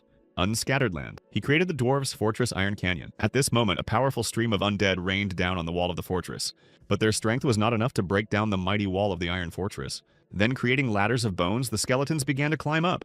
On all sides of the fortress, the undead were climbing ladders about to get inside. At the very top of the iron fortress stood powerful cannons that opened fire. The crushing projectiles flew swiftly towards the undead, destroying them. At this time, the elf inside was carefully watching the top of the fortress, ready to defend herself. She thought the fat man had built a solid wall. Now it was her turn. She decided she needed to take control of the air and attack the undead. The elf shouted to Belle that it was their time to help stop the monster. The little fairy's eyes were filled with tears but full of determination. She called upon the spirit of the dragon to incarnate in this little body. After a moment, her wings enlarged and glowed with a bright light. Little Fairy Belle's body has been transformed into a deadly dragon. Accelerating, the elf pushed off and flew into the air, rising higher and higher. Drawing the bowstring, she climbed onto the dragon's back and they rushed upward. Now they were willing to give their lives in exchange for being saved by a hero. Only by risking their lives could they have a chance of saving their hero. However, the hero now turned undead has also paid a high price. After destroying the elf, he was able to get inside the tower created by the dwarf. Teoman, who was holding the defense, was also destroyed by the monstrous monster. A huge army of skeletons stormed inside the tower, destroying everything in their path. The ghastly monster grabbed the dragon bell with its jaws of sharp fangs. At this time, the priestess was still trying to unfreeze Kim Min-soo. Tears were flowing down her cheeks. Deep cracks ran down the walls of the fortress and it began to fall apart. At this moment, the shocked priestess turned around and saw the monster in front of her. She was terrified and thought it was the end. It was all for nothing. They couldn't save the hero. The undead hero of ice looked at her with empty eye sockets. Sword hero Kim Min-soo was still restrained by the block of ice and magic.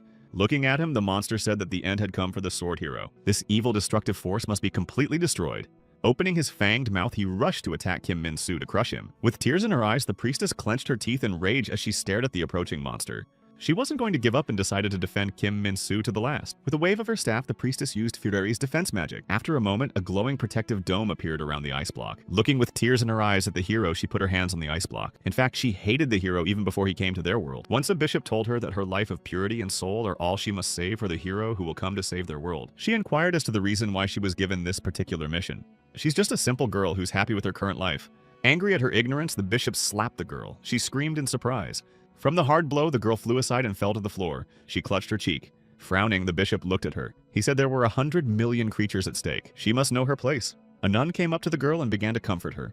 She told Saria that if she refused, they would destroy her and put another child in charge. So the girl must not refuse, then they can all survive here. Holding out the staff, the bishop asked Saria if she could accomplish the mission.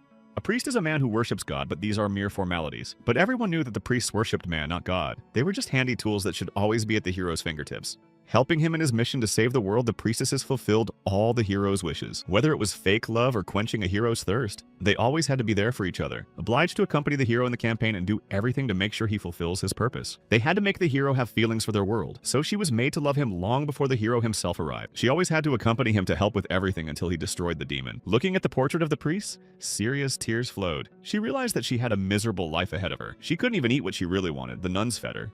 And she could only study the essentials. The stern mentor kept a close eye on it. All she was allowed to do was live a planned life. Every day alone in her room, the girl cried that she didn't want to be a priestess. She hated all the heroes she was forced to endure a miserable existence because of. However, Kim Min-soo was different from the other characters. He was very kind. He showed no interest in her body at all. He didn't demand anything. He wouldn't take what they gave him. All he could think about was getting home. They've come quite a long way together. Lost some of their friends. When she was crying at the grave of her dead friend, it was he who came to comfort her. He told her that it wasn't the priestess's fault the mage died, it was because he was too weak. They won't lose anyone next time. He would try to keep that promise. It was then that she began to believe that Kim Min-soo would protect them. The hero will surely manage to destroy the demon and save their world. Faith alone was enough to save their world, but he gave them so much more. All this time, the priestess was near the hero and helped him in everything. He fought fiercely against the bloodthirsty monster, and he managed to defeat it. Kim Min-soo's entire team heaved a sigh of relief when the demon was destroyed. They rejoiced that they had finally succeeded. Their world was saved. So this time, they will save Kim Min-soo and pay any price for it. At this time, an army of undead attacked the protective dome, trying to get to the hero. With tears in her eyes, the priestess tried to do her best to melt the ice. She needed to finish rebuilding the hero before the skeletons broke through. But despite her best efforts, the powerful chains could not be broken. Cracks crawled along the ice block, but she still couldn't completely melt it. Suddenly, the protective dome was broken through. Thousands of skeletons rushed towards them. Through the thick layer of ice, Kim Min-soo watched in horror. Realizing that this was the end, the priestess opened her arms and said she had something to say to the hero. She managed to say she loved her. Moments later, the evil undead destroyed her. After a few minutes, all that was left of the priestess were scraps of tattered clothing. At this moment, the ice-restraining Kim Min-soo began to crack with a rumbling sound. Ice shards flew in different directions, releasing the sword hero. His already sad eyes filled with tears when he saw what was left of the priestess. The sword hero was completely freed from his shackles and sadly held out his hand and shouted that this couldn't be happening. Sobbing over the scraps of clothing, priestess Kim Min-soo shouted how could this have happened. He shouted furiously that he didn't understand why all his friends had been destroyed. Tears streamed from his eyes. He clenched his teeth in impotent anger. He saw that everything around him had been destroyed by the undead, and all that was left of his companion Teomon was a shield. Furiously clutching the scraps of the dead Syrian's clothes, Kim Min-soo looked at the bodies of his dead friends and cried out in pain. He had a terrifying dream in which he fell into another very strange world. And to get back, he had to defeat the demon of this world. For a whole year, he trained tirelessly and fought losing companions and enduring pain. As a united team, they were destroying the monsters of this strange world. They were a good friendly team and always helped each other in battle. A sword hero could always count on the support of his friends. And when he came back victorious, mom and dad had already left him. All the friends, relatives, and society, none of them accepted him. He was in great pain and hurt. His heart was not only torn, but his soul was suffering. He felt like he was skinning himself and eating it himself. He could not find peace. No one wanted to support and pity him. He was very sad and lonely. There was no one else with him. The sword hero often remembered his friends from the other world and longed for the times when they were together. The guy really missed his parents who always loved and supported him. Before going to bed, he always took out his wallet where their picture was kept and mentally talked to them. Kim Min-soo was sad that absolutely everyone turned their backs on him. He was mocked and ridiculed, and there was no one in the whole world to feel sorry for him. That is why he gathered up all his sorrow and shared it with the world. The frustration, sadness, longing, and anger overwhelming his heart burst outward, turning him inside out.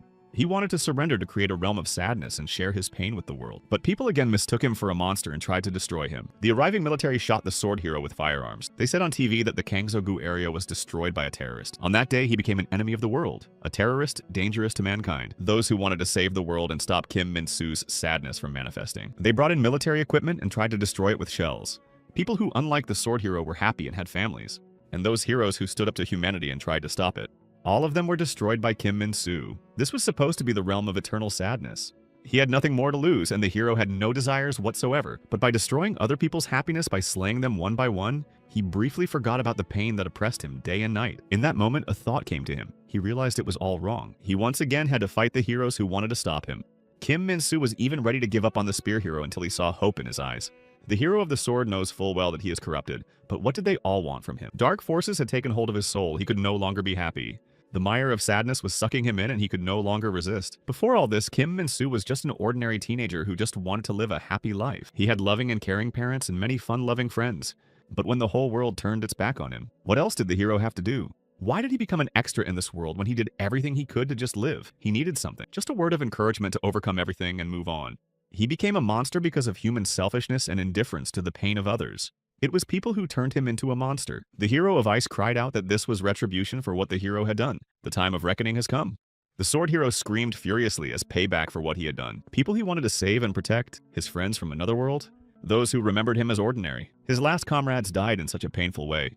Strongman Jin and the kind dwarf Tioman, who was once the very first to believe in him. A brave elf and a little fairy. Neither of them are among the living anymore. In desperation, he screamed furiously. Kim Min-soo thought it was just a nightmare and he was about to wake up. I mean, there's no way that one person could be subjected to so much suffering. The hero of ice replied that death is not a fear. What is scary is a man who has nothing left to lose. Falling to his knees, Kim Min-soo lowered his head and said that, unfortunately, this was not a dream. The undead hero said that if the hero has already felt pain, then it's time to go to the other world. After a moment, the undead darkness rushed towards Kim Min-soo to destroy. The sword hero thought sadly that his soul still ached. She's just tearing up in pain, and there's nothing he can do about it. The hero's sword lying nearby glowed. He was kneeling before his fallen comrades. Kim Min-soo asked to be rescued, unable to bear the pain of his soul any longer. At this time, the hero of the return, merrily humming a well-known tune, headed for the exit. Clutching a bag of popcorn under his arm and smiling cheerfully, Lee Sung-joon walked down the stairs past the crushed bodies. Reluctantly, the returning hero made his way to the room where the staff of the underground city was having lunch. A cheerful tune kept playing on his phone and singing along. He decided to heat up some popcorn in the microwave. Satisfied with himself, Lee Sung-joon watched the bag of popcorn with a smile, anticipating the spectacle. As the popcorn heated up, it exploded and flew up in the microwave. At the same time, the confrontation between the ice hero and the sword hero continued. There was a powerful crushing explosion. The undead hero sitting on the throne watched the skeletal bones flying in all directions. He said Kim Min-soo is half dead. Why keep trying to do something? Full of despair and embittered, Kim Min-soo continued to kneel in front of the bodies of his dead friends. At this time, his bifurcated sword glowed with sword hero energy, ready to join in at any second. Looking back, the sword hero rose to his feet and headed towards the undead hero with his head down. He sighed softly that it was over. He had lost everything. It was the end of everything. Looking at him, the undead hero thought he might be out of his mind. Muttering something to himself, he said loudly that it didn't matter anymore. It's all over for Kim Min-soo now. With a wave of his hand, he directed a crushing stream of undead at the sword hero. A moment later, a huge pile of human bones covered Kim Min-soo's head. The undead hero used the icy bone sphere technique to destroy him. Kim Min-soo stood watching as a rushing stream of human bones surrounded him, covering the sky. The hero of the sword said that how cruel the world can be to one man. A huge pile of icy bones covered Kim Min-soo, pressing him to the ground. The skeletons rushed at him, tormenting his already exhausted body. They tried to tear him apart. Looking indifferently before him, the sword hero said that sad world was not for him. No one would be more miserable than him. He figured he'd just wipe them all out. There's no one left anyway. And then he will be alone again. So let everyone disappear and there will be no one. An empty world? No heroes or villains? A world that will have to start its development from the beginning. Today, at this very moment, a fierce, monstrous demon was spawned. His eyes flashed. He smiled and shouted for Duran's sword. At this moment, his deadly sword flashed with bright flames and flew towards him. Kim Min-soo's tortured body began to fully recover. His strength was returning to him.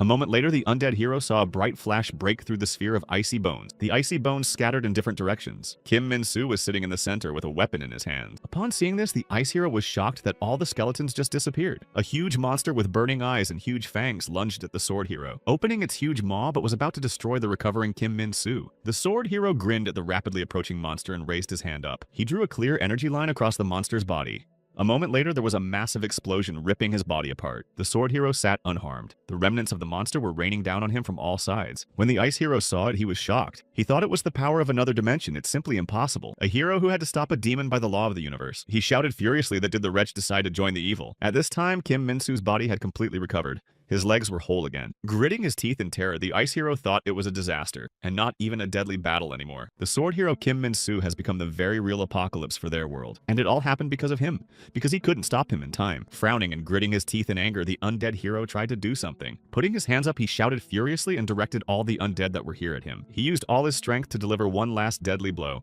A moment later, huge crushing balls of bones flew towards Kim Min-soo.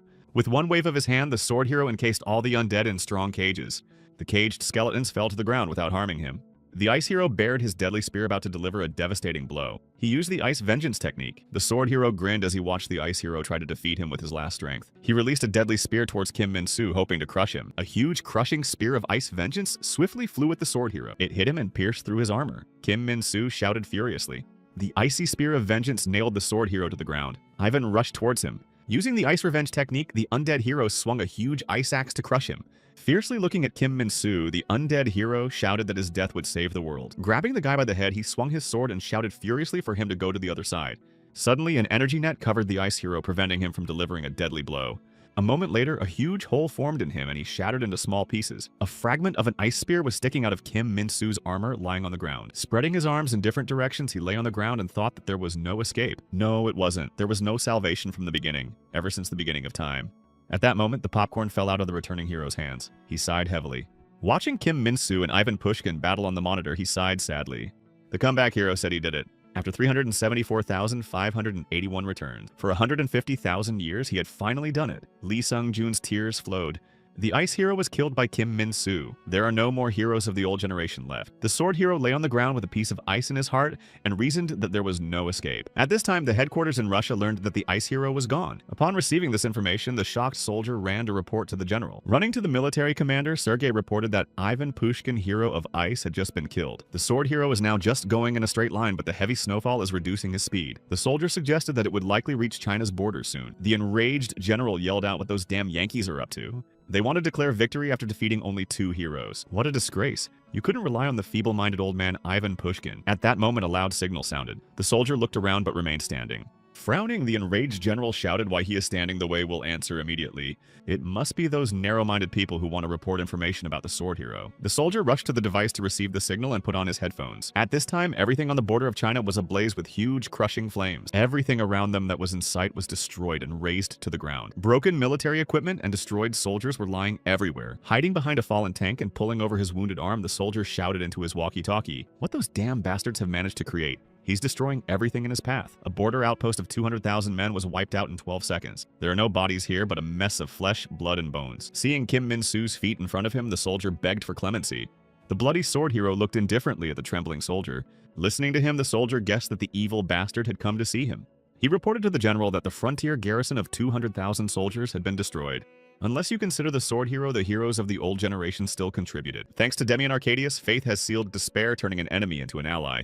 Thanks to Marie Stevenson, hope stopped a hero that could have become a weapon of mass destruction. Love for humanity, on the other hand, sacrificed memory and life by giving his own body and soul to be torn apart, to contain the demon for a little while. Now Kim Min-soo was walking on the ground and destroying everything in his path. All that's left is the new Demon King return hero and the other 2. While watching Kim Min-soo on the screen, Lee Sung-joon was smiling and tears were streaming down his cheeks. And somewhere in another part of the planet, ships destroyed by the explosion were burning on the water.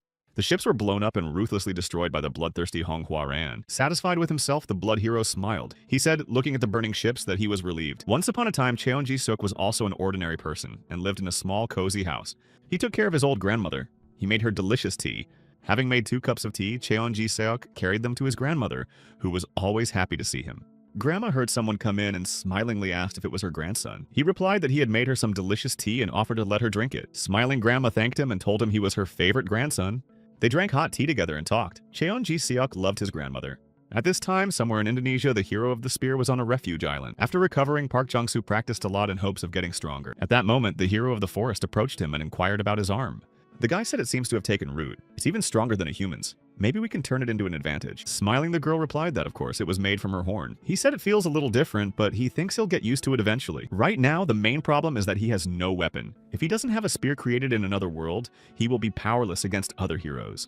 She replied that she knew his spear was left somewhere deep underground near the base of the reconstructed South Korean government. They are thinking of getting other heroes' weapons for him. Park Jong-soo replied that the sword hero has followers. They will defend him with all their might. Does he stand a chance against them unarmed?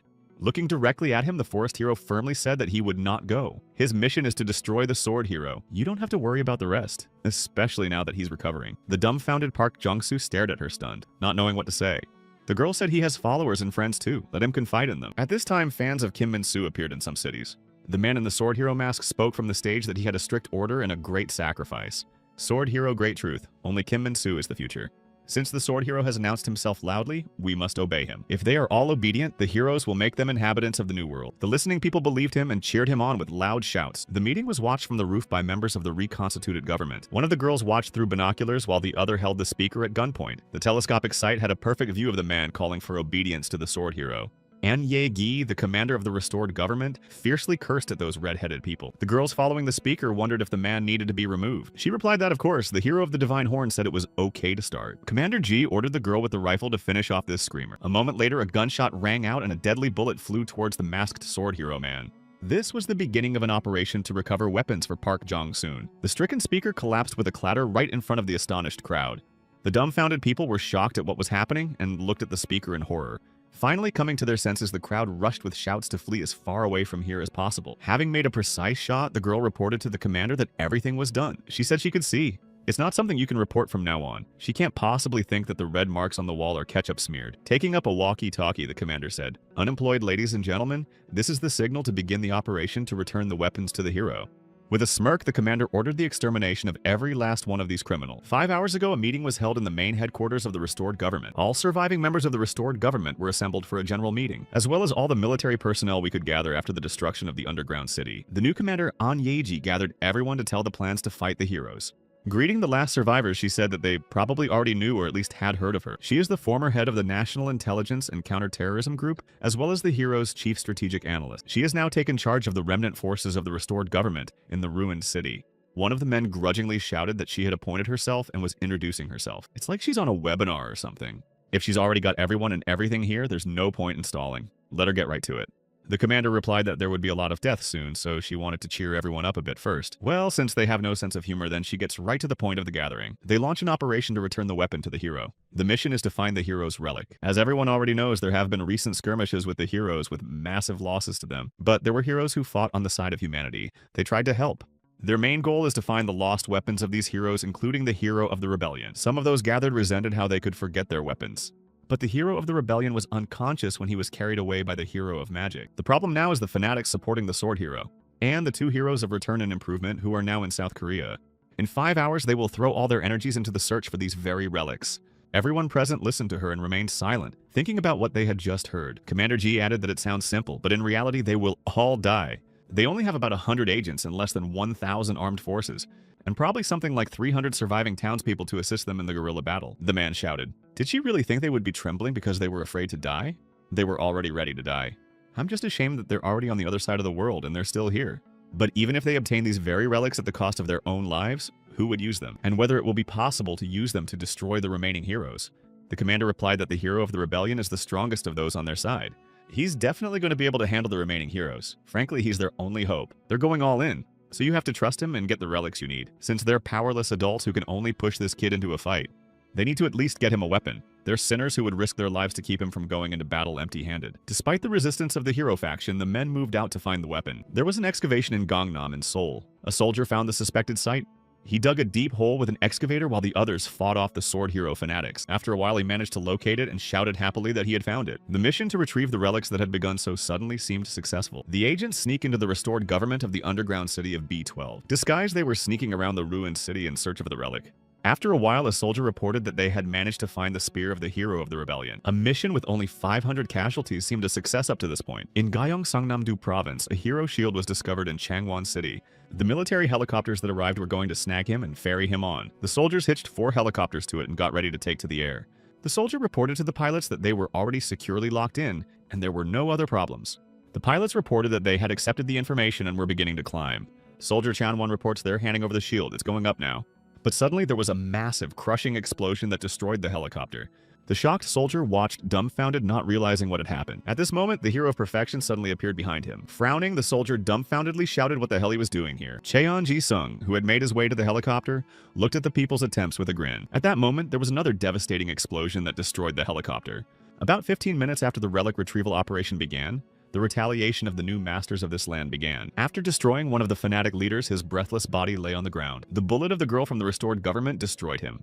But suddenly he began to rise slowly. His soldier who saw this was dumbfounded. He said that of course he'd heard about getting hero blood, but it's a disgusting sight. The wound on the fanatic leader's head had completely healed. He asked how a soldier could speak so highly of a hero's strength. That's disrespectful to him. He asked how long he'd been here. The soldier replied that it wasn't very long. In addition to this month, by the way, those government bastards are snooping around everywhere in the neighborhood looking for heroes' guns. The fanatic leader replied that clearly. He had not even envisioned this outcome. The frowning soldier said of course because he was lying here with a bullet in his forehead. And yet honestly he thought something like this might happen. The leader of the fanatics wondered if that meant the hero of perfection went to where the government mutts found the shield. At that moment he looked up and noticed a suspicious movement on the roof. He saw the girl from the restored government shooting at him. Looking at her, he asked his subordinate if there was any word from the hero of the return. He continued to stare at the girl who was near the edge of the roof. The subordinate responded that they had failed to make contact with the returning hero. Supposedly, he's still in the underground city of B12, but there's no definitive information. Leaning over to tie his shoelaces, the fanatic leader suggested we do the cleanup ourselves for now. Suddenly, metal claws appeared on his shoes. He shouted that it was the duty of those who were saved by the heroes. In a moment, he was rapidly ascending the building on the roof of which he had seen the girl. Resting on its sharp metal claws, it flew up onto the roof with ease. When the leader of the fanatics jumped on the roof of the building, he saw the abandoned weapon. An explosive with a timer attached was attached to a rifle lying on the roof. The moment the leader of the fanatics appeared on the roof, the timer showed 1 second until the explosion. Seeing this, he guessed that it was a trap for him, and fiercely swore. A moment later, a powerful crushing explosion rang out, shattering everything around it. The members of the restored government who had set the trap were rapidly descending the stairs. Running down the stairs, Commander G relayed the information that they had failed to get the shield. She asked about the rest of the relics, if anything had been recovered. The radio crackled, and from it came a voice that reported the situation. Kanem reported that they had the staff, and Tom took the enemy's fire. Those who were responsible for the hammer belt and bow are also in battle. The spear is now moving to Mokpo. Judging by the incoming reinforcements, control over the hero faction has been restored. It's unlikely that all the relics will be returned. He told the commander that they'd better retreat as soon as the spear was delivered and summon the rest of the survivors. If they lose everyone here, then the restored government and their resistance will all fall. Pensive and Yijai clenched her fists and thought that they were too used to being defeated. All the civilians and those child heroes fighting on their side, they lost them all. But this time it will be different. If they surrender and run away under the pretense that they're trying to save their remaining forces, then it's not worth living at all. They've already disgraced themselves, but at least they can finish this last fight with honor. She asked for reinforcements from the police. Have her send a living dead man to Changwon. She'll go there herself. This is not just a small battle. This is a battle to the last breath. They were already running and retreating all the time, but there was nowhere else to run. Humanity has already lost tens of millions of civilians. Soldiers who were overflowing with a sense of duty but had already left them. Even the country's infrastructure was destroyed by the hands of uncaring heroes. Once upon a time, Anya Ji was also caught in a crushing battle. She lay crushed by the debris. Suddenly, huge chunks of the walls that had fallen on her flew aside. The hero stood in front of her and holding out his hand to her said she was doing well. The dumbfounded Anyejai stared at him in surprise with one uninjured eye. The commander said on the radio that they were always looking for an excuse to save lives, saying that we're pulling back to fight a future battle. But there is no future battle. There's only the battle that's going on now. They'll get rid of those bastards today. Even if it means spilling rivers of blood, they must protect the relic at all costs. He said he understood her. They're sending a helicopter to take her to Chongwon. The operation of the living dead is about to begin. At this time, the transformation hero An Ji-won was lying in the lab under IVs. Suddenly, the dazed scientists saw people running into the lab. It was the men of the restored government who were carrying the stretcher.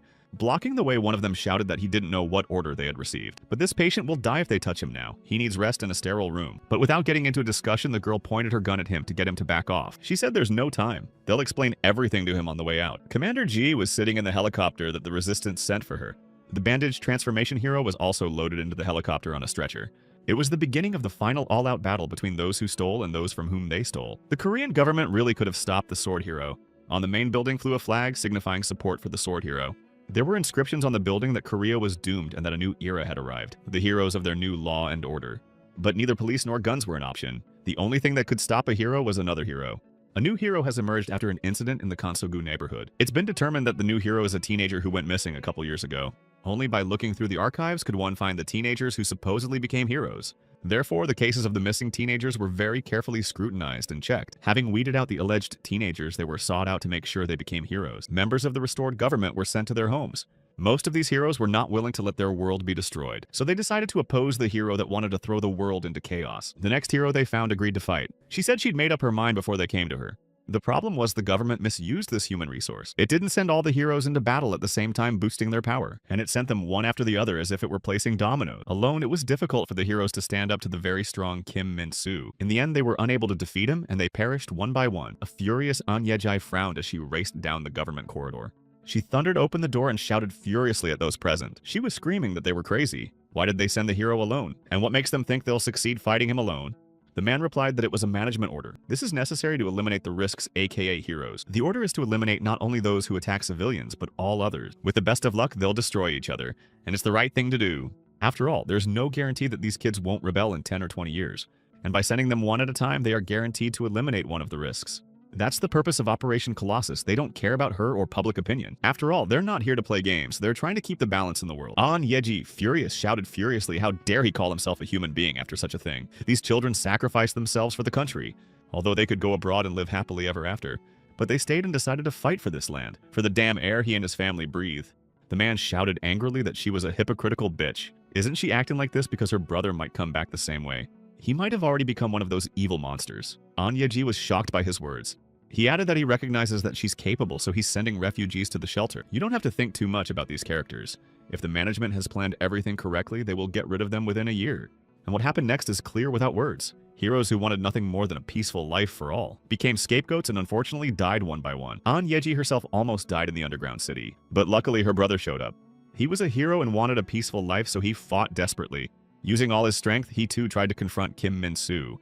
He was very strong and impetuous, and most importantly on the side of humanity. Developing great speed, the hero moved between tall buildings. Without sparing his life, the transformation hero rushed to attack Kim Min-soo. They fought fiercely, but he was unable to defeat the sword hero. And now An Ye-jae is going to ask him to sacrifice him once again. A helicopter carrying members of the restored government was approaching its destination. The transformation hero, bandaged from head to toe, lay on a stretcher with a mask over his face. Looking at him, An Ye-jae thought that she had become as heartless as those people in governments. Looking at his shield lying on the ground, she said that here was the last relic. She was sitting with her hands covering her face when a girl came up to her and told her they were there. With a heavy sigh, An Ye-jae walked over to her barely alive brother lying on the stretcher. She asked the transformation hero one last time to fight for them. The girl pressed the plaque on the belt on the hero's body. Her hands trembled with excitement. Falling to her knees, An Ye-jae begged him to help them one last time. Burning tears dripped from the girl's eyes in a non-stop stream. Turning his head to her, the transformation hero told her to stop crying. He would give his life for her. At this time, the hero of the improvement sitting on the ground noticed a helicopter approaching. Looking at the military helicopter circling above him, he thought someone had arrived. Clad in armor by the open door of the helicopter sat the hero of the transformation. When he was little, he loved to watch heroes on TV. The boy dreamed of being a hero. When he put on his mask, he imagined he was a ranger. Waving a toy sword, he ran around the playground, imagining himself a hero. He played self-consciously, repeating the words he heard on TV. Suddenly, he crashed into a teenager who had suddenly appeared on the playground. The boy looked at the boy with a chuckle. His companion stood grinning. A moment later, the hero's mask was ruthlessly broken and lying on the ground. The boy sobbed sorrowfully. Huge tears rolled down his cheeks. At that moment, his sister appeared on the set and told him not to cry. She promised that she would definitely fight back against those bullies for him. The little boy thought his sister was a real hero and dreamed of becoming like her. Looking at his sister sitting on his lap, the guy told her not to cry. He would fight for her. The transformation hero gently sat down on the stretcher. A doctor approached him. He thought about the guy having third-degree burns all over his body, necrosis and blisters. It's probably hard for him to even think about anything but the all-consuming pain, let alone move around. He got pain medication, antibiotics, and a muscle stimulant. After giving him the injection, the doctor said that if a normal person had received them in such a dose, his liver and kidneys would have failed at the same moment. But it won't destroy the hero of the transformation. It will help him deal with the pain. My sister said there's a hero downstairs. He'll need a distraction. He'll get him away from the shield so they can take him away safely. Looking at him sadly, she asked An Ji-won to help them one last time. He pressed the transform button, and a moment later, everything was flooded with bright light. After a while, the transformation hero was fully clad in armor. Seating himself on the edge in front of the open door, he prepared to descend. Covering her face from a strong gust of wind, her sister watched him. Turning to her, the transformation hero thanked An Ye waits for waiting for him. The girl gritted her teeth in despair as she looked at him, tears streaming down her cheeks. A moment later, the transformation hero jumped out of the helicopter and flew down. A transformation hero with an outdated suit and severe injuries? Nothing was expected of him, but he's one of two heroes who managed to survive a clash with the sword hero. He moved swiftly between buildings, leaving a trail of energy behind him. The sword hero with a huge sword fiercely attacked him with crushing blows. He attacked him again and again, trying to finally crush the transformation hero. Desperately fighting, the transformation hero dodged Kim Min-soo's punch. He struck back with devastating blows. It was a powerful confrontation. Without yielding to each other, heroes fiercely fought, wanting to destroy each other. And even the fact that he was partially paralyzed didn't change the fact that he was a strong opponent. But Kim Min-soo managed to win the victory. The transformation hero suffered severe burns. Members of the government, saving his life, tried to put out the flames with fire extinguishers, a hero that could no longer fight. He should have just been left alone and allowed to live out his last painful months. The doctor said he was still alive but wouldn't make it without a skin graft. It would be more humane to let him go to the afterlife in peace. Standing at his bedside, An Ye-ji looked at her brave brother with pity. After some thought, she told the doctor that not now, not yet. There was something he still had to do. He was sent to the battlefield one more time because there were no other candidates. The interactive little man who came to life asked in surprise if it was really him. He was screaming that the transformation hero had gone mad. The cooling mechanism is still damaged. When he was fighting Kim Min-soo, his enemy managed to strike a blow that damaged his suit. The cooling system was damaged and could not handle the load. The man was screaming that he couldn't handle the high fever. He needs to increase his distance and transform. But the transformation hero couldn't stop the fight and shamefully escaped. He replied that if he ran away now, all those innocent residents would die. The man said he didn't listen to him last time and was almost burned to the ground. And he still continues to fight despite his condition. It will destroy him. Finally reaching the ground, the transformation hero landed scattering clods of earth. He replied to his man that his sister had asked him to have one last fight. So he will fight through the pain. He will fulfill his sister's last request. At this moment, the hero of perfection rushed toward him swiftly. The transformation hero ordered the urgent activation of the acceleration mode. The angry, interactive little man on his belt cursed furiously, but I honored his request. He said the preparations were complete. The perfection hero swiftly approached, preparing to attack. Looking at the wounded transformation hero, Cheon Ji-sung couldn't believe that he was hoping to defeat him. Suddenly, he saw the hero turn into a rapidly rotating blur. A moment later, a bright flash illuminated everything around him, and huge clods of earth flew at Cheon Jin-seok. A powerful stream of crushing energy swooped down on the transformation hero and destroyed the building. The huge debris of the destroyed building flew at Cheon Jin-seok. Before he had time to remember, the hero of perfection received a crushing blow with his foot. The transformation hero used the Heavenly Demon Heavenly Spiral technique to attack. In defense, Cheon Jin-seok grabbed his leg and started to twist it, but he failed. Dazed by the sudden, powerful attack, the improvement hero had no time to fight back. Rising into the air, and G1 unleashed a powerful, crushing stream of energy at the transformation hero. A moment later, he swiftly went down and rushed to the attack again. There was debris of destroyed buildings everywhere. Huge stones were flying in different directions. Looking at him with fury, Cheon Ji-seok thought that G1 had turned around with the speed at which he twisted his leg, and even managed to strike back. It won't be easy to beat him. The two heroes were rushing towards each other to do battle. All this time, An Ji-won was being watched through the camera by the people who arrived with him. A camera hidden in the rubble recorded not only his movements but also his body temperature. Watching him, the excited sister thought that at the moment his body temperature was 44 degrees. His sweat glands have already melted. If he puts any more effort into it, he might actually burn himself. She shouted to the staff that the transformation hero had led him away from the shield, where all the helicopters are. They said people from the hero faction set up air defenses on the way to the shield. They shot anyone who tried to get close to him. Helicopters can't get close. The helicopter pilot was trying to avoid being hit by deadly enemy shells. Frowning, he shouted that they were talking about clearing a path to Chungwon. At this time, the people from the heroes faction destroyed the government military and took their positions. A man helping the restored government violently shot a faction leader. The bullets hit the leader but did not destroy him. The soldier shouted furiously why he was not being killed. He couldn't understand why the faction leader was still alive. At this moment, the leader transformed his hand into a sharp dagger. After a moment, he delivered a deadly blow to a soldier and shouted that they needed to join the faction. With a grin, he said that there must now be a restored government backed into a corner. At this time, the heroes of perfection and transformation drew closer to each other. Attacking Cheonji-seok used the Heavenly Demon Technique, Annihilation Technique, and the Way of the Five Dragons. Striking back, An-ji-won fiercely confronted his opponent. They came together in a crushing confrontation and no one wanted to retreat or surrender. The clashing fists unleashed a powerful stream of crushing energy. The powerful impact sent both heroes flying off to the sides. The transformation hero braked to stop the fall. Barely able to stand on his feet, the improvement hero was also trying not to lose his balance. He decided to use the crushing technique of the Heavenly Demon Hungry Ghost and Gaping Serpent. A moment later, a deadly ball of crushing energy appeared in his hands. At the same second, a huge energy kite flew towards An-ji-won. Despite the increasing pain, he decided to use the double acceleration mode. His suit glowed with bright rainbow colors. He prepared to attack. Seeing this, the improvement hero frowned, thinking that he was using this technique again. A huge deadly energy serpent was approaching An-ji-won. Using double acceleration, the transformation hero rushed to attack through the energy snake. In a moment, he was already only a step away from the attacking hero of perfection. Putting his hand forward, he grabbed Cheon-ji-seok's head and knocked him down. With all the strength he had left, he dragged him behind him, holding his head tightly. An-ji-won slammed Ji-seok against the wall with all his might, causing cracks to appear. His strongest blow, the mask flew off the face of the hero of perfection. Moving swiftly, Ji-won slammed him against anything in his path. He mentally told himself he could hold on a little longer. Just a little longer. But at that moment, his legs were covered by a powerful flame released from the overheated suit. Unbearable pain enveloped every cell of the transformation hero's body. The flames that erupted quickly spread through his body. An-ji-won cried out in pain. He released his grip on the transformation hero who had clenched his fist to watch what was happening. After a moment, the deadly flames completely engulfed the body of the transformation hero, leaving him no chance. The transformation hero was burning in flames. His body was melting right along with the metal. Looking at this, Cheon-ji-seok wondered if his techniques were so effective because they involved such a risk. Though if he was so strong and had no weaknesses, would they have hidden him for so long? They probably would have released him right away instead of their spear hero. At that moment, the armed men of the restored government appeared. Turning around, the improvement hero looked at them indifferently. They shouted that they would try to buy some time for the commander. Gritting their teeth in rage, they started shooting him with machine guns. Deadly bullets flew at the hero of perfection without causing him any harm. Taking advantage of the distraction, An-ji rushed towards her brother with a fire extinguisher. Barely alive, An-ji-won struggled to raise his head and asked why his sister was here. Looking him straight in the eye, she replied that he couldn't die like that. The mission to transport the shield has failed. There's only one option left. Now they will confront the hero of perfection all together. This will be An-ji-won's final rule. They'll definitely make it. Looking at him, the doctor thought he wasn't just burning, molten blood and flesh curdling. While giving the anesthetic injection, he realized that if the hero's armor was removed, he would simply turn into a mess. Looking at her wounded brother with pity, she realized that she owed him a debt of gratitude. In an attempt to distract and delay the hero of improvement, the men shot him with powerful shells. A powerful crushing projectile was rapidly approaching Cheon-ji-seok. He managed to repel the projectile and measured the flight path, sending it back. The deadly projectile turned around and swiftly approached the people.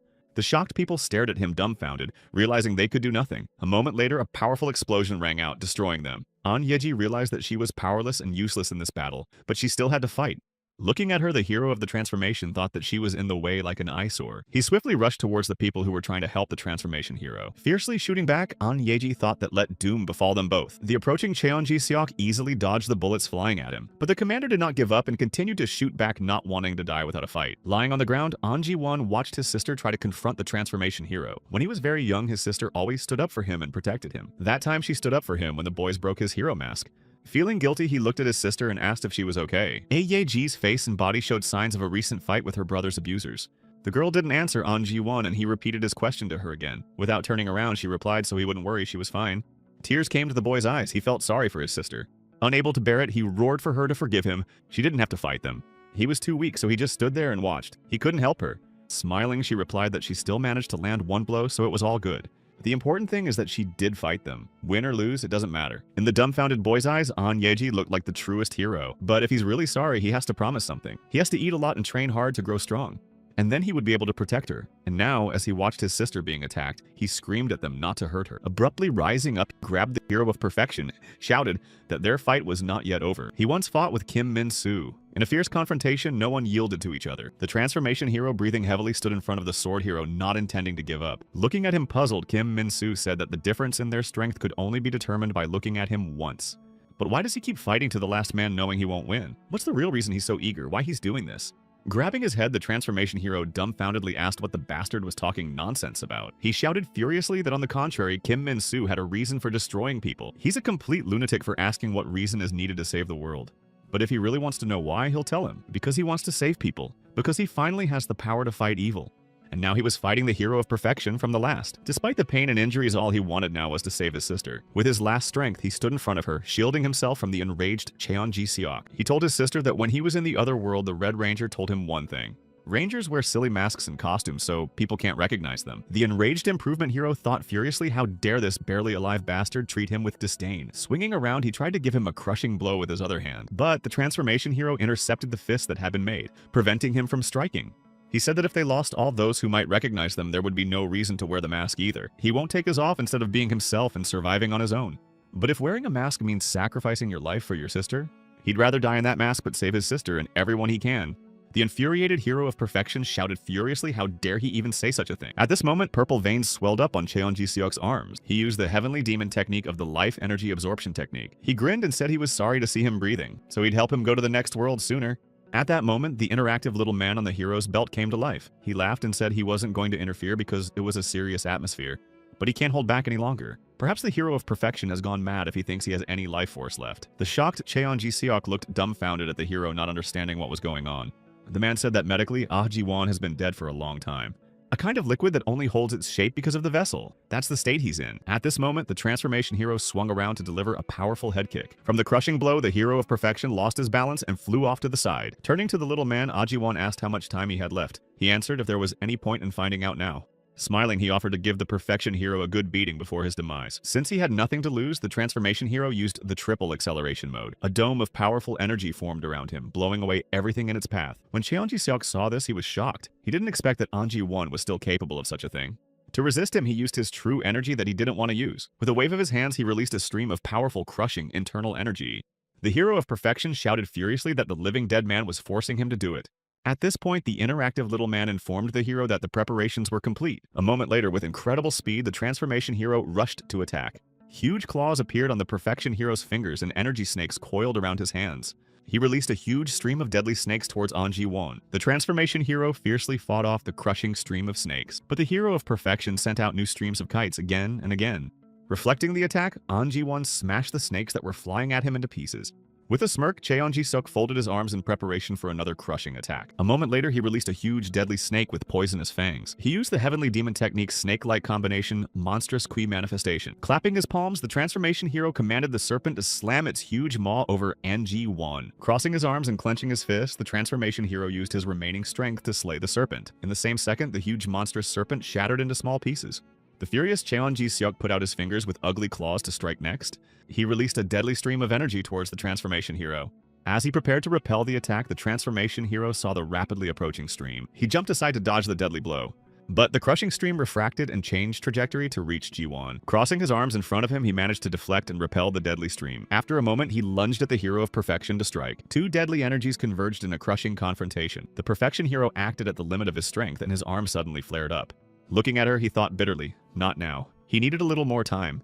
He had no time to lose, nothing more to lose. He swung around and threw a powerful punch. A moment later, the leg was also enveloped in flames. The hero begged to be given a little more time.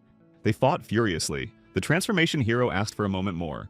The opponents looked at each other with hatred in their eyes. No one wanted to retreat. At this moment, the transformation hero used a new crushing technique. This was the technique of the heavenly demon path of the wicked. The demonic heaven is full of eternal spirits. He unleashed a new stream of energy on the transformation hero who was being engulfed in flames. Half of Ah Ji-won's body was already engulfed in flames, but he didn't give up. The transformation hero directed new crushing streams of energy at him. Furious, he shouted furiously that this half-dead bastard was about to go to the other world. Embraced by the flames, folding his arms in front of him, the transformation hero rushed at him. The excited An Yejai watched the deadly battle from the side. She saw a massive explosion go off, and deadly flames engulfed everything around her. In the raging flames, one could hardly distinguish the figure of the hero. Engulfed by the deadly fire, he screamed furiously, unable to do anything. Tears rolled down from Anya Ji's eyes. She shouted her brother's name in despair, realizing that she couldn't help him. Suddenly, she saw one of the wounded heroes getting out of the raging flames. His eyes rounded in a daze. She couldn't believe what she was seeing.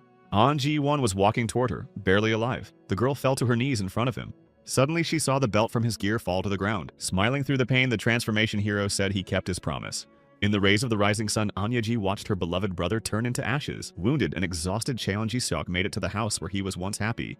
Barely moving in his burnt clothes, he moved slowly home. Reaching out his hand, he called out to his grandmother, as he had once done back then in a past life. He walked through the doors of the house he once loved with great difficulty. But instead of a kind grandmother, there was only a skeleton covered with a blanket waiting for him. He lay on his grandmother's bed and Cheon Ji-seok looked at him sadly. Unable to let go of the past, he brought food and set it on the table, saying he would take care of her. No one ever met him or called him their favorite grandson again. He had no one to take care of him. Suddenly, a girl from the restored government appeared from under the blanket of the deceased grandmother. Aiming her weapon at him, she prepared to crush the hero of perfection.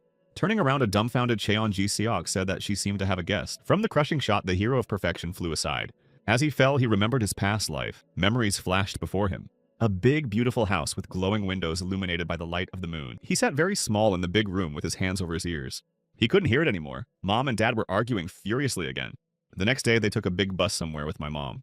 It was his grandmother's house. She gladly welcomed the dear guests. Mom left him with his grandmother and hurried away. She couldn't stay. As Mom left home, she cried bitterly. This decision was not easy for her. The boy stayed at his grandmother's house and was always cranky, but his grandmother was kind to him. After a while, they went into town with her to do some shopping. She bought him new and beautiful shoes. The boy was very happy. When they left the store, he saw a tent selling tasty corn. Seeing his eyes, his grandmother bought him the world's most delicious corn. Satisfied and happy, they walked back, walking hand in hand. After a while, it was time to go to school, and his grandmother took him to the school uniform store. Grandma bought him everything he needed again. That's how they lived together with her. She loved him and cared for him. He was her favorite grandchild. When Cheon Ji-seok grew older, they would often sit together in the evenings and drink tea. That day, after buying some goodies, he went to visit his grandmother. He grinned as he walked down the road carrying a full pail and imagining how he and his grandmother would have tea. Suddenly, his foot slipped on the stone that lined the road.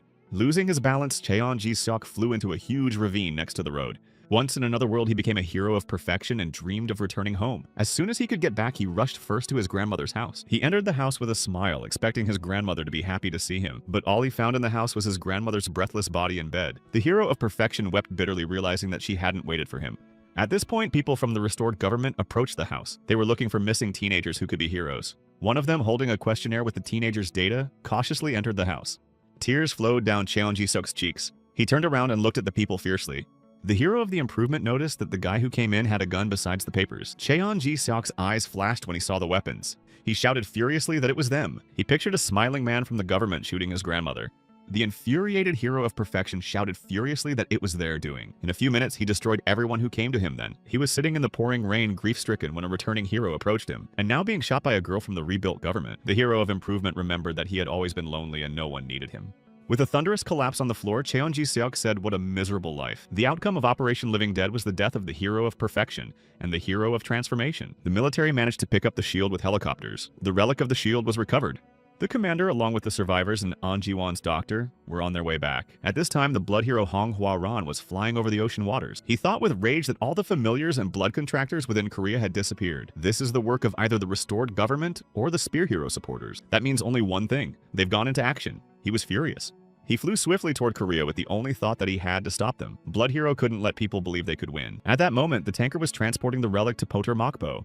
People were going to deliver it to the Spear Hero so he could rebel against the Sword Hero. An Yeji was watching the tanker when a subordinate reported to her that all the relics were on board. He warned her that word had gotten out that a Blood Hero was on his way here. The commander turned around and said they'd done their part. The rest is up to them. The hero of magic stood next to her and thanked her for her work. The tanker was heading towards the island where Park Jong-soo was. The relic was accompanied by a hero of magic. She was sitting on the deck with a phone in her hands. After dialing Ma Ye-rin's number, she decided to call her mom and see how they were doing. The girl said she was doing well and was glad her mom was being taken care of. She asked about her sister if she went to school there and if she was doing well. At that moment, the military spotted a suspicious approaching object on radar. The dumbfounded soldier realized that it was urgent to report this to the hero of magic. At this time, Ma Ye-rin continued to chat passionately on the phone without paying attention to what was going on around her. A soldier ran across the deck to report to her about the approaching object. The girl, engrossed in a conversation with her mom about her little sister, didn't notice anything. Trying to get her attention, the soldier pointed his finger upwards, but Ma Ye-rin didn't react. Standing up, she held the phone to her shoulder, promising to address all issues when she got home. She assured her mom that she's fine. No need to worry, she's out of danger. At this moment, a blood hero was rapidly approaching the ship. She continued to chirp, assuring her mom that she was a big girl and didn't need to worry about her. Finally, she raised her eyes to the sky. She was dumbfounded and dropped the phone. The dropped phone crashed to the floor with a clatter and rolled across the deck.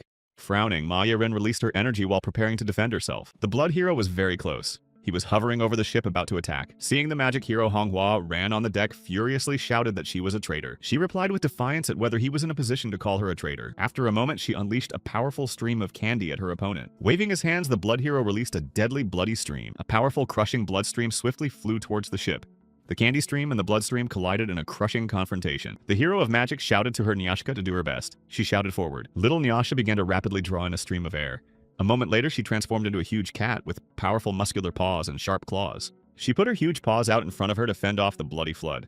She managed to grab it. She held the deadly stream tightly with difficulty keeping her balance. The magic hero tossed her staff upwards to boost her attack. She used the candy destruction technique to attack the blood hero. Ma Ye-rin shouted loudly to her Nyasha to let him go. Doing her mistress' bidding, she released a powerful stream of blood. Gritting her teeth in rage, the hero of magic swung around to strike. Putting all her strength into the punch, she released a torrent of crushing energy. The blood hero covered his head with his hands to fend off the fierce attack. Flying aside from the deadly attack, Manhwa Ran stopped his fall. Frowning, he looked at the hero of magic with fury. His eyes glittered with malice. The satisfied Nyashka happily raised her fist, satisfied that they had managed to strike a powerful blow. Frowning, the blood hero thought that if she hoped she had a chance against her, then she was deeply mistaken. It released drops of blood that transformed into deadly beasts after a moment. They were monstrous demonic creatures created by blood iron. To enhance his power, the blood hero used reincarnation. After a moment, he turned into a blood demon with a devilish smile. Unleashing her powerful claws, Nyashka rushed to attack the demonic creature. With their tongues sticking out and fanged mouths grinning, the bloody creatures rushed to attack. The bloodthirsty creatures rushed at Nyashka from all sides, clawing at her arms and legs. The transformed Manhwa Ran threw himself into a fierce attack on Ma Ye-rin. Enraged, the girl glared at him with fury. She wasn't going to give up. She swung around and delivered a crushing blow. The blood hero bounced to the side. The magic hero, fiercely looking at her opponent, loudly shouted now. The dazed Manhwa Ran lost his balance and swiftly flew down. At that moment, the lava caramel beneath him unfolded into which he was falling. The furious Manhwa Ran was dumbfounded. He didn't understand what was going on. A moment later, he collapsed into the lava caramel beneath him. He managed to get out of there, but his whole body was covered in caramel. With a smirk, the blood hero said that she seemed to be up to something, but her ability was worthless. He felt absolutely nothing. Looking at him with a chuckle, Ma Ye-rin clarified whether or not he definitely didn't feel anything. Suddenly, Manhwa Ran felt that something had changed. He found it hard to move. Angry, he guessed that the hot caramel solidified almost instantly, and his body with hers. He thought she'd done it to kill him in one blow. The hero of magic shouted for him to get ready, now his skull will shatter into small pieces. She swung her staff furiously, preparing to deliver a devastating blow. The shocked blood hero looked at the Ma Ye-rin looming over him with horror. Swinging as hard as she could, she delivered a powerful, deadly blow. A moment later, bloody spatters flew in all directions from the crushed blood hero.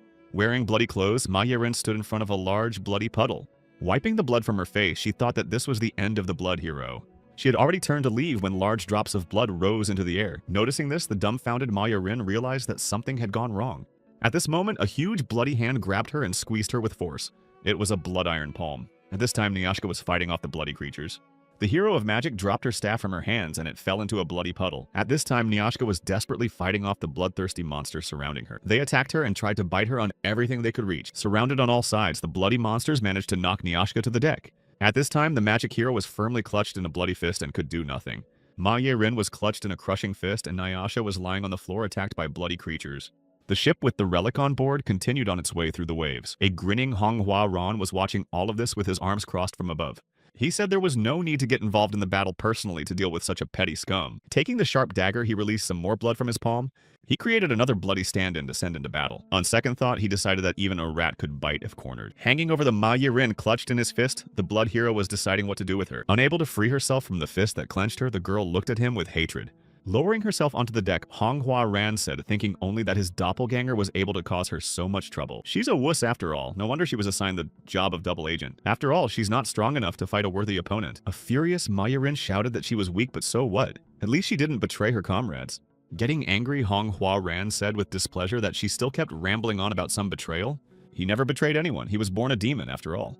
And the whole point of his being today is only to destroy the world. And also the original owner of this body, the exorcism hero, followed his ideals and beliefs to the very end. A shocked Ma Ye-rin looked at him dumbfounded. She didn't understand what he was talking about. The blood hero laughed and said she was a moron. There was no betrayal. Blood hero said that really they're just completely different personalities. The blood hero once had a chance to participate in a crushing confrontation. His opponents were a transformation hero and a return hero. A grinning Lee Seung-jun asked if he should give up already. The two of them completely outnumber him. There's no point in resisting. Smiling, he said yes, and his ability is akin to cheating.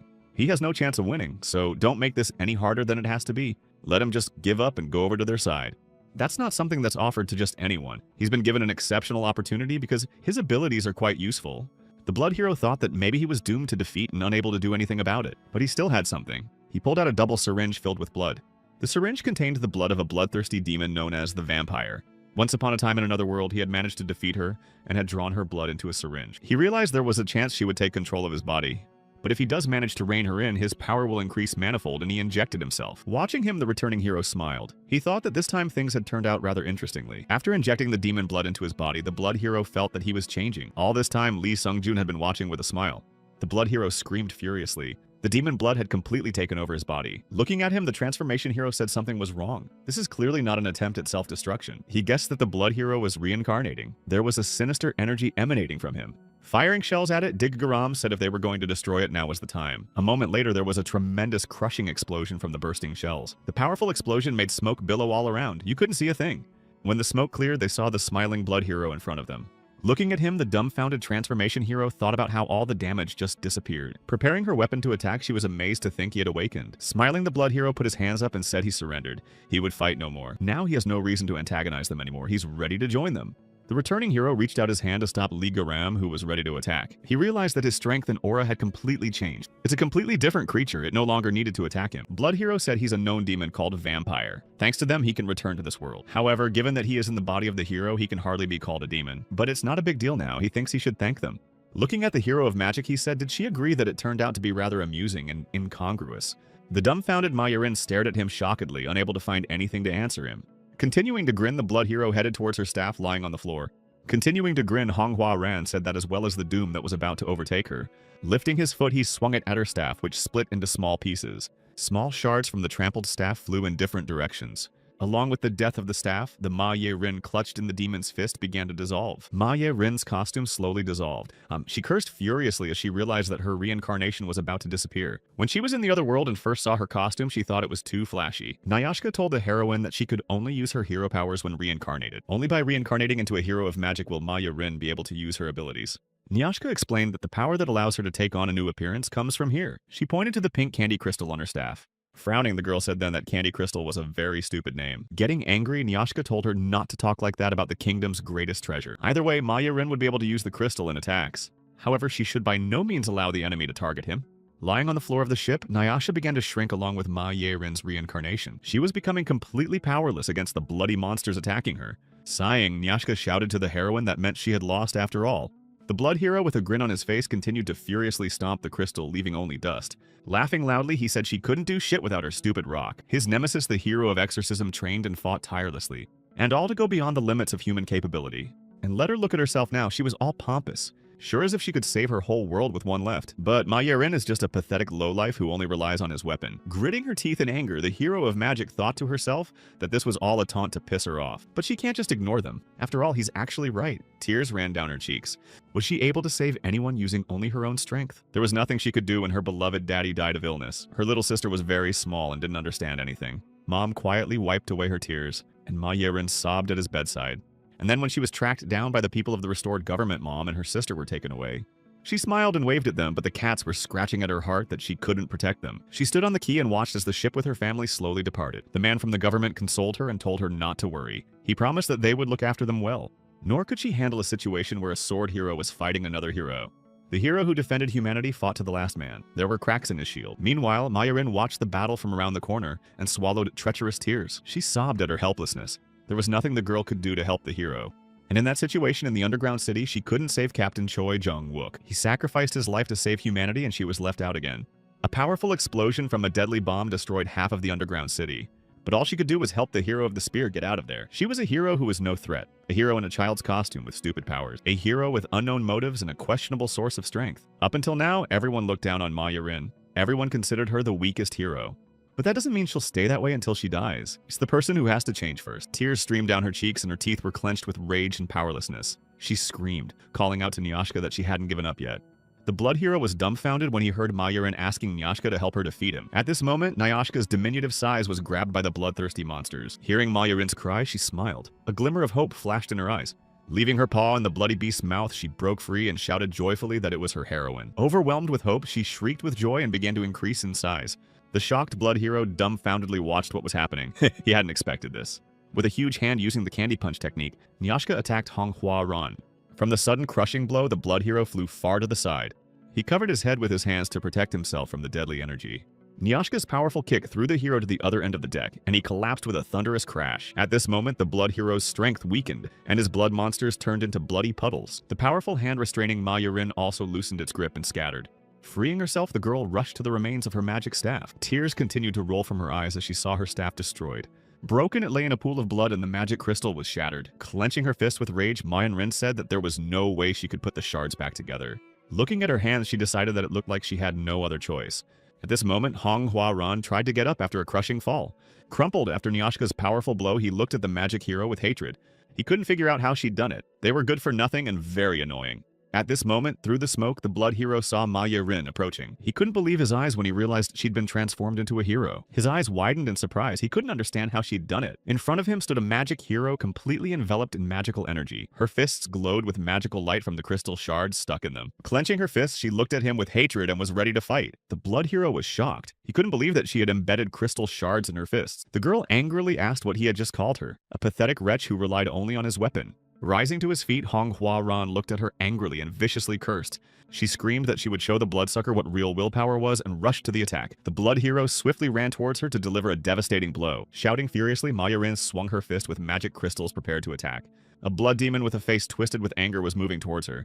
Two powerful energies collided in a crushing confrontation. The demon thought that when the crystal source of her powers broke, the advantage should have gone completely to his side. But seeing the powerful energy of Ma-Yen-Rin, who was attacking with a face twisted with rage, he thought he was wrong. Willpower is nothing more than nonsense invented by complete weakling. Frowning with a skewed face of anger, he watched the hero of magic. With a forceful push-off, Hong Hua-ran flew into the air above Ma-Yen-Rin's head. He decided that he needed to increase the distance between them first, since all the power of the crystal was in her hands. With a filthy curse, he shouted to the girl that she couldn't get him here. He wondered what she would do now. Willpower is an illusion and a desperate attempt to bridge the chasm between them and the strong. Looking up at him from below, she said she would bring the blood hero down to earth. At that moment, Nyashka threw a powerful punch. Suddenly stretching out, Nyasha's arm tightly wrapped around Hong Hua-ran's leg. Grabbing onto her, Ma-Yen-Rin yanked with force to bring the hero down. Not expecting such a turn, he collapsed to the deck at the girl's feet with a clatter. With a loud shout, the blood hero fiercely swore. He was furious. He shouted that she was incredibly annoying to him. Why the hell is Ma-Yen-Rin resisting? Infuriated, he asked the girl how she even managed to do that. Looking at the blood hero's face twisted with anger, she replied that he would never understand. Letting out all her strength, Ma-Yen-Rin fiercely frowned as she rushed forward to attack. She yelled that Hong Hua-ran wouldn't understand it because he has nothing to protect and defend. Using the sweet storm technique, she released a crushing stream of energy towards him. A huge bright flash from the crushing explosion illuminated everything around. Lowering herself onto the deck, Ma-Yen-Rin headed towards the blood hero to assess his condition. She thought that it seemed to be because the power of the crystal was now flowing directly through her. The girl realized that her body was too weak for this. It wouldn't last long. Looking at Hong Hua-ran lying on the floor, she really hoped that her attack would be enough to defeat him. At this moment, a vial with a drop of blood for recovery appeared in the blood hero's hand. He said that if he hadn't spent too much energy in Egypt, he would have defeated her with a wave of his hand. Clutching a vial of blood drop in his hand, the blood hero said that it pissed him off beyond belief. A hero of magic is like an annoying mosquito that swirls around and won't let you sleep, or a paper cut while turning the pages of a book. That's when he opened the bottle. He said it was like the sickening feeling of biting into the neck of your prey and realizing his blood was tainted. Taking the capsule out of the vial, Hong Hua-ran said that she should be proud of herself. He kept this vial to defeat all the other heroes, including the sword hero. This vial contains the blood of 1,000,000 people. In the next instant, Ma-Yen-Rin saw a powerful bloodstream. The shocked blood hero stared dumbfounded, not realizing what the hell this was. Transforming, the blood demon screamed that she had brought the trouble on herself, so now the hero of magic will have to reap the rewards of his actions. Huge bloody orbs with sharp spikes appeared everywhere in the air. A moment later, thousands of deadly spikes were released and flew downwards. With a huge crushing stream, the spikes swiftly swept down on Ma-Yen-Rin. The dazed magic hero watched in horror as the iron blood spikes approached her. The blood demon's eyes flashed. He grinned as he watched. The deadly bloody spikes spinning flew downward in a powerful crushing stream. Gritting her teeth in rage, Ma-Yen-Rin realized that she had to act or she would die. There was no time to worry about her condition. If she doesn't manage to block his attack, they'll all be finished. The end will come not only for her, but for all those who fought to protect the relic. She created a protective shield and unleashed a powerful stream of candy at her opponent. Two crushing energies converged in a deadly confrontation.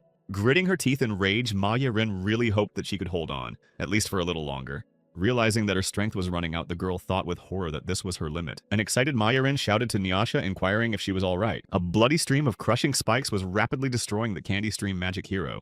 The girl felt she had no more strength. She couldn't hold on any longer. She thought with horror that this must be the end. There was nothing more she could do. A crushing stream of deadly spikes shattered the candy stream and swiftly approached. The exhausted magic hero barely stood on her feet, unable to resist any longer. Closing her eyes, Ma-Yen-Rin began to slowly fall straight onto the deck of the ship. Suddenly, someone reached out to catch the falling girl. It was the hero of the comeback. He said with a smile that she couldn't die yet. The hero of magic still has a role to play. It's not over for her yet. Barely opening her eyes, Ma-Yen-Rin wondered why he had done this. Laughing, he replied that she must be a little shocked. He would explain everything later. First, they need to dodge these things that were rapidly approaching. Clasping the girl tightly to him, the hero of the return looked at what was happening with a chuckle. He dodged the blood hero's deadly bloody spikes with ease. Looking at Honghwa-ran with a grin, the returning hero thought about the fact that he already knew all of the vampire's attacks. Picking up Ma Ye-rin in his arms, Lee Seung-jun maneuvered between the deadly spikes. Avoiding the crushing attacks, he moved between the bloody spikes, pinning the girl to him. The returning hero swiftly moved across the deck of the ship, carrying Ma Ye-rin with him. Seeing him move, the blood hero asked the returning hero why he did it, where he's been hiding all this time, and why he's only showing up now. And why is the returning hero even protecting this pathetic girl? He can't understand Lee Seung-jun at all, what he's up to. Smirking, the returning hero replied that he planned to turn him into a real demon.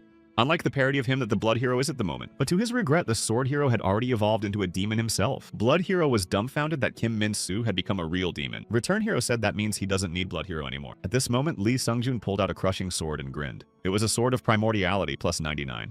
He said with a chuckle that he'd have to get rid of the vampire demon. The enraged vampire was dumbfounded that he was no longer needed. He shouted furiously at the nonsense he was saying.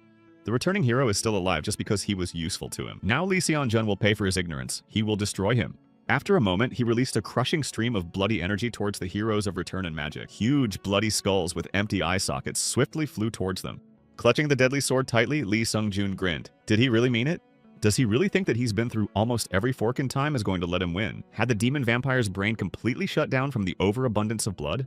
A moment later, a deadly weapon flew into the blood demon, nailing it to the relic. With a crushing sword in hand, the returning hero made his way towards the crushed vampire. He said he was holding back so he wouldn't sink the ship. It only took him 98 rebirths to defeat him. His attacks are predictable. The original owner of his body had destroyed it many more times than that. Easily went over 100. The shocked blood hero looked at him dumbfounded and asked why he was doing this. Didn't he want to see the whole world go up in flames? Isn't that why he brought the evil heroes together?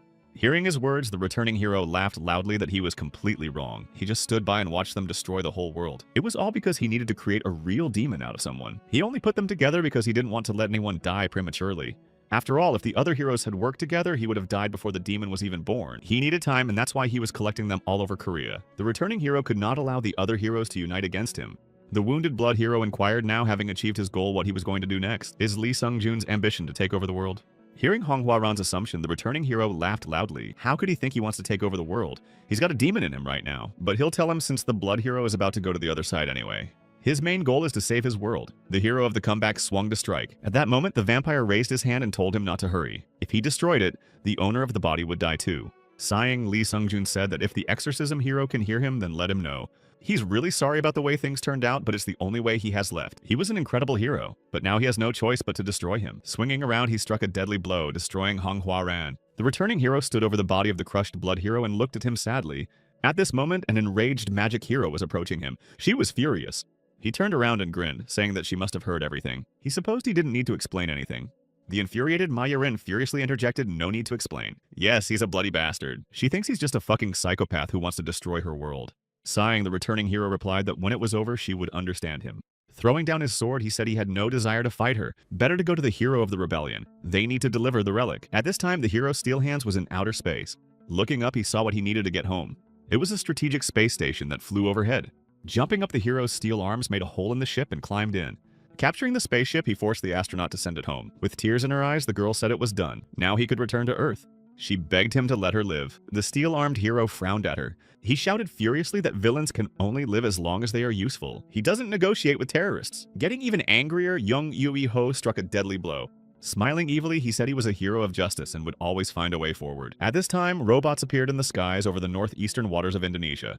They carried in their arms the hero of the transformation who had moved into Marie Stevenson's body. Armed military personnel were already waiting for them on the shore to prevent the attack. They stared tensely into the air, unsure of what to expect from the robots that had arrived. After a few minutes, the robots reached the ground and descended with the girl. The military pointed weapons at the robots to find out who they were and what they were doing here. The captain warned that this is a military base of the restored government of the Republic of Korea. Let them identify themselves and their affiliation. The robot replied that it was Marie Stevenson of the United States of America, the scientist that defeated this generation's transformation hero.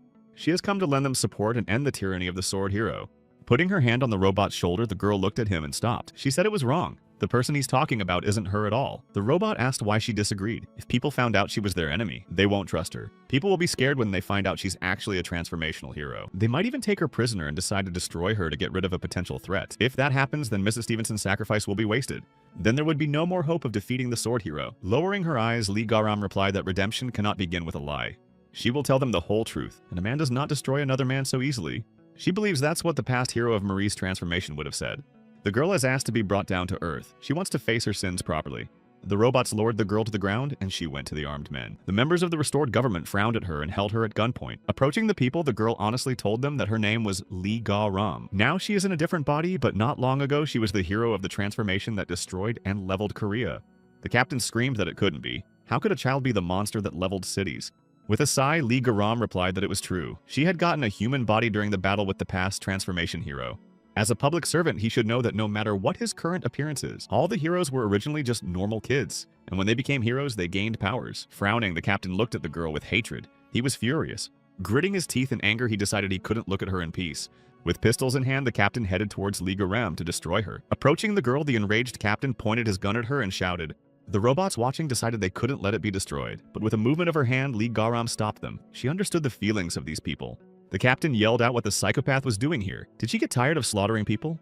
Or she came here to take away their last shred of hope? The girl replied that she came for the rebellion hero. She wants to ask him to defeat Kim Min-soo. He's absolutely right that she's very tired of all the deaths. Holding the gun in one hand, the captain with the other hand carefully took out the phone. Showing her, the captain said that this phone has the contacts of 380 people on it. His family, friends, bosses, colleagues, mentors, neighbors, and even the owners of the restaurants where he was a regular.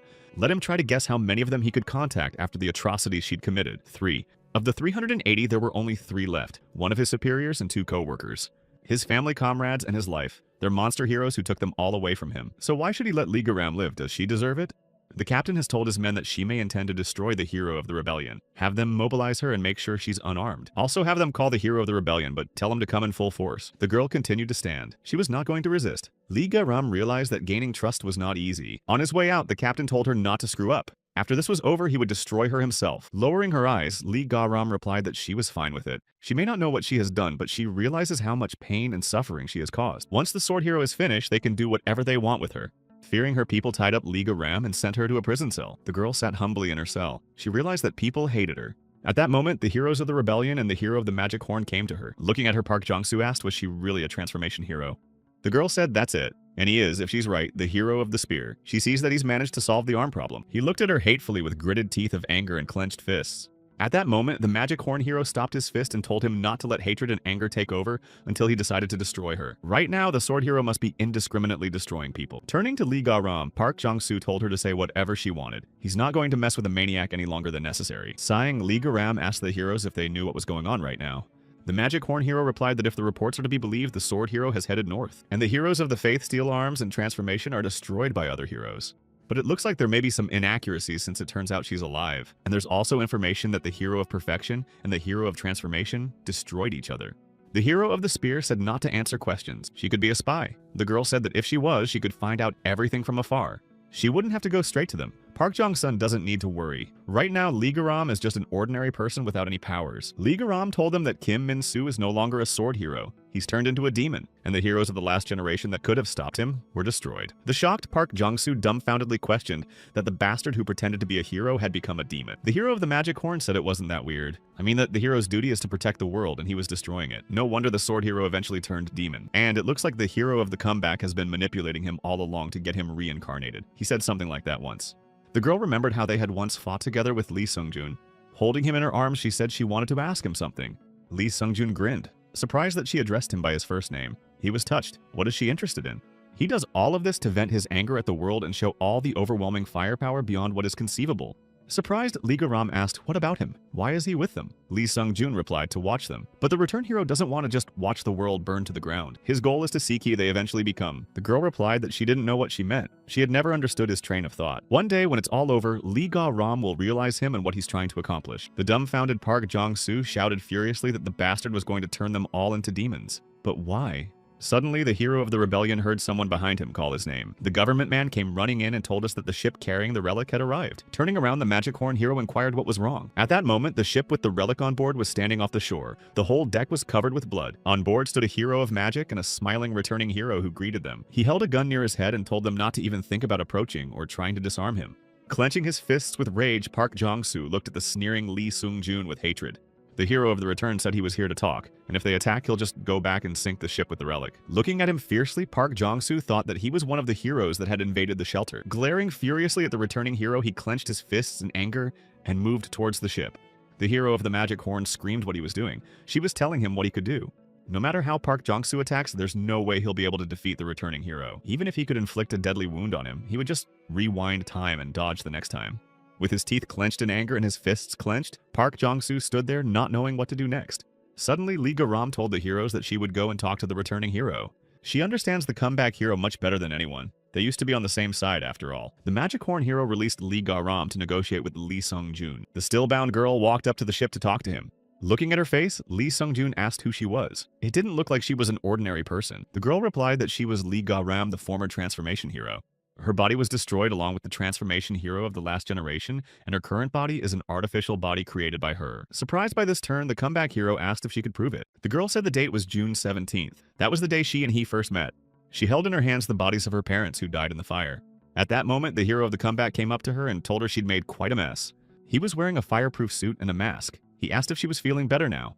Without turning around, Lee Ga-ram released a crushing projectile towards the hero. A moment later, the deadly projectile was next to the returning hero. Tilting his head to the side, Lee Sung-joon dodged the powerful projectile. The shell flew past and flew into the nearest building. There was a huge explosion. Grinning, he said he didn't want to antagonize her. Let him introduce himself. His name is Lee Seon-jun. He's a hero like her. He also lost everything he had when he came back. Looking at her, the hero of the comeback said that she really is Lee Ga-ram. So after getting a new body, she decided to side with the government. The girl replied that that's exactly what it is. She doesn't want to destroy people anymore. He may think it's ridiculous, but after all her atrocities, she decided to help people in any way she can. They teamed up and she will help stop Kim Min-soo. The girl lowered her eyes. She wanted to redeem herself to humanity in some way. Looking directly at Lee Sung-joon, Lee Ga-ram revealed that she would do whatever she could to help destroy the sword hero. The returning hero grinned and said, what a coincidence. He's here for the same reason. The enraged Park Jong-soo frantically thought about what those fucking maniacs were babbling about. They want to pay for their sins when they've done so much evil. They want to help the victims of the battle. What about those who were victimized by them? He rushed towards the heroes. The dazed hero of the magic horn tried to stop him. But the hero of the rebellion grabbed her arm, not letting her interfere and stop him. He tossed the girl aside and fiercely clenched his fists and rushed towards Lee Ga-ram. Falling to the ground, the magic horn hero grabbed her injured arm and screamed. At that moment, Park Jong-soo approached Lee Ga-ram and grabbed her by the throat. He shouted in rage that she was mocking him. She was really going to team up with them. If she wants what's best for him and the rest of the victims, then let her go to the other side of the world right here and now. As soon as he sees her breathless body, he will immediately gather the strength to fight the sword hero. Suddenly, his hand transformed into a tree branch, and Lee Ga-ram fell out of his grasp. The girl who had fallen out of the sword hero's hands fell to the ground with a clatter. The infuriated Park Jong-soo turned around and furiously shouted whose side she was even on. Lying on the ground, the magic horn hero used her power to stop the spear hero. At this moment, the magic hero promptly rushed down from the ship. Clenching her fists, she jumped from the ship to the ground and rushed towards Park Jong-soo. Swiftly running up to him, she violently stabbed him in the chest, knocking him to the ground. From the surprise, the dazed hero of the rebellion lost his balance and flew aside. A furious Mayarin shouted that he thought she was happy with everything. How is he going to fight him? His very existence is cheating.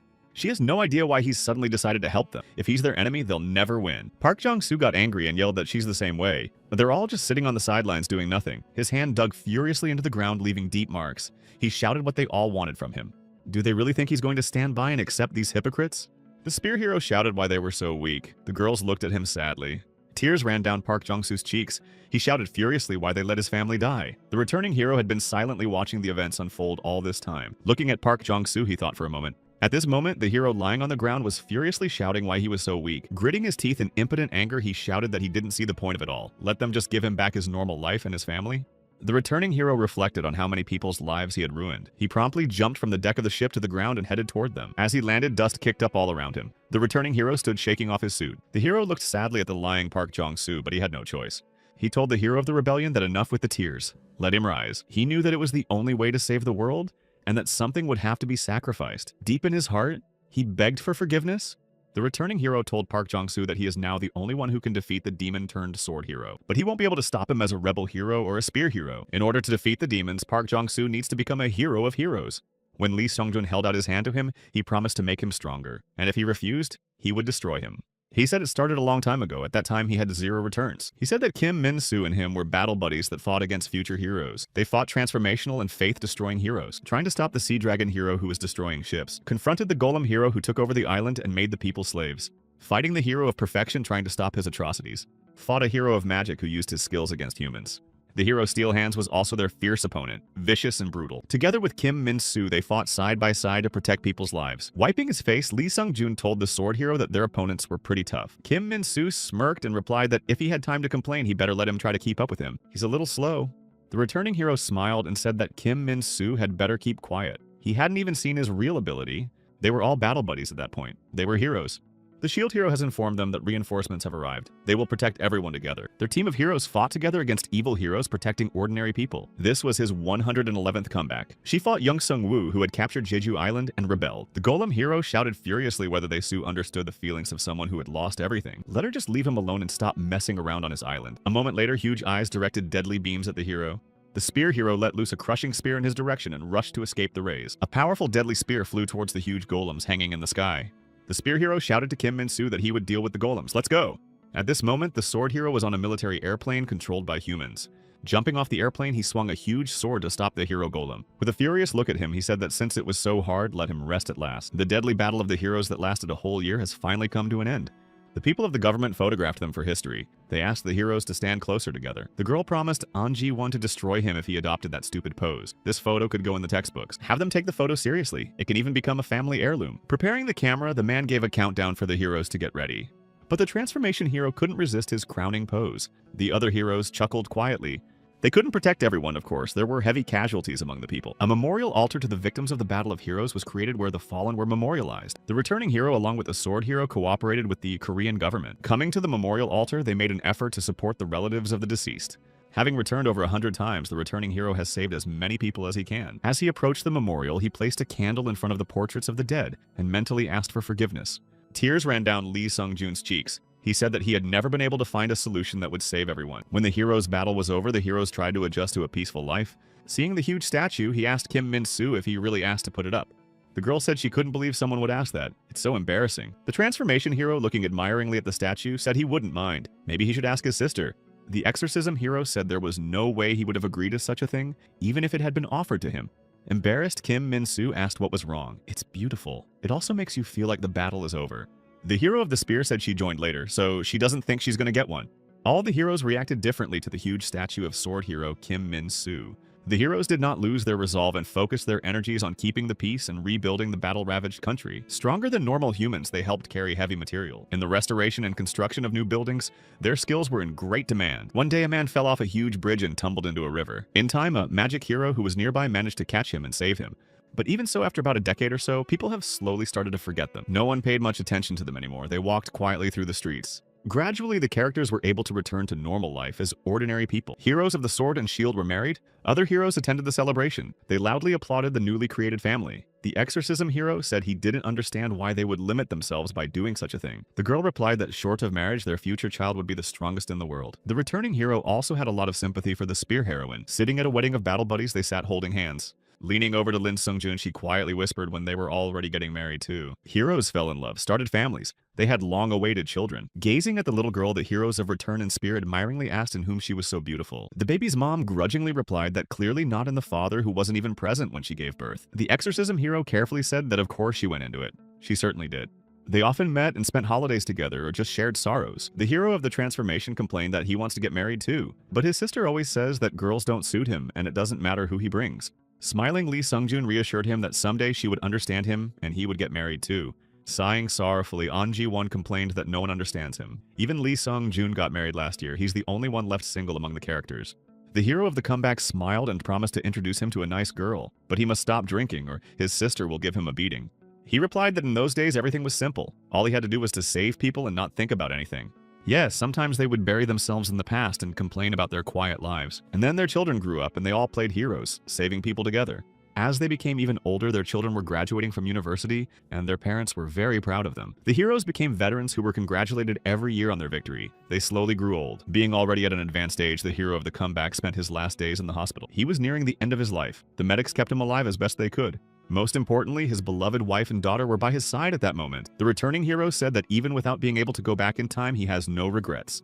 With tears in her eyes, his wife supported him and told him he was right. They lived a happy life. She feels the same way as her much-loved husband. They have nothing to regret. The hero of the comeback closed his eyes, looking at the one he loved, and that's how it was supposed to end. Suddenly, a dazed Lee Sung-joon realized that he was outside. He looked at the people walking down the street and couldn't figure out what was going on. Taking the phone out of his pocket, he saw the date February 11th, 2021. This was his 112th comeback. Lee Sung-joon shouted furiously. He was shocked when he saw his reflection in the window. A young boy stood in front of him. The shocked returning hero was dumbfounded at the thought of being back again. He should have realized something was wrong from the start. He said the world they live in is very similar to video games from his world. The girl from the other world asked in surprise what video games were. Lee Sung-joon tried to explain. He asked if she had an inventory status window or if only the main character had incredible abilities. He told me that in his world, something like this comes out by the hundreds. He's very familiar with this kind of thing. The S-Rank's unique skill, Infinite Return, popped up on the screen. It was written that when the user is killed, the user goes back in time to the moment of the events that caused the death. He was interested in the skill that would send him back if he died. Lee Sung-joon thought he could quickly return home with it. The girl said he could come back and fight the demon quickly, kills 2 birds with 1 stone. But he must remember that Sung-joon will not return even with this ability if he is destroyed by a demon. He must defeat him on the first try. Now that she had given him all the blessings and hurtings she could, he must go and save her world. She asked dear hero very much to do so. And now, looking with horror at his young reflection in the window, the hero of the return realized that he was back. Lee Sung-joon suspected that the cause might have been a medical error that he didn't know about, or there was the possibility of a chronic illness he didn't realize existed, and he was diligently living his second life. He decided it was just a mistake, but since he was back, he had to do the right thing. He had no choice. If he starts preparing now for the Battle of the Heroes that starts in 3 months, that for the characters combining greens and time will be able to find the best ending where all 3 will be alive. Then he could prevent the deaths of his comrades, which remained his eternal sorrow. When the hero of the return returned back for the 214th time, he fiercely swore. Looking at his young body, he thought that the cause of his death was not chronic illness. He spent the last hours before his death in his home in case there was a medical error. He saved the boys from being killed. Now he has nothing to regret. What the hell is this? At that moment, the thought crossed his mind that he had missed something while receiving the skill. Opening the dialog box, Lee Sung-joon clicked on a unique skill. He began to reread, assuming that this ability also goes back in time at the onset of death from old age. He read that if the type of death is unknown to the system, the user is returned to the beginning of the time branch. The returning hero was horrified to realize that any doom was undone. He shouted furiously that if he had known, he would never have accepted this curse. The people on the street eyed the enraged Lee Sung-joon suspiciously. One guy dialed the police phone number and reported the troublemaker. A police officer arrived and asked if the guy was okay. He warned Lee Seon-jun not to make so much noise outside. The hero was furious and completely desperate. He did not know what to do. At that moment, he noticed a gun hanging from the policeman's belt and decided that he would destroy himself and go back to the moment he got this ability. The hero of the comeback promptly ran up to the policeman and pulled out a gun. He fired the first shot into the air to stop those who would want to stop him. As he prepared to self-destruct, he apologized to passersby and said he didn't mean to scare them. It was the 220th return. The hero of the return looked around dazedly. He realized doomfully that he couldn't go back to the other world. The earliest point of return is right here. This is exactly the moment when the returning hero returned to his world. With his head down, Lee Sung-joon thought in despair that he was trapped in a time loop. Lee Sung-joon found out that he can come back even if his body was split into molecules by an atomic explosion. On the 395th return, he spared the transformation hero and secretly began to create a body that would guarantee eternal life. He was really hoping to get out of this time loop. It would have been enough to sacrifice himself to get those trapped with him out of the trap. But it was a complete failure. Nothing was going to come of it. He was considered dead as soon as over 50% of his body was transformed into a robot. Sobbing in despair, the returning hero realized that even that didn't work. He returned to the moment before the transformation. It had been 780 returns. Now he didn't need 10 returns to stop the Battle of the Heroes. Despite the fact that everyone considered him a savior, he felt no pride. It was nothing new. The passing is so obvious. He felt he was slowly going insane and was saving the world on automatic like a machine. The other heroes disappointedly told him he was done faster than they could start. A little more and the damage would have been much greater. That's just amazing. Every time he saw the faces of the characters again and again, his guilt grew. He stood in the rain with bitter tears running down his cheeks. He couldn't live like this anymore. Seeing his tears, the heroes rushed to Lee Sung-joon to comfort him. They didn't know. These good fools risking their lives in this pointless performance. He pulled out his gun and, apologizing to his friends, decided to start over. There had already been 1,000 returns. Lee Sung-joon tried to endure the time of returns alone, but after being completely mentally exhausted, he spontaneously talked to the other characters about his situation. His hero friends were horrified when they heard his whole story. Seeing Lee Sung-joon's sad face, they decided they would definitely help them. His friends suggested he work something out together and free him from the time loop. Smiling Kim Min-soo said that such a crowd of heroes would definitely be able to handle it. Each of them tried with all their heart to find a solution to this problem. All of his hero friends supported him and began to offer a variety of solutions. But nothing suggested worked and everything started all over again. At that moment, Lee Sung-joon lost the remnants of hope. When the returns were 1,716, He experienced the demise of alcoholism. Returning to the original point, his heart stopped from the prohibitive level of stress. He's been dying of cardiac arrest since his 1,200th return. Tried dying in space. On the 5,612th return, he again attempted self-destruction. On the 7,666th return, was chained into a block of ice by the hero Ivan Pushkin. On the 9,279th return, was locked in a sarcophagus by a hero of faith. On the 10,000th return, the hero of the return felt that time was tending toward infinity. He could no longer bear it. The returning hero thought about his ability to hold the future of some 8 billion people hostage. Some might say that the options for the future are like the infinitely growing roots of a tree, and that the future he's looking for now is just one possibility. With a smirk, Lee Sung-joon said that he was like Doctor Strange or something. So instead of dreaming of another future, one should be satisfied with the present and settle down. And only after a while did the hero of the comeback realize it wasn't fiction. It's reality. And it's radically different from the way novels describe those who can go back in time. No, it's not like that at all. As soon as he goes back to the beginning, all other options for a different future are being assembled and destroyed. That endless possibility of return that seemed appealing to him. It's holding him prisoner right now, and there's no way for him to get out of the time loop. Even if it were me from another reality, he wouldn't have been able to find a way to resolve this ability to return. Going back to the beginning again and again, Lee Sung-joon sobbed bitterly at the impossibility of changing anything. In reality, he was constantly going back to the beginning of all variations of this infinitely branching future back to point zero. In a frenzy after another return, he yelled out what she wanted him to do. He realized he could no longer return to another world where he could give up his ability. Falling straight to the ground with no regard for those around him, he furiously shouted what else he should do. When 13,148 returns had passed, he ceased to fight on the side of the fighters for justice. The returning hero hoped that if he joined the evil side, there would be someone who could destroy him, whether it's Kim Min-soo or someone else. He survived the destruction of the sword hero, but came back again and tried to find a new path. The next time, Lee Sung-joon tried to die at the hands of a spear hero. The exorcism hero also destroyed it, but nothing worked. It came back again and again. A returning hero fighting a hero of magic, and she allowed him to be defeated. All the heroes on the government side beat him up and used their skills on him. Even Kim Min-soo couldn't stop him from coming back. Now, even the passage of time had become a blur for Lee Sung-joon. Listening to the news of Kim Min-soo's another victory, he thought about the fact that a sword hero could not be defeated. Maybe only a sword demon could. When he was so desperate that he could not squeeze out a tear, he remembered the words of the goddess that he could be destroyed by a demon. It suddenly dawned on him that all he needed to break this torment was a demon. Lee Sung-joon had an idea in his mind.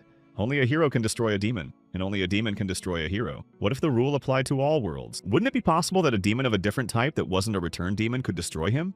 There was no time to hesitate. So far, his return meter only showed a 5-digit number. He had to create a demon before he went completely insane. Realizing this thought, the hero of the return began to develop his theory smoothly. First, it was necessary to create the conditions for the demon to appear. Its destruction and karma, and a strong enough hero to hold it all together. Then Lee Sung-joon thought it was necessary to use rampaging heroes for this purpose. He decided that he would become their right-hand man and keep them alive as long as possible. And then when they can turn into a demon, the hero of return will die at their hands. But there was one major flaw in his plan at the time that he didn't think of. When the heroes started wrecking everything around them to gain destruction and karma, the returning hero shouted furiously to stop the transformation hero. That's when they always showed up. The heroes are his former allies, his former associates who hated Lee Seon-ju at that moment. It was the sword hero and the shield hero who fought to the last man. And even the one he loved so much in this reality hated him. Seeing Lee Sung-joon's heroes once again, he shouted furiously why those stupid bastards were bothering him again. At some point, the returning hero realized that it was impossible to create a demon and escape the hero's attention. And then he had to destroy his former comrades if necessary. He had to learn all the weaknesses of the heroes so he could defeat them. Fighting the transformation hero Lee Sung-joon found out that his vulnerability is cooling systems. If he didn't thin their ranks, evil heroes would die before they could even get on the path to becoming a demon. He even had to destroy his own wife with his own hands. Wounded, looking him straight in the eye, she wondered why he was doing this to her. Tears flowed down the cheeks of the comeback hero. He replied that it was all for her own good. When the returns reached 119,930, he nurtured the closest he could get to becoming a demon hero. When he tried to stop Kim Min-soo from destroying him, he didn't listen. He replied to the returning hero that this hero must answer for his sins and for his comrades. After pushing Lee Sung-joon away, Kim Min-soo headed towards the hero saying that he should pay up. The hero of the sword said he's just a little bit away from becoming a demon, so he needs to be destroyed. Clinging to the sword hero's leg, he begged him to spare this hero. But Kim Min-soo didn't pay any attention to him and continued walking towards his goal. Despite Lee Sung-joon's tears, he cut off his head with a huge sword. In utter despair, the returning hero screamed furiously upon seeing the hero he had nurtured die. And it didn't matter what exactly he was doing to create the demon, Kim Min-soo wasn't letting it come true. So he decided to destroy Kim Min-soo first. But even after many comebacks, even after calculating all the options, the difference between Kim Min-soo and Lee Sung-joon was too great. No matter how much the return hero tried, he couldn't defeat the sword hero. And if he can't defeat it, he comes and destroys the demon he created. After the numerous deaths at the hands of Kim Min-soo, he pondered somewhere inside his fuzzy mind. If he can't defeat a sword hero, shouldn't he create a demon out of it? These thoughts seemed monstrous to him, and he didn't know if such a thing could even be forgiven. But Lee Seon-jun realized that he had no choice. This stream of returns must be stopped. What perverted man was not past history or lust for power? It was endless time. He was the one behind the wheel of that car, but he had no other choice. After deciding to turn Kim Min-soo into a demon, Lee Seung-jun began to develop a plan. Though such thoughts were unforgivable, he felt peaceful. Finally, after so many returns, the sword hero had hope. He was timing Kim Min-soo's return. There were about 3.5 months left. For the first time in a long time, Lee Seung-jun felt like he would succeed.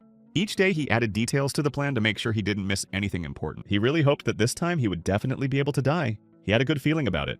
Now that he had a concrete goal, all trivial thoughts were gone. Opening his phone, he read the news that a righteous man had saved the lives of 40 people.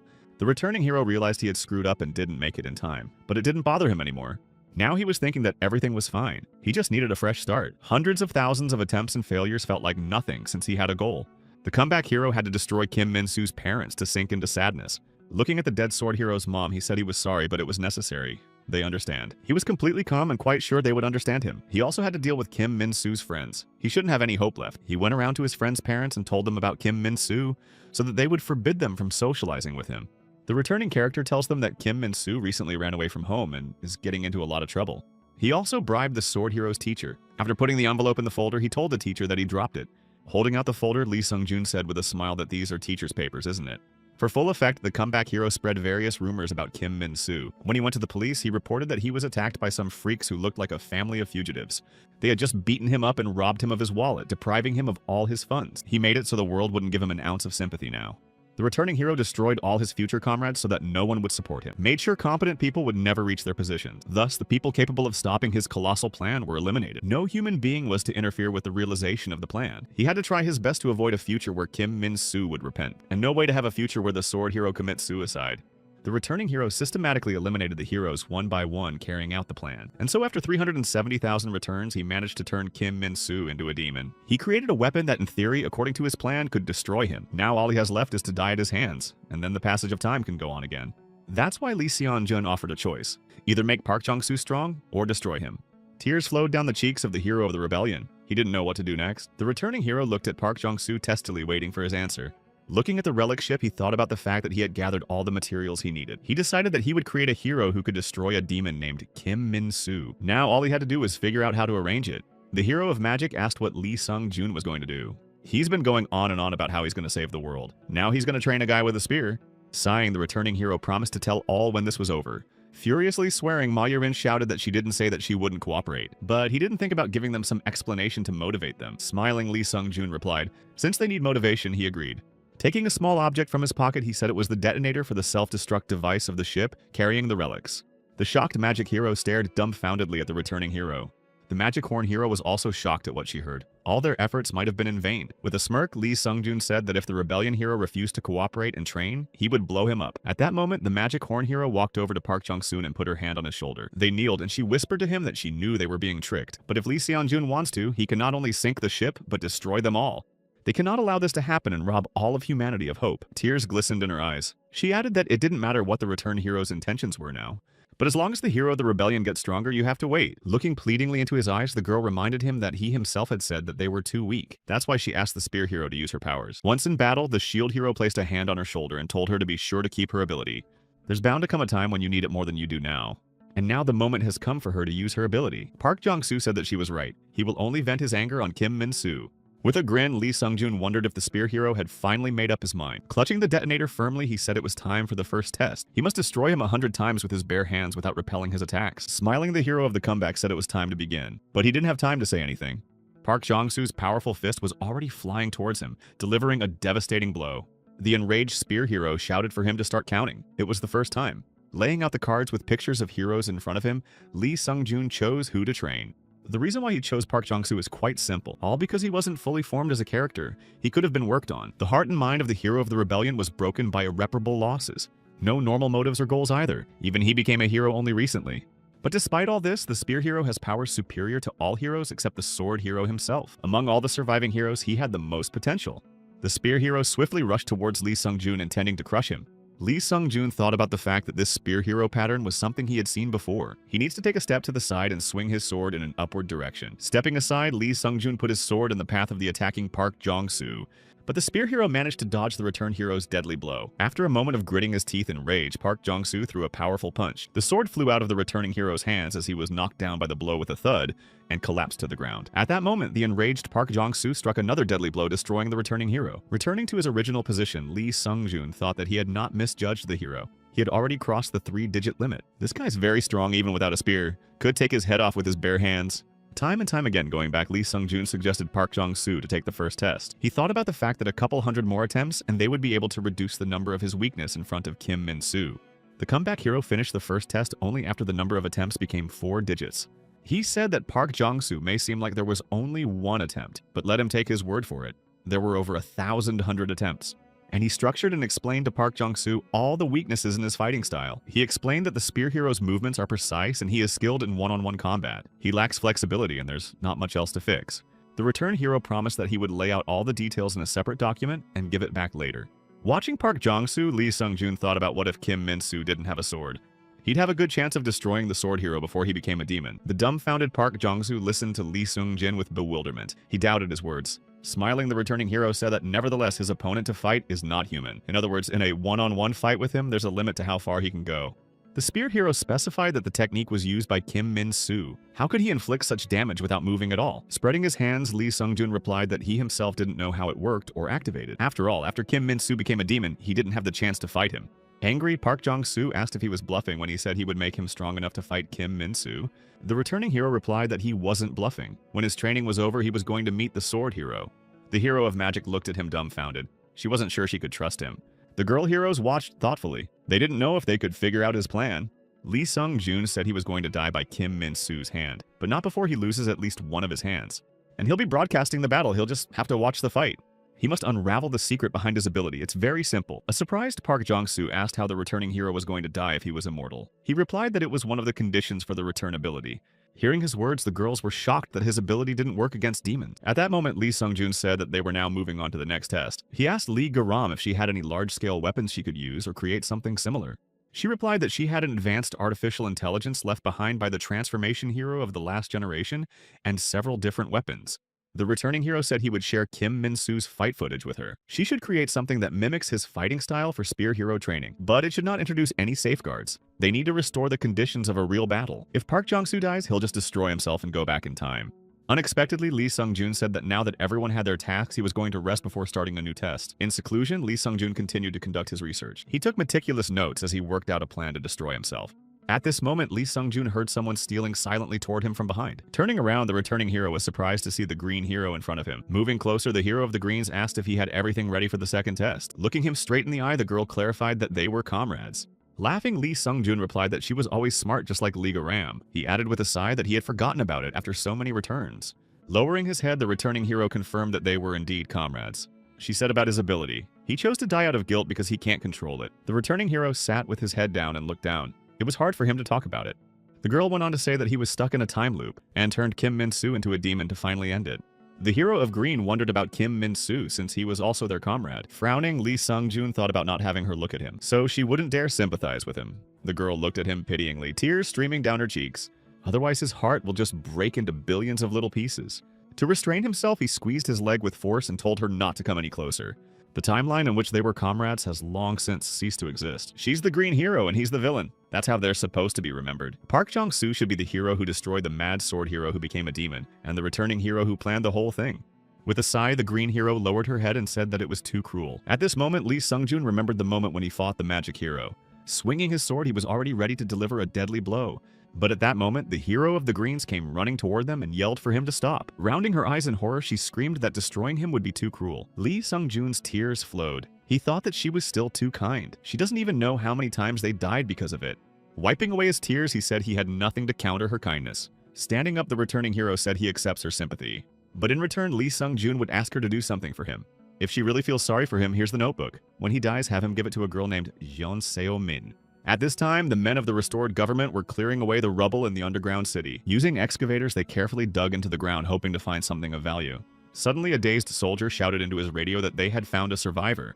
Under the rubble, they found Kim So-mi lying on the ground with a bottle in her hands. At this time, in the other world where the spear hero returned from, the enchantress was thinking about Park Jong-soo. She thought about the fact that it had been about 2 weeks since the 10 copies had been moved to the hero's world. He should have already achieved the vengeance he kept talking about while he was here. Suddenly, the sorceress thought that if that wasn't the case, she was afraid of her own thoughts. A picture of Kim Min-soo destroying Park Jong-soo flashed through her mind. Slapping herself on the cheek, she forbade herself to even think about such a thing. It was impossible. He is someone who is not satisfied with even reaching the pinnacle of excellence in their world, and the one who created the new peak of power. The hero of the spear couldn't just die. At that moment, an agitated knight in armor rushed over to her. He informed the summoner that all the spears sent to the hero's world had returned. The shocked girl rushed to run to the hall where all the spears were kept. She was frightened to think that the worst could have happened and their hero died. In the spear room, all the spears were in their proper places. At that moment, the summoner smiled and said with tears in her eyes that the hero was alive. At that moment, the knight told her there was more to it. Have her look at the spears. The returned spears had addresses engraved on them by Park Jong-soo. On one of the spears was an inscription that the hero of the spear had not yet realized his vengeance. On another spear, he wrote that he needed new and stronger spears. A further message said that now it wasn't just revenge like when he had saved their world. Now his world is in danger and he desperately needs their help. The summoner stared dumbfounded at the inscribed spears. She thought about his request. At this point, the knight asked her what they should do now. The decision was hers. She replied that the hero had been summoned to their world not of his own volition, but he still protected them. It's the same here. If he asks them for help, they should willingly return the favor. Have them pull all the stored materials. If they want magic stones, they'll raid even a dragon's nest. Let them mobilize all the blacksmiths and invite all the artisans of the country. If he tells them that the hero has asked for help, they will answer the call with all their hearts. At this time, the training taking place on the deserted island was going well. The spear hero fought the crushing machine created by Lee Ga-ram. The returning hero, along with Lee Ga-ram, followed what was happening on the computer screen. The girls managed to build an imitation of Kim Min-soo in no time, and Lee Sung-joon watched and analyzed the training process. Looking at the powerful machine, the returning hero wondered if this was the machine that was copying Kim Min-soo's abilities. She said she didn't. She couldn't recreate the demon's powers even with the technology of the transformation world. The past hero's work is no good either. This is just what she was able to create in the shortest amount of time using the available technology. She focused on recreating Kim Min-soo's attacks. Sung-joon said he was huge, can't she shrink him down to the size of a sword hero? She angrily replied that she wasn't packing a Walkman. It's impossible, it's the best form she can create right now. He said if that's the case, they should start. They're running out of time. As they prepared for the second test, they turned on the crushing machine and began the countdown. The deadly machine released crushing beams and moved towards Park Jong-soo. With his spear in front of him, the hero of the rebellion was deciding how he would deal with her. Frowning, he looked at her and thought this robot was too fast. Jumping up, Park Jong-soo tried to get over the barrier created by the robot, but he didn't succeed. While crossing the barrier, he caught the top and lost his leg. The wounded hero of the rebellion collapsed to the ground with a clatter, dropping his spear. When Lee Sung-joon saw that, he sighed and said that it was a failure. We have to try again. He pulled out a gun and said it was faster. All he has to do is go back and tell Park Jong-soo how he failed. Each time after failing, the returning hero would come back and tell how he lost in other timelines. Drawing diagrams on the ground, he explained to Park Jong-soo what his main mistake was, and discussed with the rest of the characters how it could have been avoided. Showing a video of Kim Min-soo, Lee Ga-ram tried to pick out his weaknesses. The hero of the Greens participating in the battle discussions was also trying to help. When you know about your future mistakes relying on them, you can come up with the best option. Smiling, Lee Sung-joon offered to increase the number of blades. He's good with it. Lee Ga-ram complied with his demands and amplified the robot's power. Even if Park Jong-soo loses, Lee Sung-joon can always go back in time and turn the loss into nothing. When she saw that Park Jong-soo was injured, she yelled that she shouldn't have overpowered him. The comeback hero reassured her that everything was fine. He'll just go back. No matter how many attempts and failures are required, it will still be nothing compared to 370,000 returns. The returning hero watched as once again Park Jong-soo managed to defeat the robot. Smiling, he thought about the fact that from such training he would quickly become a force to be reckoned with. But he's exceeded his expectations. Maybe it's because he hasn't been back that long, or maybe it's because he has a clear goal. But he's a quick learner. Lee Ga-ram asked what he's going to do now. She has no more material for training. The returning hero replied thoughtfully that this was a problem. The difference between practicing against a machine and fighting against a human is great. It would be easier if they had at least one suitable opponent. Before meeting Kim Min-soo, it would be a good idea to practice your fighting technique on someone else. At this time in the United States, in San Francisco, people were walking quietly down the street. Suddenly, one of the women lifted her head up and looked dazedly into the sky. High in the sky, a huge object covered in flames was flying at a tremendous speed. It was a space capsule on which the steel-armed hero descended. A moment later, a massive crushing explosion rang out as the capsule crashed into the building. Frightened people screamed in panic and scattered in different directions. At that moment, young Yui-ho appeared from a huge crack in the wall of the building. He landed on the ground with a clatter and rocks flew in all directions from his powerful impact. People recognized him as a South Korean terrorist. One guy said he saw him on the news. The enraged, steel-armed hero glared at the surrounding people with clenched teeth with fury. The dumbfounded woman, trembling with fear, said, "Wasn't he declared dead?" Frowning, Yang Yui-ho said with a chuckle that they were all sinners here. It's time to pay the price. Justice begins. Hearing this, people panicked and rushed in different directions trying to get away. At this time, Lee Sung-joon was watching the news on his phone. Smiling, he thought about the fact that Yang Yui-ho had landed at the same time as last time. He might be suitable as a sparring opponent. Looking at Park Jong-soo, he shouted, "Let the rebellion hero pack his bags. It's time for his first match. Let Park Jong-soo show what he's learned." Against the steel-armed hero came the armed forces of the United States. Surrounding him with powerful tanks, they displayed their weapons and fired shells at him. A huge stream of deadly projectiles was rapidly approaching the hero's steel arms. Watching the scene, Jong Oi-ho thought that this was the last desperate attempt. Powerful crushing flames enveloped the hero's body with steel arms.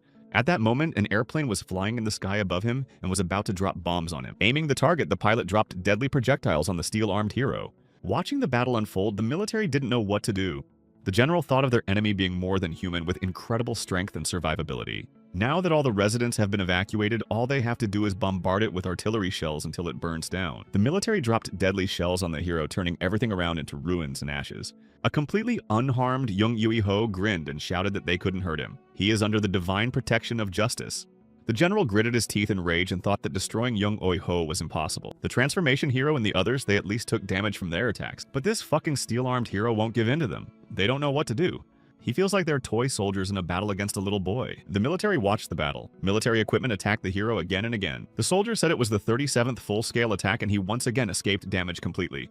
The second supported that they have already used white phosphorus gas bombs, vacuum bombs, supersonic missiles. Is there anything else they have not tried? At that moment, a soldier reported to the general that they had received a call from the restored Korean government. The general yelled for him to stay out of the way. They have better things to do.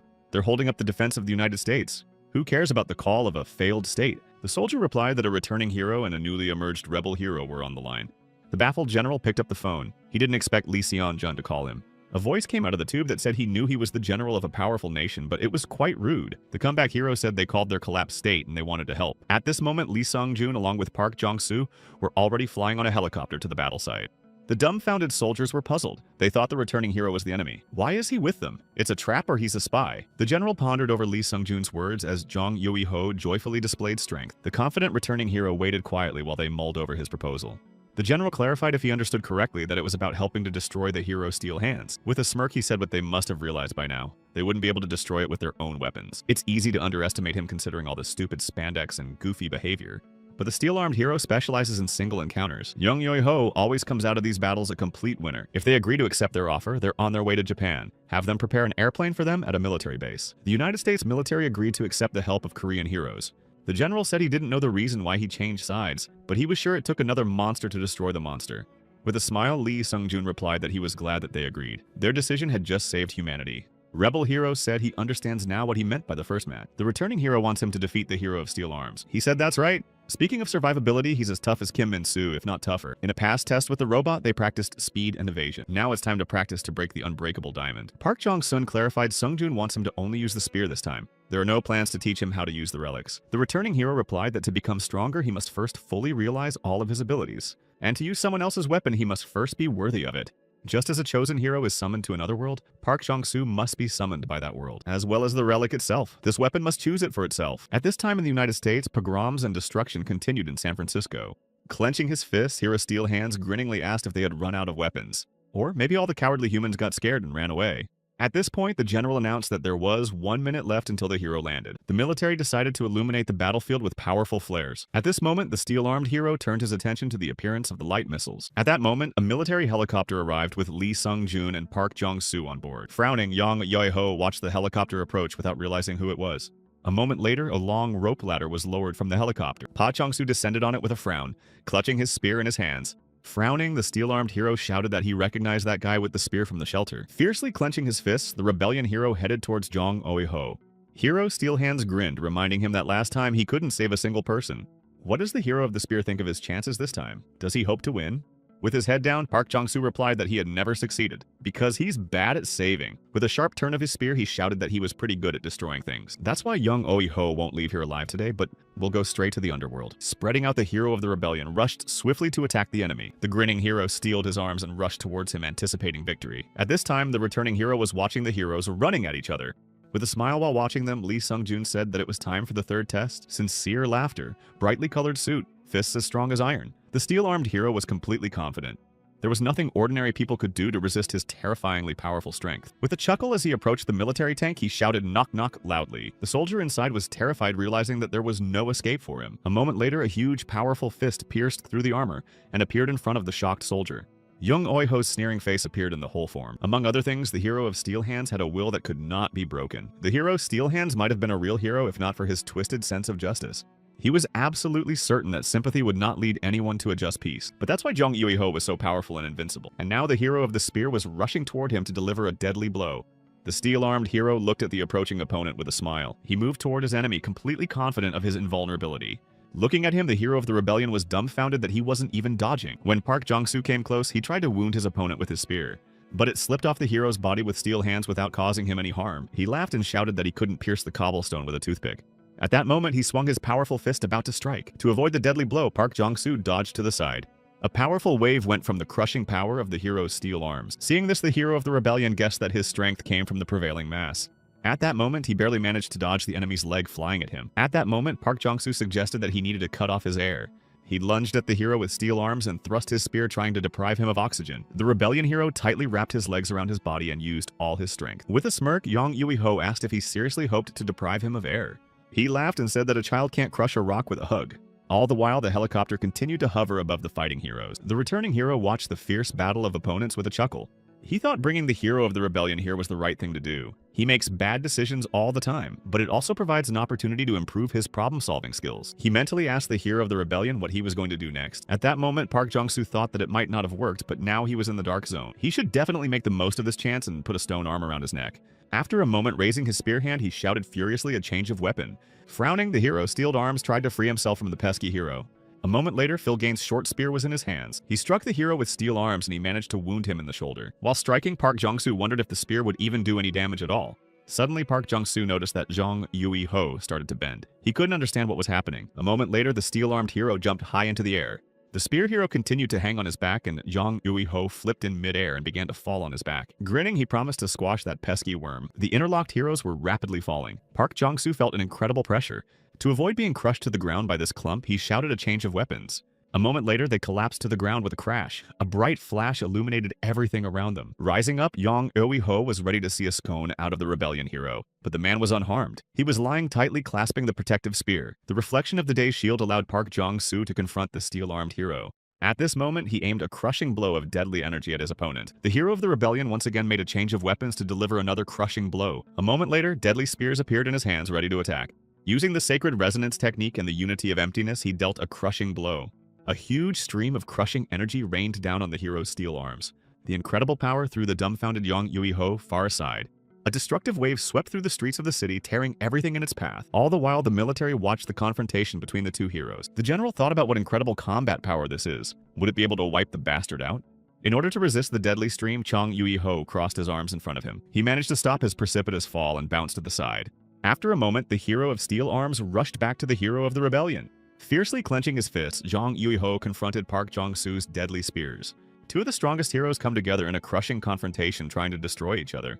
The enraged hero's steely arms delivered furious blows to his opponent. Defending himself, Park Jong-soo put out crushing spears in front of him. He used the ice spear to attack the hero with steel hands. From their powerful confrontation, debris from collapsed buildings was flying in all directions. The enraged heroes fought to the last man. No one was ready to give in. Attacking Park Jong-soo switched weapons, striking with various spears. Changing weapons once again, the rebellion hero attempted to confront Jong Yui-ho with a fire spear. At this time in the other world, the caller was watching the return of the spears. She thought about all the spears coming back from the other world with chipped points. So the hero's current opponent is probably a head taller than any he's met so far. The summoner told the knight to have them place the new spear in the first slot. The knight clarified if he understood correctly that she was referring to this particular spear. At this time, the fierce battle between the two heroes continued in San Francisco. After conducting another weapon change, Park Jong-soo received Hyukto's iron spear. Since ancient times, mankind has created more and more advanced weapons, from fists to clubs. Wooden clubs were soon replaced by more powerful metal swords. After swords came deadly spears, allowing to strike the enemy at a distance. And there is no finer-edged weapon than the deadly pike. And that's the kind of powerful, perfect weapon Park Jong-soo received for battle. Hyukto is a spear designed for powerful direct attacks. The command to activate it is dash. Focusing on the target, the hero of the rebellion prepared for a crushing attack. He shouted loudly, Hyukto jerked, and a powerful unicorn appeared in front of him. Park Jong-sun's huge peak erupted, releasing a powerful, crushing force. The frowning, dazed hero steeled his hands and watched the scene. The returning hero was also watching Park Jong-soo with a smile. He liked this scenario. The rebellion hero saddled the unicorn with burning eyes and clutched his pike tightly. With a smirk, Lee Sung-joon thought that this was practically cheating already. As a piercer, he already had a huge killing radius. And a weapon like this adds to his mobility. Looks like the people of the spear world aren't so stupid considering they were able to create such a weapon. This new weapon closes the problem in speed and increases Park Jong-soo's strength. But besides that, all the power concentrated in his body can be concentrated on the tip of the pike. Smiling, the hero of the return said to let the hero of the rebellion show him his destructive power to the fullest. Riding a dark unicorn, the hero of the rebellion rushed to attack the enemy. He put a powerful destructive weapon in front of him to strike. Clutching the pike tightly, he thought about the fact that it seemed to fit his fighting style well. But he had never even seen such a weapon, much less used one. The spear hero wasn't sure if he could overpower Jong Ui-ho with that spade. But then he realized that if he made a mistake, the returning hero would turn back time and advise him not to use this weapon. Which means that Lee Sung-joon wants him to fight with that spade no matter what. Thus, he suggests that this weapon could be effective against Kim Min-soo. Laughing, Young Oi-ho said that first the spear hero comes to him with toy-like spears, and now he's playing horseplay. He's just a third-rate villain. All I have to do is get a lollipop like that pink-haired girl. Tell him to stop making a fool of himself. Enraged, the steel-armed hero swiftly rushed to attack. Gritting his teeth in rage, Park Jong-soo shouted that he would face him this time. Spurring the unicorn, the hero of the rebellion furiously ordered it to trot. Snapping out of his seat, the unicorn rushed to meet his opponent. Gritting his teeth in rage, Park Jong-soo prepared to fight fiercely. Watching this, the steel-armed hero prepared to repel the deadly attack. The two powerful opponents rushed towards each other to deliver a devastating blow. Shouting furiously, Young Ui-ho put out a huge fist to strike. At this moment, displaying his pike in front of him, the hero of the rebellion prepared to attack. Two powerful energies converged in a crushing confrontation. From the powerful confrontation of the two energies, everything in the way collapsed. The powerful destructive wave sent the helicopter hovering above them spinning. He was tossed from side to side. The pilot could hardly keep it in place. The returning hero inside the helicopter was also shaken. He watched with interest the crushing confrontation between the heroes. He wondered which of them would be the first to slacken and lose. The comeback hero wondered if he would be able to get through and let the enemy break him. At this time, the spear world was closely watching to see if the new spear would return. Knight asked if the caller really thought it was the right decision to place a new spear in the slot. After all, the hero will be using the new weapon for the first time in a real battle. Smiling, the caller replied to him that everything would be fine. If the hero puts enough power into the first strike, then Hayotko will take care of the rest. The tip of the deadly pike collided with the powerful fist of the hero's steely arms. Two powerful forces came together in a confrontation. Hayotko's spear did not break like the spears before it. The dumbfounded Jong Ui-ho fiercely clenched his teeth and realized that the tip of the pike was moving. A black unicorn with burning eyes was rapidly approaching the hero. The power of the crushing peak was enough to shatter the steel fists. Spinning ever harder, the point of the vike slammed into the crushing fist. The enraged Jong Ui-ho realized that if he let this pike continue to spin faster and faster, it would pierce him like a drill. After a moment, he unclenched his fist and swung his palm sharply. In the next second, he grabbed the pike by the tip and clutched it tightly in his fist. Firmly clutching the pike in his fist, the steel-handed hero prepared to strike with his second fist. Grinning, he shouted furiously that now his toy wouldn't be able to spin. Suddenly shocked, Jong Ui-ho noticed that his hand was twisting along with the spade. At this moment, Park Jong-soo riding a unicorn came close. Accelerating as much as possible, the hero of the rebellion struck a crushing blow. Losing his balance, the steel-armed hero flipped in midair and flew off to the side. A moment later, Park Jong-soo delivered a powerful crushing blow to the shocked Young Ui-ho. Putting all his strength into Hyotko's pike, he crushed the hero's steel arms over and over again. From the incredible crushing power, the stone gave in and shattered. With a deadly blow, Park Jong-soo turned around to get out of here. A crushed Young Ui-ho sat on the ground with his eyes downcast and his brows furrowed. At that moment, he saw a girl appear in front of him and look at him. Looking at the hero's steel hands, the girl asked him if this was the end. Kneeling before him, she said that he had promised that he would destroy them all and himself as well. Looking directly into her eyes, Young Ui-ho said that a defender of justice always keeps his word. Everything that happened to Hero Steel Hands started about 3 years ago. A smiling Jong Ui-ho was sitting at a desk in a classroom at school, with a magazine in his hands. He enjoyed reading comic books about heroes without noticing anything around him. A satisfied Jeon Ui-ho happily said that this episode about the judge is awesome. At that moment, someone's foot struck the chair in front of him with force. The chair collapsed with a clatter right in front of him. The boy clutched the magazine fearfully.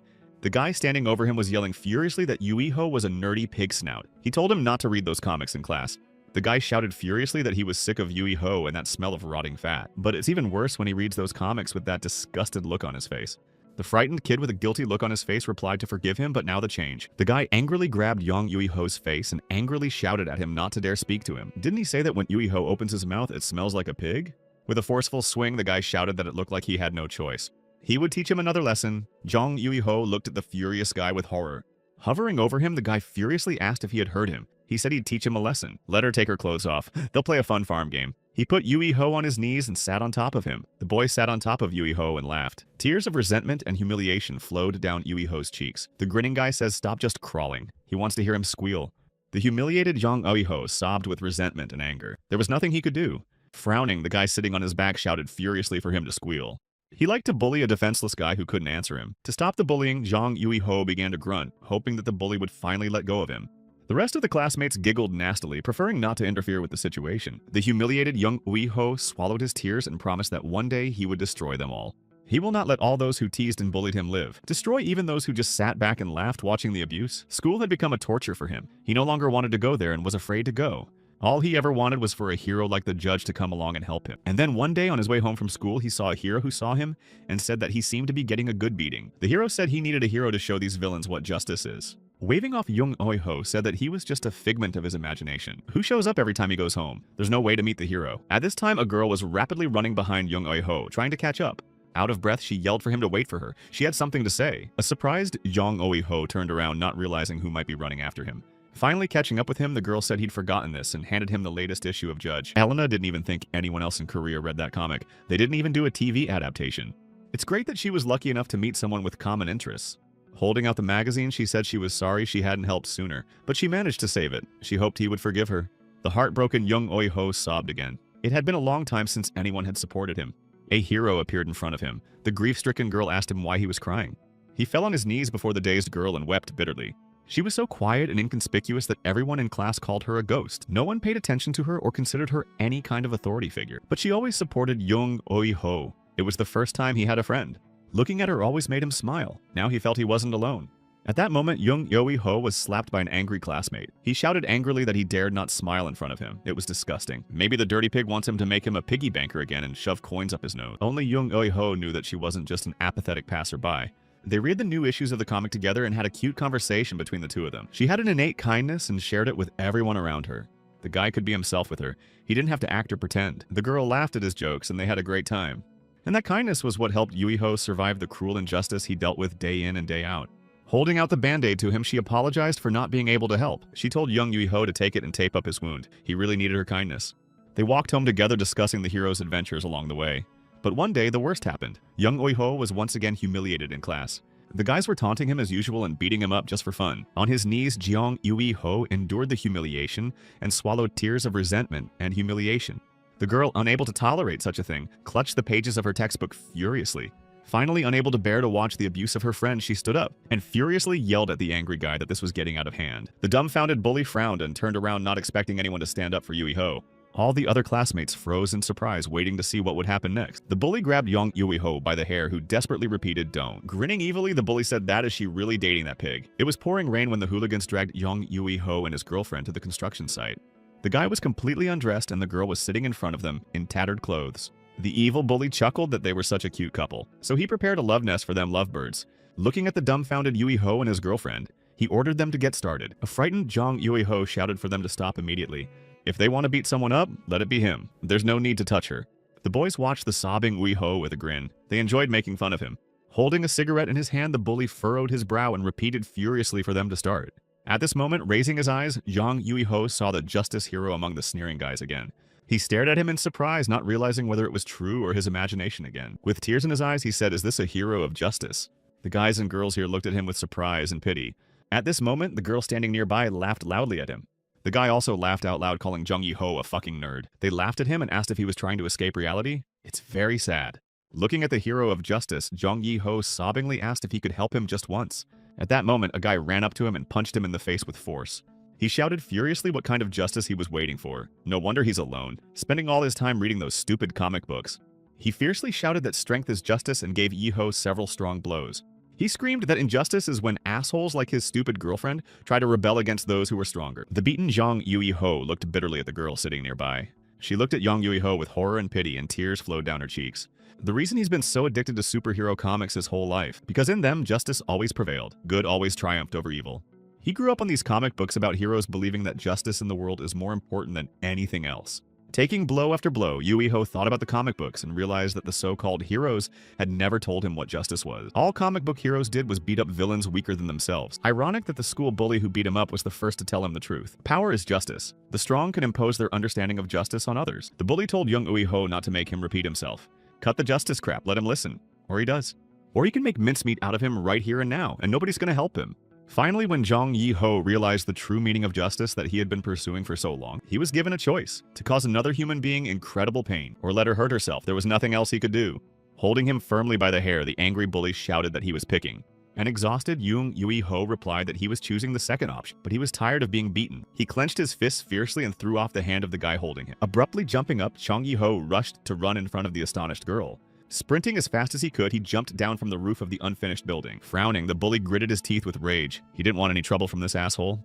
The shocked girl with tears in her eyes stared in amazement at what was happening. Yang Yui-ho swiftly flew downwards, steadily approaching the ground. He fled to the world he dreamed of, and it destroyed him. Waking up in another world, Chong Yi-ho saw the scientists of the Iron Hand Laboratory. A year had passed since then. His abusers were still gathering in deserted places. Suddenly, a steel-armed hero appeared right in front of them and clenched his fists. Folding his arms across his chest, he grinned at the dumbfounded boys. One of the guys came up to him and asked him what he was wearing, if he was a cosplayer. The others frowned as they watched, waiting to see what would happen next. Suddenly, the bully who was hurting him clapped his hands and said he recognized Jong Yi-ho, the fat bastard from school. He screamed that it was amazing that he survived. He was sure he'd played the box. He was so worried about him. Yui-ho didn't spend all that time swinging. It's a nerd's revenge. He's sorry to say that, but the only thing that's really changed for him is this. Now Jong Ye-ho was less smelly than before. The bully laughed. Frowning, Yui-ho looked at his high school bully with hatred. The bully came up to him and yelled that he didn't like the look in his eyes. The son of a bitch doesn't dare stare at him like that. Hero Steel Hands continued to frown at him without uttering a word. Enraged, the bully shouted that it seemed the piece of shit was asking for another lesson. He tried to say something else, but at that moment, Yui-ho's foot knocked him down. The shocked bully lost his balance and collapsed to the ground with a thud. Moments later, the shocked bullies saw him lose both legs. The wounded bully collapsed right at Jong Yi-ho's feet face down and screamed in terror. Stunned with tears in his eyes, he cried out in horror at my feet. Looking at the wounded guy lying at his feet, Hero Steel Hands said, "Fun farm." The shocked bully continued to shout fearfully about his legs. Looking at the guy squealing in fear, Jong Yi-ho said that now he will sit on him. "It's time to squeal, piggy." After a moment, he sat right on top of the guy lying on the ground, destroying him. Seeing this, the other hooligans were terrified and tried to get the hell out of here. Smiling, Jong Yui-ho said the guys need to squeal, just like the pigs they are. Trying to avoid the consequences, they scattered in hopes of escaping. Smiling and furrowing his eyebrows, the steel-armed hero rushed towards them. At this moment, Jong Yui-ho was absolutely certain that strength was justice. Bloodstained, he walked through the streets of the city holding the heads of his enemies in his hands. Seeing the bloody hero's steel hands, the oncoming people would scatter in horror. A few minutes later, the police arrived, summoned by some of the eyewitnesses. With police cars blocking the road, the officers pointed their guns at him. Gritting their teeth in anger, they looked at the hero with rage and fear. Smiling Hero Steel Hands said to protect and serve. It's their job to uphold justice. From now on, he's justice. If they shoot, he will destroy them. At that moment, shots rang out from police officers who hoped to stop them. Enraged, the steel-armed hero furiously shouted that he had said not to shoot. Upon his return, Jung Eui-ho went on a rampage. While he was in the other world, the scientists strengthened his power. They implanted a 008 serum capsule into his body. The scientists said that this is the culmination of all the technology developed in this lab so far. Compared to other villains, the Demon King is on a different level. He is a plague to this world. If at that cost they get rid of him for the good of humanity, then it was worth the effort. Doubtingly, Yang Yi-ho replied that it didn't look reliable. What if it shifts in the middle of the battle or breaks? What would happen? He said he didn't have to worry about that. His body is tougher than a diamond unless it somehow gets punctured. That's not gonna happen. He said thoughtfully, what if somehow this crude serum spread throughout his body? It's a blink before he becomes an absolute berserker and his body overloads. In this moment, he will have the power of all the superheroes that exist in the world. Having already moved some distance away, Park Jong-soo sensed that the energy of the steel-armed hero had changed. He thought that bastard hadn't told him that Jong Yi-ho was capable of reaching that level. At this moment, a powerful stream of crushing energy swiftly flew into him. He barely managed to dodge the deadly stream, destroying everything in its path. He was shocked and angry. Park Jong-soo gritted his teeth with rage. Despite the deadly wound, the steel-armed hero approached him with burning eyes. He wanted to use that instant with superpower and reached out to the spear hero with a huge hand. The dumbfounded Park Jong-soo was furious. He didn't expect this guy to be capable of such a thing. A moment later, Jong Yui-ho grabbed the spear hero and threw him off the unicorn. He shouted furiously that Pa Hee-soo would find it difficult to fight as an equal. He became faster than sound. Clasping the boy firmly in his arms, he moved swiftly without giving him a second thought. Despite the deadly pike clutched in his hands, Park Jong-soo couldn't do anything. With a forceful swing, Jong Yi-ho violently threw Park Jong-soo away from him. The dumbfounded spear hero, without releasing the pike from his hands, swiftly flew to the side. At this moment, the steel-armed hero clenched a deadly fist intending to strike. His eyes burned fiercely and his face was contorted with a grimace of fierce hatred. The spear hero collapsed to the ground with a clatter as Jong Yi-ho approached him. At this moment, with a forceful swing, he gave the spear hero a powerful, crushing blow. From the incredibly powerful blow, the guy flew aside, destroying everything in his path with his body. The crushing energy lit up the entire place, destroying everything around it. The steel-armed hero released the accumulated energy in him, equal in power to all superheroes. A deadly wave swept through the city, turning it into ruins. All the while, the battle was being closely watched by the returning hero. He realized that the hero's steel hands had used his trump card, one that would destroy both him and the enemy. The hero of the rebellion was unaware of this possibility. He was helpless, though he was able to neutralize the capsule on his 8th attempt to battle it. He hadn't been able to find a way to defend himself against him in this state before. Maybe it's time to take advantage of it. He opened the briefcase that held the belt of the deceased transformation hero. He asked Lee Garam to restore it so it could be used. Taking it in her hands, she was delighted. The returning hero smiled, saying that he didn't expect less from the former transformation hero. It looks like Lee Garam has managed to completely overhaul this belt. She replied that she was able to rebuild the cooling system and did some work to the belt itself. But it's not that simple. Lee Seon-jun asked what was wrong. She replied that he wouldn't wake up. Apparently crushed by the death of its owner, it chose to disappear completely. That's why she said that just repairing it wasn't enough. Weapons created from the ego have self-awareness and will not recover without wishing it. To convince this thinking weapon, you have to create a dramatic scene for him to witness. After a bit of thought, the returning hero said he would take him to battle with the hero's steel hands. And now an enraged Jong Yi-ho attacked Park Jong-soo with burning eyes. The chemicals were already starting to eat away at his body, but he wasn't going to stop. He decided it didn't matter. He must get to the city and destroy so many villains. Suddenly, he noticed rising puffs of smoke and flying debris. He stopped and looked carefully there, trying to figure out what was going on. He saw Park Jong-soo, who was trying to resist his strength with his shield. At this moment, Lee Sung-jun raised his hand up with the belt clutched in his hand. Grinning, he told him if he could see this hero. He was familiar with him having fought the transformation hero. At this moment, Jong Ye-ho fiercely clenched his fists and swiftly approached Park Jong-soo.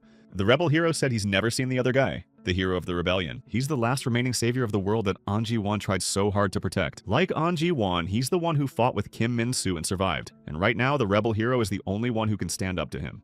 In addition, he's a hero who lost everything but still didn't give up. But now this hero may die before he even gets a chance to stop Kim Min-soo. Firmly clutching the belt in his hands, the returning hero said that An Ji-won's weapon should choose. Will it continue to drown in the ennui of losing a partner and watching the world turn to dust and dirt? Or it could accept this warrior as the new owner and help him. Wakebelt replied that the reason he wanted to fight again was not because he felt sorry for this child, and not because he doesn't understand the game he's playing, and not because he cares about the fate of his world. But one thing is certain. This is the world his partner gave his life to protect. That's why it's important to him too. That's the reason he's willing to fight. Hearing those words, the returning hero smiled. Everything was going according to plan. At this moment, Park Jong-soo was trying to resist the increased strength of his opponent. Exhausted, he saw the transformed hero standing before him with arms of steel. In that instant, the sword of the hero of the spear returned with the belt flew towards the hero of the spear. Swiftly covering the distance, Lee Sung-jun's sword landed in front of Park Jong-soo. Speckled with lightning bolts of deadly energy, Chung Yi-ho was advancing on him. The dumbfounded rebellion hero stared in surprise at the transformation hero belt hanging on his sword. The enraged hero steeled his hands with fury, looking at him trying to figure out what was going on. Clenching his teeth with rage, Park Jong-soo also tried to understand what this meant. At that moment, the returning hero peeked out of the helicopter and shouted that it was a gift for him. At that moment, the belt raised its voice. He said he had bet on the hero of the rebellion. A frowning, interactive little man announced that it was time for transformation. Choosing a comeback hero was the best move and a path to a promising future. The rebellion hero walked over to the sword and took the transformation hero belt. With a smile, Lee Sung-jun said that it was Park Jong-soo's right decision. He put on An Ji-won's belt and the interactive man commanded a transformation. Hero Steelhand saw a bright flash erupt in front of him. He covered his face with his hands from the energy flying at him and gritted his teeth in rage as he watched. A moment later, he saw the transformed hero of the rebellion. The enraged Jong Yi-ho looked at him with hatred, realizing that his power had increased. With a furious shout, he released a stream of crushing energy towards his opponent. Belt didn't even try to calculate anything. What was important at that moment and what Park Jong-soo was about to experience? Belt warned that the hero is new to this business, so it won't be easy for him. They're working at full power, if he can't take it. Putting his spear in front of him, the hero of the rebellion prepared to attack. Belt told Park Jong-soo that he had no reason to choose him. At this point, the interactive little man was using the triple acceleration mode. It was a staggering speed with which he hoped to defeat Jong Yi-ho. With incredible speed, Park Jong-soo rushed towards the hero with steel arms. At this moment, Jong Yi-ho released all the power that was in his body. Two of the strongest heroes come together in a crushing confrontation, wanting to destroy each other. At this moment, Jong Yi-ho shouted furiously while looking at his opponent with hatred. Park Jong-soo put his hand out in front of him to activate his ability. The hero of the rebellion has activated a new ability, Pyrokinesis X5. It was a deadly pentagram of hellfire destroying everything in its path. A moment later, a crushing flame was swiftly released onto Chung Yi-ho's body. Park Jong-soo looked closely through the smoke and saw that the hero had arms of steel. He remained unharmed despite all the crushing power that had been unleashed upon him. He realized that Yang Oi-ho still had inhuman defenses, but his attacks had to be at least somewhat effective. If he doesn't finish him off before he regenerates again, he'll be in danger. For the new attack, Park Jong-soo made a weapon change and the pike was once again in his hands. In the same instant, he delivered a powerful crushing blow to the steel-armed hero. Spinning with incredible speed, the pike's tip inflicted wounds on the enemy. Hero Steel Hands was too scarred. The serum didn't have time to absorb the damage. The hero of the rebellion noticed that the enemy had stopped. His body was trying to recover from the damage he had taken, and it was slowing him down. To ensure survival, the hero's steel-armed vessels redirected the serum from the organs that provide movement and attack to the parts of the body responsible for recovery. This rendered the steel-armed hero incapable of self-defense. The hero of the rebellion activated the lightning ability, Chong-ho's Spear of Madness. Putting the deadly spade in front of him, he shouted furiously, "It's over, stupid head!" With a hateful look at his opponent, Park Jong-soo threw himself into a crushing attack. Putting all his strength into the deadly blow, the hero of the rebellion attacked the enemy. The steel-armed hero's body was busy recovering and he was unable to repel the attack. A moment later, the deadly pike point was in front of Yang Yui-ho's face. The sad girl sat in front of the hero's crushed head with steel hands. Looking at her, he apologized for not being able to keep his word. The girl looked at him with sadness and pity. She said there was more to come. Pointing at Park Jong-soo, she said that one promise he could still keep. The headless hero with steel arms stood up and clenched his fists fiercely. The hero of the rebellion was shocked. He had not expected him to be so resilient. All that moved him now was the promise he made to his only friend. Clutching his pike firmly in his hands, Park Jong-soo prepared for another attack. At that moment, the hero's steely arms reached out to his chest. Clutching his heart tightly in his hand, he said he still believed that strength is justice. So now justice is the hero of Park Jong-soo's rebellion. The steel-armed hero held out his heart clutched in his powerful hand to his opponent. Yung Oi-ho was never fully understood by anyone until the very end. Frowning, Park Jong-soo looked at the steel-armed hero without realizing what was going on. The interactive little man on the rebel hero's belt shouted that, of course it was them. The hero of Steel Hands ended up worse than that lonely comic book fan from the past. It was a fitting end for Yung Oi-ho. However, to his credit, he didn't run away until the very end. During this time, Central Russia was being attacked and destroyed. Kim Min-soo, who had turned into a demon, marched across the country, destroying everything in his path. The demon crossed the continent. Step by step, the acrid smell of smoke lingered wherever he went. In its wake, it left ruins and mountains of lifeless bodies of annihilated people. The destroyed military equipment was in flames. Wounded soldiers lay around. The demon Kim Min-soo left behind blood, sparing neither soldiers nor civilians. Above the sword hero's head flew a warplane about to strike. The pilot of the warplane reported back to headquarters that he had managed to capture the target. A sword hero with a red cloak behind his back marched through the streets, wreaking havoc and destruction. He looked at the world with sad eyes, certain that the world must be destroyed. At this time, Moscow's Ministry of Defense was monitoring the demon's movements. The general thought it wasn't a battle, but his anger was too obvious to call it a natural disaster. He shouted to the lieutenant to request confirmation from the Kremlin. Let them confirm that they really want to bomb the bastard with the entire Russian arsenal of nuclear weapons. Contacting the Kremlin, the lieutenant said the president had ordered action. He ordered the destruction of the sword hero, even at the risk of eastern and central Russia becoming uninhabited. After hearing the lieutenant's report, the general decided to act. He said the decision's been made, there's no time to waste. They should convey the president's decision to all nuclear facilities and the country's bombers before the bastard takes another step. At this time, Kim Min-soo continued to march across the country, destroying everything in his path. Suddenly, he saw powerful bombs flying straight at him. He watched indifferently as the deadly shells approached. At this moment, Demon Kim Min-soo covered his eyes for a moment. After a second, he swung them open. His eyes glowed with demonic fire. The gaze of his demonic eyes was fixed upward on the approaching enemies. At this moment, a multitude of warplanes were circling over his head. A moment later, the airlocks opened and bombs flew in his direction. This was the 37th campaign against the demon Kim Min-soo. Raising his head up, the sword hero watched the scene carefully. At this time, the general was watching the battle through a computer monitor. He thought about the fact that over 2,000 nuclear warheads had been launched, including officially decommissioned ones. As he showed his cruelty in front of the whole world, so humanity is now embittered against him. At this time, a huge amount of crushing projectiles were fired at the demon. The deadly bombs were rapidly approaching Kim Min-soo, who was standing on the ground. Putting his hand out in front of him, he said their anger wasn't strong enough. He drew a streak of magical symbols in the air, splitting the sky. After a moment, the magical symbols turned into huge pentagrams. Waving his hand in different directions, Kim Min-soo continued to draw magic streaks. Rapidly approaching deadly shells were ready to explode.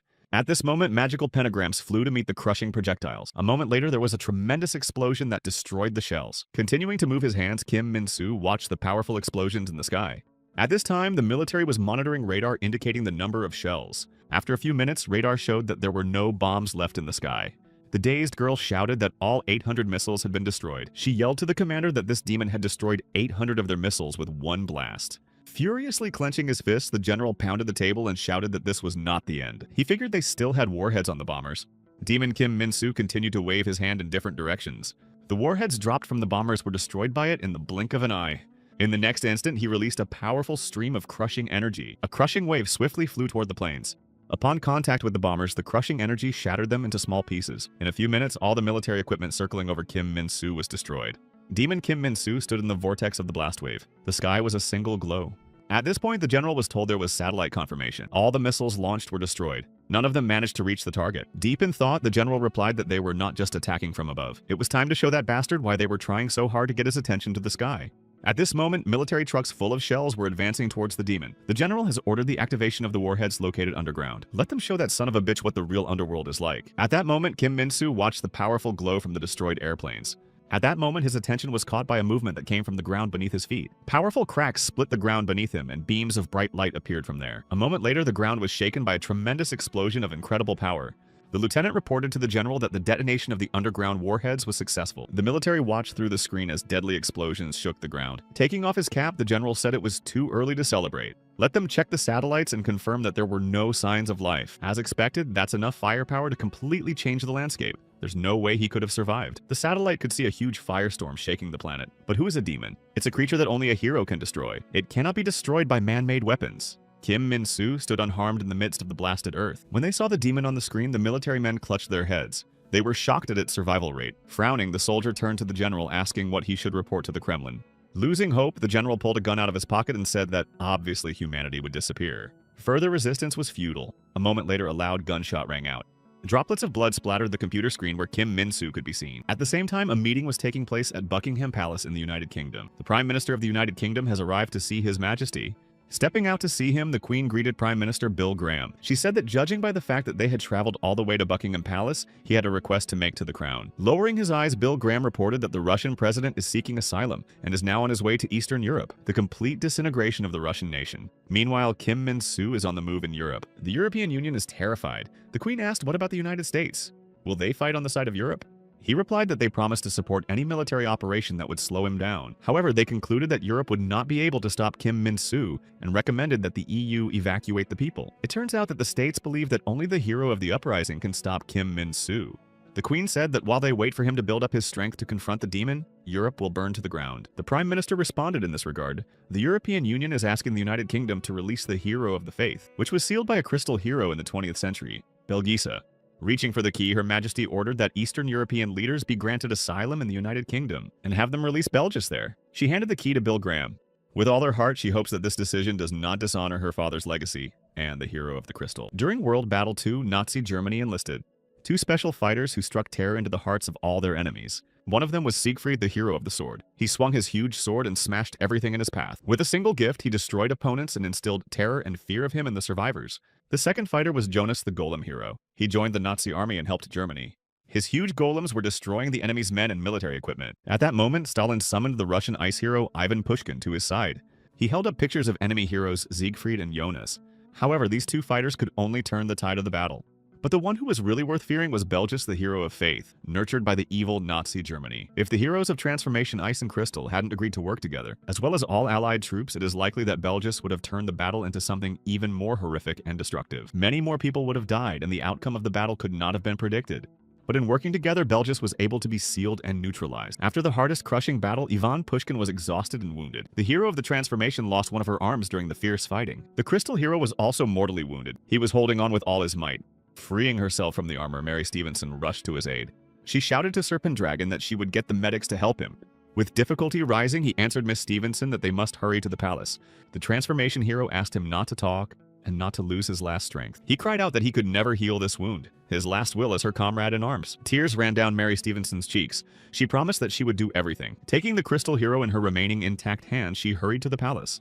The transformation hero carefully delivered him directly to the palace where he was already waiting. With frightened eyes filled with tears, the future queen stood on the lawn in front of the palace. Miss Marie gently lowered the hero to the grass and he called out to the princess. Seeing that he was wounded, the princess rushed towards Sir Pendragon. He told her not to touch him because he was soiled. Pendragon asked what was wrong with his highness.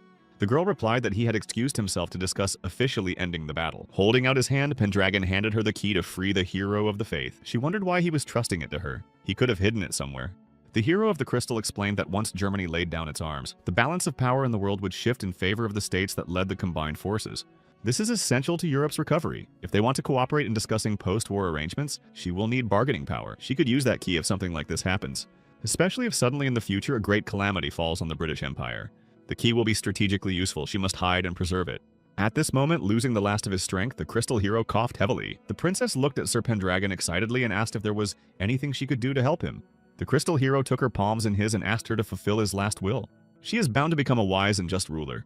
At that time, many people were crowded together on the border between Belarus and Russia, wanting to go far away.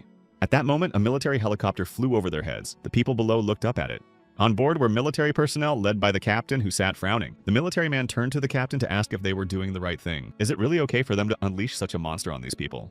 With a frown, the captain replied that there would be human casualties. It's inevitable. But if they let Kim Min-soo invade Europe unhindered, they will all die. If they want to cure a malignant tumor, they have to irradiate it. At this time, people were standing with suitcases in their hands, waiting to board the train. Suddenly, an incomprehensible crystal with a person inside appeared in front of them. People were dumbfounded and shouted, "What the hell is this? Where did this come from?" Someone shouted fearfully that this strange object had fallen straight from the heavens. After a few minutes, the crystal began to crack and soon split apart, releasing Belgis. Relieved, the hero of faith took a deep breath and smiled, glad for the fresh air. With their mouths open in surprise, the dumbfounded people watched what was happening. He said the breeze on his cheeks was irresistible. It had been half a century since he'd last felt it. Grinning evilly, the hero of faith was pleased to see that there was a crowd in front of him.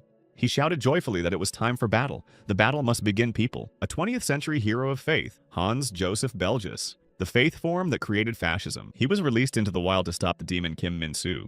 At this time, moving through Europe, the sword hero noticed a flash of powerful energy. He wondered if it was another hero and decided to get closer. At this time, Belgis had already turned the people standing on the platform into his subordinates. Turning his head to the side, he too noticed a powerful flash of energy. Grinning evilly, the hero of faith guessed this is what the humans had awakened him for. Walking up to one of his followers, he took him by the head and said, "Transformation." He began to twist the body of the soldier with the burning eyes into a thin spiral.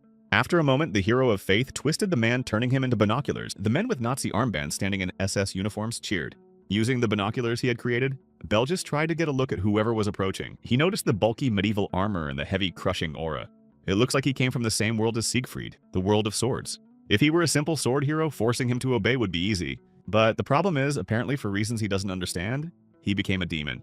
That's why they had no choice but to release him. Lowering the binoculars, the hero of faith said recovery, and the reverse process began. The man gradually returned from the binoculars to his original state. The crowd of his minions again cheered and applauded Belgis.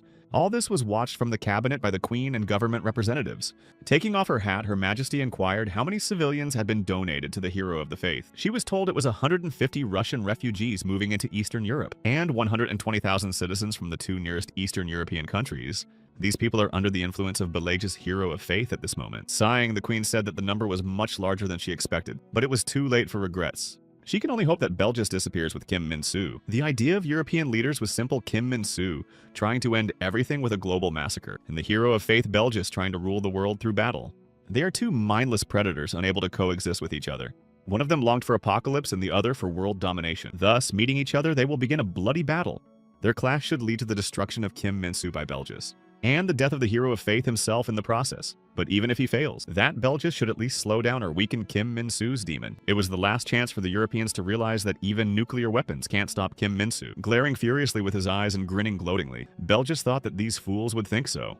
But they underestimate him terribly. He'll start by making the sword hero his servant, and then together they will begin World War III, the most destructive of all. Coming up with a plan of his own, the hero of faith headed towards the approaching sword hero. Joyfully opening his arms, Belgis shouted that he was glad to welcome a 21st century sword hero. He introduced himself as the 20th century hero of faith, Hans Joseph Belgis. Making sad eyes, he said he understood his pain and wanted to talk to him. He must surely hate the whole world, thinking he's a monster. Isn't that why the sword hero took the hardest path of the demon? Standing in front of the hero of faith, Kim Min-soo listened intently to his speech. Grinning, Belgis thought about the fact that the sword hero had stopped, so he'd gotten him. Belgis' first ability: no matter what lies he spews, he can convert anyone affected by his words. A hero of the faith, said he was, confused that the world doesn't want to accept their superior beings. A sad, imperfect, degraded place. He will begin the great work of restoring this suffering world. Putting his hand up, the hero of faith asked if the hero of the sword would join him. Looking him straight in the eyes, Belgis thought he should become his faithful servant. Suddenly, the dumbfounded hero of faith felt a pain on his tongue and coughed in surprise. Without saying a word, Kim Min-soo extended his arm in front of him and struck him a blow. The shocked hero of faith stared dumbfoundedly at the impassive Kim Min-soo. He realized it was his mistake. That bastard had already lost all his humanity. Not all madness can create an equal. He tried to turn a creature totally deaf to speech. Extending his arm, Kim Min-soo once again delivered a crushing blow to Belgis. A moment later, the body of the hero of faith shattered into thousands of small particles. Belgis's second ability. As long as there are people who believe in him, people are converted. He can use their bodies to resurrect himself, again and again. Using this ability of his, the hero of faith was reborn in the body of one of his minions. He said he didn't want to be taken advantage of by those who wanted to use him for their own good. But he will not give up the world that is rightfully his to the monster that brings the apocalypse. Besides, the very fact that they released him to destroy him means that if he destroys him, there's no one left to stand in his way. Whether the believers agreed with him, he shouted ahead to them. This is their first battle. He furiously shouted tanks on the ground and people began to turn into tanks. Warplanes in the sky. And people began to transform into warplanes. All his believers must become useful to him. The army of soldiers began to be transformed. Belgis's third ability. Believers in him can be transformed into tools of battle if the hero of faith so desires. Within minutes, Belgis was surrounded by tanks on the ground and airplanes in the sky. Grinning and rubbing his hands together, he shouted, "Let there be a storm," and prepared for battle. Military tanks created from the faithful opened fire on the sword hero. The crushing projectiles created from humans swiftly flew at Kim Min-soo. Raising his hand upwards, the demon Ming-Su drew magical symbols in the air. At the same moment, a magical net appeared above him, sheltering him from the projectile. Once on this grid, the projectiles were lightning fast and destroyed without reaching the demon. With a grin watching what was happening, Belgis shouted a recovery. In the same instant, the flying projectiles began to turn back into people. Many of the soldiers died when they hit the net, but some managed to overcome it. Taking advantage of his ability, Belgis moved into the body of the sneaking soldier. Grabbing the first person he saw, the hero of faith used the transformation again. A moment later, in his hands was a deadly sword created from a human. Observing what was happening, Kim Min-soo once again held out his hand, writing magical symbols. The hero of faith, with sword in hand, managed to sneak behind Kim Min-soo's back. Belgis was smiling contentedly, but a glowing line suddenly appeared on his neck. A moment later, the hero of faith lost his head while continuing to clutch the sword in his hands, but he still managed to hurt Kim Min-soo by inflicting a small scratch on his face. Satisfied with himself, Belgis shouted that the demon was not so invincible. He didn't even use any special powers, he only sacrificed a couple of tens of thousands of believers. And he's already managed to get his hands on the demon's face. Looks like he'll be crowned today. He would be crowned as the new deadly invincible demon. Belgis smiled. Behind him was an army of believers transformed into a huge pyramid. The hero of faith climbed up their bowed backs like steps. In front of him stood powerful crushing tanks created from humans. And the airplanes he created flew in the sky. He took his wand and controlled them like a conductor. The reason Belgis was the strongest hero of the 20th century, in that he could start a battle by his own power alone using the faithful. He didn't need weapons of trained soldiers or astronomical amounts of money. Covering his eyes, Belgis self-consciously conducted his deadly army. For the time being, he continued to spread his madness and recruited a fair number of new followers. An army of soldiers armed with guns and swords were rapidly approaching Kim Min-soo. They were accompanied by warplanes and tanks opening fire on the demon. Deadly bullets and projectiles flew at the sword hero, bouncing off his armor. While fighting back, Kim Min-soo drew magical symbols in the air to destroy the weapon. The deadly energy from the demon's magical symbols was destroying the soldiers. Under the effects of Kim Min-soo's magic net, they shattered into small pieces. Warplanes crashed before they could reach their targets and dropped their bombs. The tanks, too, fell apart into small pieces as if assembled from a mosaic. Frowning, Belgis watched carefully and wrinkled his nose in displeasure. Angry, he thought about the fact that he just needed to keep up the number of followers, but they die faster than he can recruit new believers. Demon Kim Min-soo was covered head to toe in the blood spatters of the destroyed humans. He kept going, destroying everything and everyone in his path. Gritting his teeth in rage, Belgis thought it more important that the world population was finite. If he turned the whole world into believers, that would be enough to destroy the demon. For the first time in his existence, the hero of faith felt a primal fear. A man who thought he was the top of the food chain, a predator superior to the rest. The man fomenting battles at will, spreading fear and bigotry everywhere, has lost faith. As he ran away in terror, he shouted to stop him. "Don't just stand there." The followers of the hero of faith looked at the approaching Kim Min-soo.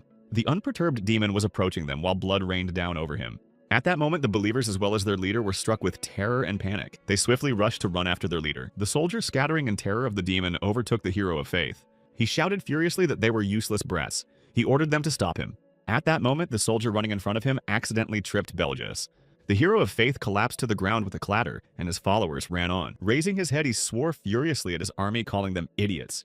Even a demon born from a sword hero, a madness grown from the delirium of man, which spewed disgusting ideas about superior races and biological superiority. It was not at all enough to overcome the fear of being killed by the great equalizer. The frightened Belgis looked up at Kim Min-soo and said that it just couldn't be. He demands a rematch. For some reason, none of his powers had any effect. Something had clearly gone wrong. He shouted to the demon that he couldn't be happy with it himself. He likes a fight, and he's the only hero who can fight him on equal footing. He tried to say something else, making an argument, but his body fell apart. Demon Kim Min-soo stood in front of the pile of shards of the destroyed hero. The bloody sword hero was about to go on creating death and destruction. Suddenly, a foreign movement caught his attention and he turned around. He heard a voice that said the hero of faith wasn't strong enough to fight the demon. Behind him stood the hero of the return with sword in hand, intending to strip him of his arm. Grinning, he said that Belgis had done a good job of hiding his intention. Swinging his deadly sword, he struck a devastating blow, stripping the demon of its arm. A few hours ago, Park Jong-soo was practicing with a new weapon. He was being watched closely by Liga Ram and the hero of the Greens. They believed in him. The returning hero stood here beside the various weapons and assessed their strength. He said it was a good enough start. The training went well. Looking at Lee Sung-joon doubtfully, the rebellion hero asked if he was sure. The return hero replied that if he was interested in whether he was sure, let him see for himself. The rebellion hero looked in the direction where Lee Sung-joon was pointing. Instead of huge mountains, a huge sinkhole of glowing rocks gaped. The returning hero said that Park Jong-soo just destroyed the island. They'll have to redraw the maps. And even if he doesn't feel ready, they don't have time anymore. The last chance to take away Kim Min-soo's hand will come in about 3 hours. He showed the hero of the rebellion a countdown timer that showed 3 hours and 42 minutes. Holding out the suitcase, Lee Garam said that this was what he had asked her to build. The returning hero said she fixed the relics, prepared a plan, and even made a weapon for him. It was obviously not easy considering how little time they had. He thanked Garam. Let them build up before the last battle. He would not interfere. The hero of the Greens wondered if he wasn't scared. He is literally walking towards his doom. With a smirk, Lee Sung-joon replied so she wouldn't worry about him. After all, he's a terrorist who destroyed an entire country and thousands of people. And they're all heroes who rose up to stop him and destroy him. Yet doom is the end he's been looking for all along. Taking his suitcase, Lee Sung-joon headed towards the helicopter that was waiting for him. Suddenly, the returning hero turned around and said to make Park Jong-soo remember one thing.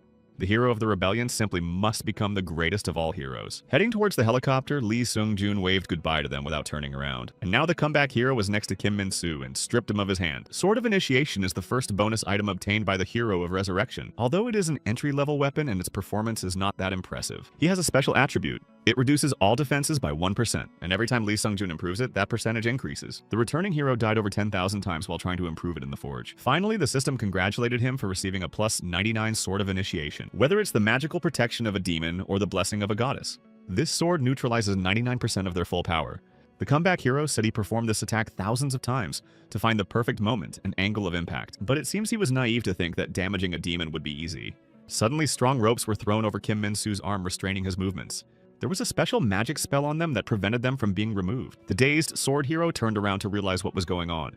Behind him stood a level 87 demon lord, the boss of the 37th floor. Putting the ropes around Kim Min-soo's arm, he controlled him like a puppet.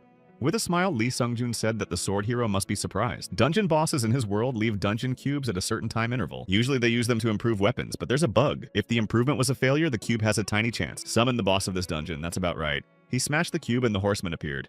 It was the 4 horsemen of the apocalypse, level 201, the bosses of the 62nd floor. Looking at the split cube of the returning hero said the most interesting thing about this boss. Automatically targets the strongest player nearby. The deadly sword was already close to Kim Min-soo's head, ready to crush him. But at that moment, the sword hero grabbed him with his free hand, preventing him from striking. He unleashed his crushing energy, destroying everything he touched. A moment later, the horseman of the apocalypse, along with his sword, shattered into small pieces. Watching this, Lee Sung-joon said, well, of course he is Kim Min-soo after all. Saying it wasn't that interesting, he took the 2 cubes in his hands and destroyed them. A moment later, a hardened axe of level plus 99 was in his right hand. A 99 plus level ice-crushing ice hope shot appeared in the left one. Lee Sung-joon grinned and said that since this was their last battle, they should have a lot of fun, just like the good old days. A moment later, the hero of the return with the 3 horsemen of the apocalypse rushed to the attack. At that moment, Kim Min-soo managed to free himself from the captivity of the dungeon boss. The apocalypse rider, pointing his bow at Kim Min-soo, released crushing arrows. Defending himself, the sword hero jumped back to dodge the deadly arrows. Another rider of the apocalypse attempted to deliver a deadly blow to Kim Min-soo. The returning hero watched the actions of the horsemen of the apocalypse closely. He dodged diligently to avoid being hit by the crushing blows. After escaping the deadly attack of the rider, Kim Min-soo landed on the ground. At this time, Lee Sung-joon, who was armed with a deadly weapon, rushed towards him. But Kim Min-soo had time to notice the rapidly approaching gear.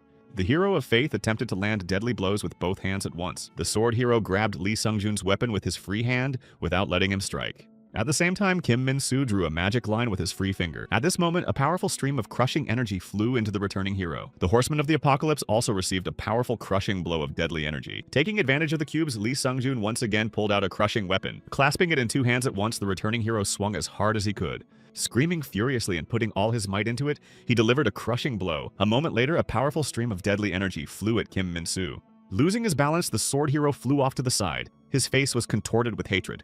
Armed with 2 swords, Lee Sung-joon watched what was happening to the demon. The reason why Lee Sung-joon and Kim Min-soo might seem equal. Pulling out new and new weapons from the cubes, he furiously rushed to the attack. Swinging around, he violently threw a deadly spear towards Kim Min-soo. The reason was the strategy created through countless resurrections. Attacking Lee Sung-joon thought about overloading him some more and being able to take his arm. He needs to make Park Jong-soo's job as easy as possible. Since the beginning of this battle, the returning hero had already died 10,000 times. One might wonder how this is even possible, since he shouldn't be resurrected if he's destroyed by a demon. That's right, and in fact, every time Lee Seon-jun had to die at the hands of a demon, undoing that doom by provoking it himself to come back. He used a bomb strapped to his chest. This bomb was created for him by Ga-ram, and it was activated by the slightest external impact. So he destroyed himself over and over again to find that very moment. Watching the battle, Lee Ga-ram thought that in theory, Lee Sung-joon could stand up to Kim Min-soo. He is able to strip him of his arm and even deal more damage. As they discussed their plans, the returning hero promised to take his hand and maybe more. He said the three of them should keep a close eye on what happens next. Ga-ram thought that Lee Sung-joon was walking a very fine line between life and death, whether a person can even withstand that kind of pressure and moral fatigue. Surrounded by dungeon monsters, the returning hero fiercely attacked the demon. He thought about the fact that the end he had been waiting for all his life was literally in front of his eyes. Shouldn't he get some rest? Lee Sung-joon's resolve began to crumble before such a sweet call of doom. The hero turns into a demon. All this time, Lee Ga-ram and Park Jong-soo were watching. The returning hero trained the hero who will stop the demon after its demise. For the sake of this hero and his own demise, Lee Sung-joon tried to weaken the demon. The sword hero and the returning hero fought fiercely. Kim Min-soo gave a devastating blow. Lee Sung-joon's crushing sword was broken in half by the furious attack. He dreamed of dying to break the endless cycle of 380,000 resurrections. This was but as soon as Kim Min-soo broke his sword and approached, the bomb on his chest exploded. The countdown has begun and the returning hero is back again. Once again, the enraged demon Kim Min-soo rushed in for a crushing attack. But now clutching the deadly weapon, Lee Sung-joon thought for the first time. A thought popped into his head about what he was doing now. The returning hero hesitated. He thought about how many times he had died to understand this pattern of attacks. About 100 times, to barely dodge the attacks of the monster he created. And to strike just one blow, he must survive hundreds of deaths. Now standing right in front of him is the one who will finally give him rest. The one who breaks the chain of regrets he's carried himself through the years. So why is he resisting? Doesn't it end when he finally dies? As soon as the returning hero realized that doom was near, the bomb on his chest went off. The blast was destroying his life without letting the crushing demon destroy him. At that moment, time reversed and he came back again and again. Those who are left behind will understand. They won't feel the same despair he feels. He went back again and again, perfecting his attack and avoiding Kim Min-soo's strikes. Clasping his sword in his hands, he launched a crushing attack on the demon with a fierce shout. But at that moment, the sword hero broke his sword and a bomb exploded on Lee Sung-joon's chest. After a few minutes, he went back again to try again. The enraged Lee Sung-joon stabbed his crushing sword into the ground in desperation. Watching this, Park Jong-soo didn't understand why he had stopped. Everything was going well. Looking sadly at the returning hero, Lee Ga-ram replied that this was the limit. He has reached his limit. To them, it looks like a battle between two almost equal opponents. But in reality, he had been killed thousands or even tens of thousands of times in the last 2.5 minutes of the battle. Being trapped in such a short period of time, floundering between life and death is more than enough to destroy the mind of anyone regardless of their willpower. That's why he stopped fighting Kim Min-soo. He thought about the fact that his brain would just shut down because of the stress. All he wants to do is rest. After thinking about it, the returning hero decided he would leave it up to them and pulled out a bomb. He saw himself asking if Lee Sung-joon was sure. He won't regret it. Tears flowed down the cheeks of the hero's return. There were dark circles under his eyes from fatigue. He screamed furiously to himself that he couldn't go on like this. He was going to the other side anyway. And when he dies, it will finally be over. Hasn't he done enough? Why does he have to care about what happens to the world next? Looking with mad eyes, he cried out in despair that it just didn't make sense. He answered himself that this time he would die for real and never return. That's why he's asking. Lee Sung-joon is really ready to drop everything this time too. The dumbfounded hero of the comeback wondered who he was leaving behind. And he answered that he was right. Lee Sung-joon had always abandoned them in all their lives. And in that moment, the hero of the comeback realized he was right. He had always given up. A life where he and his comrades saved the world. A life in which he married Jeon So-min, and they created a beautiful family. A life in which the returning hero managed to convince all the villains to start fresh. Lee Seon-jun has lived many lives. They were happy or unhappy. He willingly buried countless lives, and it all happened under the guise of a better future for all. From the moment he got that opportunity in the other world, it was like he was in a computer game where he could reboot at any moment. He was like a little kid learning how to crack an arcade machine. In that moment, the goddess gave him the ability to play endlessly, over and over again. He decided to stop her by telling her he'd had enough. He doesn't want to mock the sanctity of life anymore. At that moment, the returning hero firmly decided that this would be his last life. It's like he got the last coin for the machine and he doesn't have any more. Looking at that coin, the kid thought about ending it all with no regrets. Throwing the bomb off his chest, Lee Sung-joon was determined that he would end it all. Realizing that this would be his last life and he would never return, the returning hero smiled. He decided that he would not regret anything, but would simply end this endless life. Using the magic cube, he ordered the entire inventory to be opened. The smiling returning hero stood inside the cube feeling completely calm. Opposite him stood Kim Min-soo, ready for a crushing attack. Seeing a bright flash, the demon headed that way, intending to strike. Putting his arm out in front of him, he was ready for a crushing battle. There was nothing human left in Kim Min-soo. His eyes burned with demonic fire. Like a walking threat, he was rapidly approaching Lee Sung-joon. The returning hero wears the purified armor of the demon Tartarus. It cannot be upgraded as it is bound to the soul. Why is the returning hero so weak due to the fact that his body can be so easily destroyed? Is it because he doesn't have the same fancy techniques as other heroes? The returning hero looks weak precisely because he doesn't need to be strong. A resurrection where each death becomes fuel for the next life. It's a special ability that turns doom into a great gift. Fighting the dungeon monster, he said that this 37th floor is quite difficult. He had to die about 50 times to crush the monster. Swinging with all his might, he stripped the head of the dungeon monster. The hero of the comeback chose to be weak to make the most of this ability. Feeling that he was exhausted, Lee Sung-joon could have voluntarily died to start over. But now someone who has always sacrificed his present for the future decided for the first time in numerous lifetimes not to run away from the real thing. The return hero said that without the ability to return, he's just a nobody.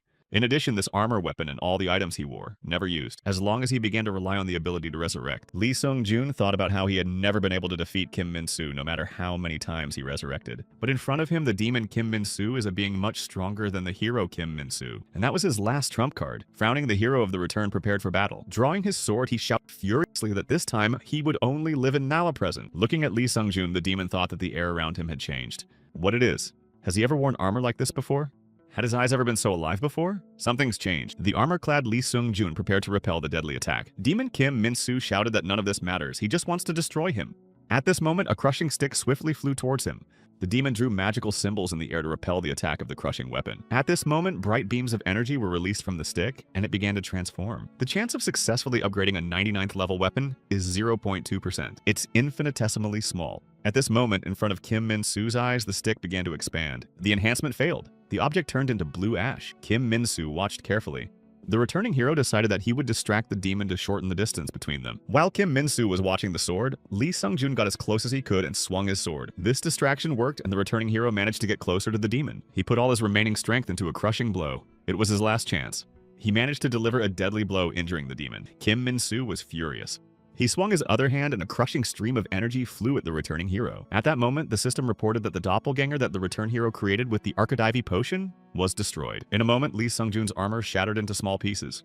The dumbfounded Kim Min-soo looked at Lee Sung-joon with hatred. The demon's shoulder was wounded by the returning hero's crushing sword. Looking at this, he gritted his teeth and fiercely cursed, calling Sung-joon a petty rat. Smiling, the returning hero shouted that this was not all. 2 magic cubes were clutched in his hands. He threw them towards Kim Min-soo's injured arm next to the crushing sword. After a moment, both magic cubes began to transform. The system reported that the enhancement failed. The item turned to blue ash. At the same instant, a powerful crushing explosion erupted at Kim Min-soo's hand. The armor flew off the demon's shoulder. He stared at the gaping wound with rage. The smiling Lee Sung-joon felt an unprecedented lightness and clarity of mind. Gritting his teeth in rage, he rushed to attack Kim Min-soo, hoping to complete his mission. Now that he knew there wouldn't be another time he could focus on the here and now, he came face to face with the underworld. All his senses were heightened. It seemed to him that time moved no faster than a snail, but he felt alive. The demon drew a magic line to deliver another devastating blow. At this moment, the returning hero attacked by throwing a deadly weapon towards the demon. Clasping the dagger in his hand, he thought about the fact that there were many options of what he could do. And all he has to do now is choose the best path possible. With a loud scream, the returning hero fiercely attacked the demon, about to strip it of its arm. At this moment, he was thinking about why he had allowed himself to get so deeply entangled in this ability, when I could always live in such a clear and bright mind, to feel alive. At that moment, the demon Kim Min-soo managed to deliver a crushing blow, depriving the hero of the return of his legs. Gritting his teeth in pain, Lee Sung-joon was not going to give up and retreat. Holding onto the stuck dagger, he continued to hang onto the demon's body. The comeback hero realized that this was the end and was going to do the last thing he could. Frowning, he shouted to Kim Min-soo that since he had taken his legs, he would take his arm. With one hand, he held onto the dagger, and with the other, he struck a powerful blow. It was enough to take away Kim Min-soo's demon arm. The wounded Lee Sung-joon collapsed to the ground with a rumble. He had accomplished his mission. Kim Min-soo's arm collapsed, flew aside, and collapsed on the ground. The demon's eyes glowed with hatred. He glared fiercely at the returning hero. Before finally dying, the hero of the comeback decided to return to the life where he was happy. He returned to the time when the golem hero Jang Sung-woo was sobbing on his shoulder, visited the sea dragon hero Shin Su-ah. They fished together sitting on the dragon's back, helping Mary Stevenson rebuild the transformation hero Lee Ga-ram. He looked sadly at his friends who might have had a different life. Together with the steel-armed hero Jung Yui-ho, they decided to test their strength. While Lee Sung-joon was warming up, Yui-ho swung with all his might and struck. From his crushing blow, the automaton was destroyed. The returning hero laughed at the dumbfounded Yui-ho. Together with another character, Lee Sung-joon visited the cemetery and worshipped the graves. He said goodbye to his friend knowing he would never see him again. Together with Shin So-mi, they visited the Demian Arcadis orphanage. The children joyfully opened their arms and ran to them and received their gifts. The homecoming hero looked fondly at the kids and stroked their heads. Lee Sung-joon met up with his close hero friends at a cafe. They were having fun. They made toasts, chatted, and laughed. Later, together with Kim Min-soo, Lee Sung-joon visited the sauna, having a friendly conversation. They were good friends who always had something to talk and laugh about. The return hero also met the transformation hero An Ji-won. He wanted to remember all his friends alive, kind, and cheerful. After asking Shin So-mi out on a date, they visited a movie theater and watched a movie together. Along with them were a magic hero and an exorcism hero. Lee Sung-joon was enjoying this kind of pastime. He admired the swooning So-mi and wanted to remember her like this forever. The returning hero enjoyed chasing around the night city with another of his hero friends. With another friend, they climbed the steep steps up the mountain. After reaching the top, Lee Sung-joon admired the setting sun with delight. Then they drank hot tea from a thermos and talked about everything in the world. The next day, Lee Sung-joon's plan was to visit an amusement park. Shin So-mi bought him funny pink hair ears and laughed merrily.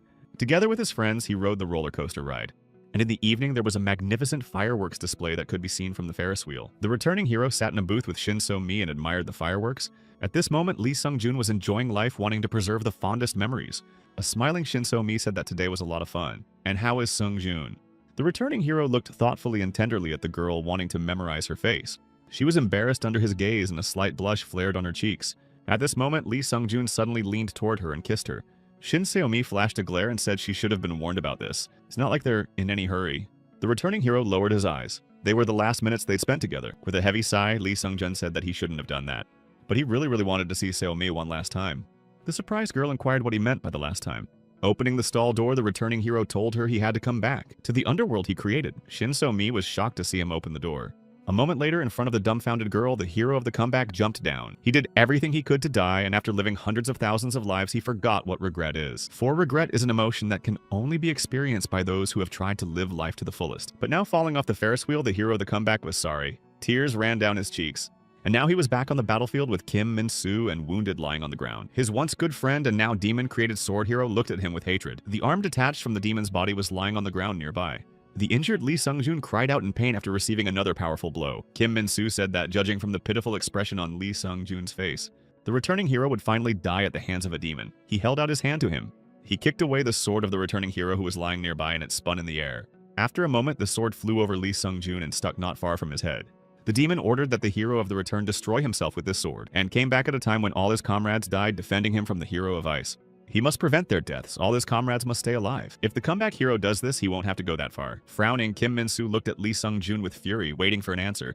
But the returning hero, with a faint smile on his face, replied that he refused. And thanks to Kim Min-soo, he'll go there and meet everyone he loves. The enraged sword hero shouted that he would then destroy him ever so slowly, and as painful as possible. He reached out and delivered a powerful blow that took his fingers away. The comeback hero thought the bastard was cruel to the very end. At this rate, it's going to take forever, but he thinks he can still say a few parting words to him. He has something to say to Kim Min-soo. I'm sorry, but it's too corny. A simple apology won't cover all of his feelings. What he feels is more complicated than that. To say thank you for destroying him. But that's too selfish. That's the kind of thing you thank someone for. Say something about the past, like how they were friends. But after all his resurrections, it turned into something that never really happened. It doesn't make sense. The hero of the return is dead. His body was left only small fragments scattered on the ground. At this point, his decisions have resulted in the deaths of 1,400,000 people. Though he will be remembered as a villain, the fate of humanity is finally no longer in the loop, and there will be no more resurrection heroes drawn into battles for the world of nothingness. He would say no thanks. He did terrible things that affected everyone. Now there's only one hero left who can fight Kim Min-soo. The sword hero stood at the spot where the returning hero had just been. He stood pensively and felt an incredible weight on his heart. A comeback hero is not like the others who despaired, pleaded, and went into a rage. He died with a satisfied expression on his face, as if he had been waiting for this for a long time. Kim Min-soo still couldn't figure out what that bastard wanted. He said he wouldn't come back. That means he wanted Kim Min-soo to become a demon. But for what? Did the return hero really want to see the end of the world? But then why did Lee Seon-jun take his hand away? Why would he do that? The enraged Kim Min-soo furiously punched at the remnants of the returning hero. He shouted in rage at how long Lee Sung-jun had been meddling in his life. He furiously threw more and more punches, furiously yelling how long the comeback hero had changed his life. A short time later, a massive explosion rang out, destroying what was left of the returning hero. Kim Min-soo said he shouldn't have gotten the death he wanted. We should have kept him alive and somehow used him as a weapon. Oh, well, good. Now it doesn't matter what the return hero's goal was. He obviously didn't want the world to win, so he made attempts to destroy it. As Kim Min-soo ran away, he promised to turn everything into ruins, in an even more brutal way, like what he did to his life. After the battle with Lee Sung-jun, Kim Min-soo continued his path of destruction at an even faster pace. To save people, Europe has launched a massive evacuation operation for the continent. In the huge crowd of people rushing to escape, a little girl stood crying bitterly. A soldier came over to her and took her in his arms to comfort her and wipe away her tears. He told her there was no time to cry. She had to survive to see her parents. The queen was also boarding an airplane to leave her country. Turning around, Her Majesty asked her subordinates how the evacuation was going. Taking out the records, the subordinate opened the statistics and read to the queen. He said they are mostly evacuating people to the United States and Canada. But since they don't have enough ships and planes to hold everyone, they also use ground transportation and take them to Africa and South Asia. Frowning, the queen said she wasn't asking where they were being taken. She asked how many people had already evacuated. He replied that at this point it was almost 40% of the population. Given the speed of the sword hero's approach, they would likely have to leave 30% of Europe's population behind. She asked if they could slow him down by sending an army force. He replied that a certain number of soldiers had already been sent to assist in the evacuation. With the reserve forces, they may have enough soldiers to start the battle, but if they spend their troops to buy themselves time, they won't have the strength for the future. And if the forces of Europe will not remain, the United Kingdom and the European Union will become the weakest in the political arena and will end up like Russia. The Queen told Prime Minister Graham that she could not intervene because it was his job to make decisions about the army. But between a country abandoning its citizens for an army and a country risking the strength of a nation to save people to the very end. As Prime Minister Graham thinks about which country the world will respect more, as he approached the airplane ramp, Her Majesty told him not to do anything he'd regret. That's all she's asking for. The plane took off into the air. The subordinates watched the queen fly away. A short time later, there was a meeting of the military about the situation. A government member reported that they are facing the problem of accommodating refugees, but over the next 3 months, they'll get over it. And while the European Union and the UN have suffered defeat after defeat, the military is giving them more time to prepare than they expected.